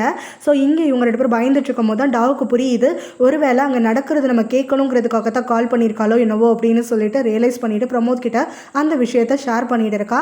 ஸோ இங்கே கிம் வந்து நம்ம ஹீரோயின் கிட்ட எப்பவும் போல தான் பேசிகிட்டு இருக்கான். அவங்களுடைய கான்வர்சேஷன் ரொம்ப ரொம்ப ரொம்ப சுற்றி லென்த்தியாக போகும். அது எல்லாத்தையுமே நான் ஸ்கிப் பண்ணிடுறேன். ஸோ பேசிக்காக என்னென்னா திரும்ப அவளை எமோஷ்னலாக அட்டாக் பண்ணி அவன் கொண்டு வரணும்னு பார்க்குறான் அவள் பக்கமாக. ஆனால் இவன் அதுக்கு இடம் கொடுக்காம மறுத்துட்ருக்கா. இவன் பேச பேச அவளுக்கு பழைய ஞாபகம் எல்லாம் வருது, அழுகிறா. பட் ஆனாலும் வந்துட்டு அவனை ஏற்றுக்கிறதுக்கு அவள் ரெடியாக இல்லை. அவனையே தப்பே பண்ணலை, உன்னையே ப்ரொடெக்ட் பண்ணுறதுக்கு தான் எல்லாம் பண்ணேன் அப்படிங்கிற மாதிரிலாம் இவன் டயலாக் எல்லாம் விட்டுட்ருக்கானா. ஸோ அந்த சமயத்தில் தான் இங்கே லாயர் ஃப்ரெண்டுக்குன்னு பெட்ராவுடைய அப்பா கால் பண்ணுறாரு. கிம் எங்கே இருக்கா என்ன ஏதுன்னு விசாரிக்கும் போது நீங்கள் எதுக்கு அவனை கேட்குறீங்க, அவன்கிட்ட எதுவும் சொல்லையே அப்படின்னு சொல்லிட்டு உங்கள் கூட தானே இருந்தான் அப்படின்னு சொல்லிட்டு இவன் கேட்குறான். அதுக்கு அவரும் இவன் எங்கேயோ கிளம்பி போயிட்டான், ஹீரோயினுடைய கல்யாணத்தை நிறுத்தத்துக்கு தான் போயிருக்கான்ற மாதிரி என்னுடைய ஆட்கள் தகவல் சொன்னாங்க. இந்த விஷயம் பெட்ராக்கு எப்படியோ தெரிஞ்சு போயிடுச்சு போல. பெட்ரா வண்டி எடுத்துக்கிட்டு கூடவே நான் வச்சுருந்துருக்கக்கூடிய சேஃப்டி கன்னையும் தூக்கிட்டு போயிட்டா. ஸோ அதனால தான் எனக்கு பதட்டமாக இருக்குது. இவங்க கண்டிப்பாக இருக்கக்கூடிய பிளேஸ்க்கு தான் பெட்ரா போவான்னு நினைக்கிறேன். அதனால தான் ஹீரோயினோ இல்லை கிம்மோ எங்கே இருக்காங்கங்கிறது எனக்கு தெரியணும் அப்படின்னு சொல்கிறாரு. அதுவும் டாவும் இப்போ அங்கே வந்து சேர்ந்துடுறாங்க. ஹீரோயின் வந்துட்டு கால் வச்சிருக்கால, அதுலேருந்து கேட்டுகிட்டே இருந்துட்டு அதுக்கப்புறமா இங்கே வந்ததுக்கப்புறமா நீ எதுக்கடா இவளை கிட்னாப் பண்ணிட்டு போன, நீ இந்த அளவுக்கு வந்துட்டு இறங்குவேன்னு நினச்சி கூட பார்க்கலன்னு உடனே நீ தானே அவகிட்ட பேசுறதுக்கு எனக்கு வாய்ப்பு கொடுத்த, எனக்கு கால் பண்ணிவிட்டு அவகிட்ட பேச சொன்னேன் அப்படின்னு சொல்லிட்டு கேட்குறான். அதுக்கு டாவ் கிட்ட பேசிட்டு தான் இவன் இப்படி ஒரு முடிவு பண்ணியிருப்பான் பிரமோத். ஸோ அப்போ வந்து இங்கே ஹீரோயின் வந்துட்டு ரொம்ப ஷாக் ஆகிடுறா. பிரமோத் வந்து தன்னை நம்பலை, தன்னை கல்யாணம் பண்ணிக்கிறதுக்கு சம்மதிக்கலை அப்படிங்கிற மாதிரி நினச்சிக்கிறா. அதுக்கப்புறம் டாவும் நீயே முடிவு பண்ணுன்னு சொல்லிட்டு ஹீரோயின் கிட்ட சொல்லும் போது ஹீரோயின் இப்போ பிரமோத் கிட்ட வந்து பேசுகிறா. நீ என்னை கல்யாணம் பண்ணிக்கிறதுக்கு ரெடியா இல்லையா அப்படின்னு சொல்லி கேட்கும்போது என்னோட ஃபீலிங்ஸ் தான் உனக்கு தெரியுமே, ஆனால் இந்த டெசிஷன்ஸ் எல்லாமே சுச்சுவேஷனால் நீ எடுத்த மாதிரி எனக்கு மனசில் பட்டுச்சுமா, அதுக்காகத்தான் உனக்கு இன்னொரு வாய்ப்பு கொடுப்போன்றதுக்காகத்தான் நான் இதை பண்ணேன். நீயே அவன்கிட்ட பேசுனா அவனை நீ வெறுக்கிறியா, இல்லை அவன் மேலே இன்னும் கொஞ்சம் காதல் இருக்கா, இல்லை நீ எதுக்காக இந்த டெசிஷன் எடுத்தங்கிறது உனக்கு தெளிவாகுன்றதுக்காகத்தாம்மா நான் அவனை பேச சொன்னேன். ஆனால் அவன் இப்படி உன்னை கடத்திட்டு வருவான்னு நான் நினச்சி கூட பார்க்கல. இந்த மாதிரி கேவலமான ஒருத்தனை நம்பிட்டேனேன்னு நானும் இப்போ முட்டாள்தனமாக யோசிச்சுட்டு இருக்கேன் அப்படிங்கிற மாதிரி சொல்லும் போது நான் அவளை கடத்திட்டேன்லாம் அசிங்கப்படுத்தாத, என்னோட லவ் ரொம்ப புனிதமானது அப்படின்னு சொல்லி நம்ம ஹீரோ டயலாக் விட்டுட்ருக்கானா. அதை கேட்ட உடனே நான் லவ்வாக மண்ணாங்கட்டி, நீ பண்ணுறதெல்லாம் லவ்னு சொல்லிட்டு அலையாதரா, உனக்கு இருக்கிறது அவன் மேலே ஒரு அப்சஷன் மட்டும்தான், அதுவும் ரொம்ப மோசமான அப்சஷன் அப்படிங்கிற மாதிரி தான் சொல்லிட்டு இருக்கான். அப்போ ஹீரோயினும் போதும் சண்டையை நிறுத்துங்க அப்படின்னு சொல்லிட்டு முதல்ல பிரமோத் கிட்ட தான் போய் பேசிகிட்டு இருக்கான். எனக்கு நிறைய முறை ஹெல்ப் பண்ணியிருக்கேன் லைஃப்பில், எனக்கு எப்போவுமே நல்லது மட்டும் தான் பண்ணிகிட்ருக்கேன். ஸோ இது எல்லாத்துக்குமே நான் வந்து ரொம்ப தேங்க்ஃபுல்லாக இருக்கேன். ஆனால் நான் எவ்வளோ தான் உன்கிட்ட நெருங்கணும், உன் மேலே ஃபீலிங்ஸ் வரணும்னு நினச்சாலும் என்னால் அந்த ஃபீலிங்ஸை கொண்டு வர முடியலை. நான் உன்னை என்றைக்குமே அண்ணனாக தான் பார்த்துட்ருக்கேன், என்னால் அந்த ஃபீலிங்ஸை ஏற்றுக்க முடியலை அப்படிங்கிற மாதிரி சொல்லிட்டு உனக்கு நான் ஹோப் கொடுத்துருந்தா என்னை மன்னிச்சிரு அப்படின்னு சொல்லிட்டு அழுதுகிட்டே அவன்கிட்ட கையெடுத்து கும்பிட்றா. அவனும் பரவாயில்ல, நான் என்றைக்குமே வந்துட்டு உன்னை வெறுக்க மாட்டேன், நீ எந்த மாதிரியான சுச்சுவேஷன்லாம் கடந்து வந்திருக்கேன்னு எனக்கு தெரியும்னு சொல்லி பொறுமையாக அவளுக்கு ஆறுதல் கொடுத்துட்ருக்கான். அடுத்தது இவ கிம் பக்கம் திரும்பி போகிறாளா. அப்பா அவளும் கிம்மை பார்த்துட்டு நான் உன்னை லவ் பண்ணுறேனா இல்லை வெறுக்கிறேனா, நீயும் என்னை ஒரே கேள்வி தான் கேட்டுட்ருக்க, நானும் திரும்ப திரும்ப ஒரே பதில் தான் சொல்லிகிட்ருக்கேன். நீ என்னையும் என்னை சுற்றி இருக்கவங்களையும் அளவுக்கு அதிகமாக ஹேட் பண்ணிட்ட. ஸோ இந்த மாதிரி நீ ஹர்ட் பண்ணதுக்கு பிறகு இப்போ நான் உன்னை மன்னிக்கலை, ஆனால் என்னைக்காவது ஒரு நாள் நான் உன்னை மன்னிப்பேங்கிறது எனக்கு தெரியும். ஆனால் நீ பண்ண எதையும் என்னால் மறக்க முடியாது, என்னால் உன்னை முழுசாக நம்ப முடியாது, ஏற்றுக்க முடியாது. இதை நீ ஏற்றுக்கிட்டு தான் ஆகணும், இதுதான் என்னுடைய முடிவு, என்னால் உன் கூட வாழ முடியாது அப்படின்னு சொல்லிட்டு அங்கேருந்து கிளம்புறாளா. அப்போ அவன் டைட்டாக அவளை இழுத்து ஹக் பண்ணிக்கிட்டு அப்படியே அழுதுட்ருக்கான். அந்த சமயத்தில் தான் பெட்ரா அங்கே வரா. ஸோ எல்லாரும் ஒன்று கூடி எனக்கு துரோகம் பண்ணுறீங்களா, என் புருஷனை நீ ஏமாற்றி இப்போ கல்யாணம் பண்ணிக்கிற அளவுக்கு வந்துட்டல்ல அப்படின்னு சொல்லி ஹீரோயினுடைய அந்த பிரைடல் கவுனை பார்த்துட்டு அவளே ஒரு முடிவுக்கு வந்துக்கிறா. ஸோ அவள் ஏற்கனவே வந்துட்டு மனநிலை பாதிக்கப்பட்டு இருக்கிறதுனால அவளாவே ஒரு அசம்ஷனுக்கு வந்துட்டு நான் ஒன்றை அவன் கூட வந்து வாழ விட மாட்டேன், கிம் எனக்கு சொந்தமானவன் அப்படின்னு சொல்லிட்டு கன் எடுத்து ஹீரோயினை ஷூட் பண்ணுறதுக்காக ஆரம்பிக்கிறா. இன்னும் மற்றவங்களும் கன்ல இருந்து அவள் ஷூட் பண்ணுறதுலேருந்து தப்பிக்கணும்னு சொல்லிட்டு ஓடி ஒளிஞ்சிட்டு இருக்காங்களா. அப்போ இந்த பெட்ராவும் கார் எடுத்துக்கிட்டு ஹீரோயின் மேலே ஏற்றிடுவேன்னு சொல்லி துரத்தி ஓடிட்டு இருக்கா. ஸோ அதனால அங்கே ஹீரோயின் வந்துட்டு ஸ்ட்ரக் ஆகி அப்படியே நின்றுட்டுருக்கா பிளண்ட்டாக ஒரு இடத்துல வந்துட்டு, அவளுக்கு எதுவுமே யோசிக்க முடியலை. ஸோ அந்த இடத்துல கிம்மும் வந்துட்டு ஹீரோயினை காப்பாற்றணும்னு சொல்லிட்டு அங்கே பெட்ராவுடைய காரை நிறுத்துறதுக்காக காரில் தொங்கிக்கிட்டு ஸ்டியரிங்கை பிடிச்சிக்கிட்டே வந்துட்டுருக்கானா. இவங்க 2 பேரும் சேர்ந்து ஹீரோயின் மேலே இடிக்க வரும்போது டாவ் நடுவில் பூந்து ஹீரோயினை காப்பாற்றிடுறா. அதனால டாவ் வந்து கொஞ்சம் ஹர்ட் ஆகிடுறா. ஸோ இந்த பக்கம் பார்த்தோன்னா ஒரு கார் வந்துட்டு அப்படியே போய் மரத்தில் கண்ட்ரோல் இழந்து மோதிடுது. அங்கே கார்லேருந்து தூக்கி வீசப்படுறான் கிம். அதனால அவனுக்கு பெருசாக பாதிப்பு கிடையாது. ஆனால் பெட்ரா வந்து கார்லேயே அப்படியே அடிபட்டு ரத்த வெள்ளத்தில் கிடக்கிறாளா. கார் டோரை ஓப்பன் பண்ணிவிட்டு கிம் அவளை இழுத்து வெளியில் போட்டுட்டு காப்பாற்றுறதுக்காக முயற்சி பண்ணுறான். எவ்வளவோ வந்து கத்துறான், அழுகிறான். பட் ஆனால் அவள் அதே இடத்துல அவன் கண்ணுக்கு முன்னாடியே இறந்து போயிடுறா. அவள் இறந்து போகிறதுக்கு முன்னாடி கிம் அவள் எந்த அளவுக்கு லவ் பண்ணான்னு சொல்லி ஆரம்பத்துலேருந்து எண்டு வரைக்கும் கிம் அவள் சந்திச்சதுலேருந்து இப்போ அவள் சாகிற வரைக்குமான மெமரிஸ் எல்லாமே அவள் கண் முன்னாடி வந்து போகுது. அடுத்த சீன் பார்த்தோன்னா பெட்ராவுடைய அப்பா அவள் இறந்து போன அதே அந்த மரத்தில் வந்துட்டு அஞ்சலி செலுத்திட்டு இருக்காரு. அங்கே கிம் வரான், அவனும் அஞ்சலி செலுத்துறதுக்காக ஃப்ளார்ஸோட. ஸோ அப்போ அவங்க அப்பா என்னாச்சுன்னு சொல்லிட்டு கேட்கும்போது பெட்ராவுடைய அப்பா கிட்ட கிம் சொல்கிறான், காரை வந்துட்டு கண்ணா பின்னான்னு தரம் புறந்து போக ஆரம்பிச்சிடுச்சு, எவ்வளவோ அவளை காப்பாற்றணும்னு நினச்சேன் ஆனால் முடியாமல் போயிடுச்சு அப்படின்னு சொல்லிட்டு எல்லாத்தையும் எக்ஸ்பிளைன் பண்ணி முடிக்கிறான். இப்போ பெட்ராவுடைய அப்பாவும் இது எல்லாமே கர்மாங்கிறத நான் இப்போ நம்புகிறேன் அப்படிங்கிற மாதிரி சொல்கிறாரு. என் பொண்ணு ஆரம்பத்துலேருந்தே நான் கண்டிச்சு வளர்த்துருக்கணும், இது ஏதாவது ஒன்று முடியாதுன்னு சொன்னால் அவள் அதை முடியாதுன்னு ஏற்றுக்கிற பார்க்குறதுக்கு நான் வந்துட்டு அவளுக்கு சொல்லி கொடுத்துருக்கணும். ஸோ கையை மீறி போகிற ஒரு விஷயத்தையோ இல்லை அடுத்தவங்களோட பொருளுக்கோ ஆசைப்படக்கூடாதுங்கிறத சொல்லி கொடுக்காம வளர்த்தது தான் என்னுடைய தப்பு. அதுக்கான பலனை தான் இன்னைக்கு நான் என் பொண்ணை இழந்துட்டேன். நான் பண்ண தப்புக்கு இப்போ நான் வாழ்க்கை முழுக்க தனியாக இருந்து கஷ்டப்பட போகிறேன் அப்படின்னு சொல்லிட்டு அழுகிறாரு. ஒரு தப்பு என்னன்னா, நீ எவ்வளோ கேவலமானவங்கிறத தெரிஞ்சும் என் பொண்ணு ஆசைப்பட்டாங்கிறதுக்காக பிடிக்காத ஒருத்தனை வந்துட்டு என் பொண்ணுக்குன்னு கல்யாணம் பண்ணி வச்சனே, அதனால தான் இப்போ இத்தனை பேரோட லைஃப் ஒன்னால் போக வேண்டியதாயிடுச்சுன்னு சொல்லிட்டு அங்கேருந்து கிளம்பி போயிடுறாரா.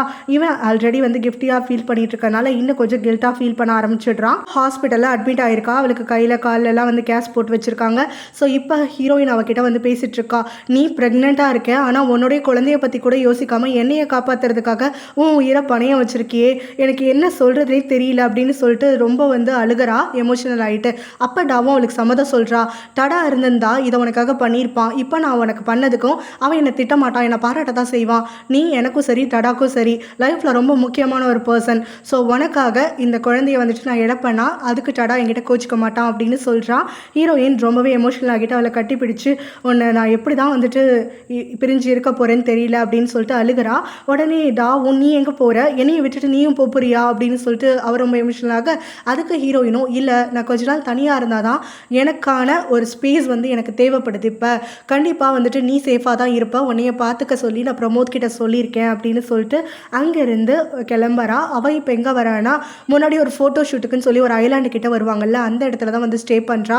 எப்போவுமே பீச்சில் டைம் ஸ்பெண்ட் பண்ணுறது, டெய்லியுமே அங்கே கிம் கூட போனக்கூடிய அந்த ஐலாண்டுக்கு போயிட்டு ரிட்டர்ன் ஆகிட்டு இருக்கா. நாளைக்கு அப்புறமா இங்கே டாவை ஹாஸ்பிட்டல்லேருந்து டிஸ்சார்ஜ் பண்ணிடுறாங்களா.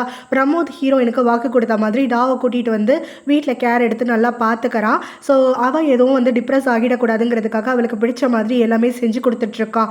ஸோ இங்கே வந்து அவளுடைய கிட்டார் வந்து எடுத்துகிட்டு வந்து இது எனக்கு வாசிக்கணும்னு ரொம்ப நாள் ஆசை, ஆனால் எனக்கு ப்ளே பண்ண கூட தெரியாது அப்படின்னு சொல்லிட்டு அவன் கொஞ்சம் அவளை சந்தோஷப்படுத்துகிற மாதிரியெல்லாம் எனக்கு சொல்லி தெரியா அப்படின்லாம் சொல்லி கேட்க அவள் அவனுக்கு சொல்லி கொடுத்து கொஞ்சம் வந்து ரெண்டு பேரும் க்ளோஸர் ஆகிட்டு இருக்காங்க. இவங்களோட ரிலேஷன்ஷிப் எப்படி வந்துட்டு போக போகுதுங்கிறத நம்மலாம் முடிவு பண்ணிக்க வேண்டியதான். பெட்ராவுடைய அப்பா டெய்லி பெட்ராவுடைய நினைவுகள்னால அவஸ்தப்பட்டு இருக்காரு. அவளுடைய ஃபோட்டோஸ் எல்லாம் பார்த்து தான் லைஃப்பில் பெரிய தப்பு பண்ணிட்டேன், பொண்ணு எழுந்ததுக்கு தான் காரணம்னு சொல்லிட்டு தானே ஹர்ட் பண்ணிக்கிட்டு அவளுடைய மரணத்துலேருந்து மீண்டு வர முடியாமல் ரொம்ப தவிச்சுட்டு இருக்காரு. இந்த பக்கம் கிம் வந்து அங்கே ஒரு புத்திஸ்ட் கோயிலுக்கு போகிறான். அங்கே போயிட்டு அவன் மாங்க் ஆகணும்னு சொல்லிட்டு கேட்குறான். எதுக்காக, என்ன மோட்டோன்னு சொல்லிட்டு அவங்க கேட்குறாங்க. இவன் பண்ண தப்பு எல்லாத்தையுமே சொல்லிட்டு இப்போ அதுக்காகத்தான் பிராயச்சித்தமாக வந்துட்டு இந்த வாழ்க்கையை நான் உயிரோடவே இருக்கக்கூடாது, பட் ஆனாலும் இப்போ உயிர் இருக்கிறதுனால இங்கே வந்திருக்கேன் அப்படிங்கிற மாதிரி சொல்லும் போது அங்கே இருக்கவர் இவனை திட்டாரு. ஹார்ட் பிரேக்னாலையும் இல்லை தவறு பண்ணிட்டதுக்கும் இது வந்து இடம் கிடையாது. இங்கே ஒரு புத்திசம் வந்து நம்ம ஃபாலோ பண்ணுறது மனசார தன்னை வந்து கடவுள்கிட்ட கொடுத்தாதான் அதுக்கான வேல்யூ இருக்கும் அப்படின்னு சொல்லி அவனை ஏற்றுக்க முடியாதுன்னு சொல்லி ரிஜெக்ட் பண்ணி அனுப்பிடுறாரு. எப்பவும் போல் அந்த ஐலாண்டில் வந்து உட்காந்துட்டு இருக்காளா தனியாக. அப்போ கிங் அங்கே வந்துடுறான். ஸோ இந்த ஐலாண்டில் ஒரு கர்ஸ் இருக்குன்னு வில்லேஜஸ் எல்லாம் வந்து நினச்சிட்டு இருக்காங்க.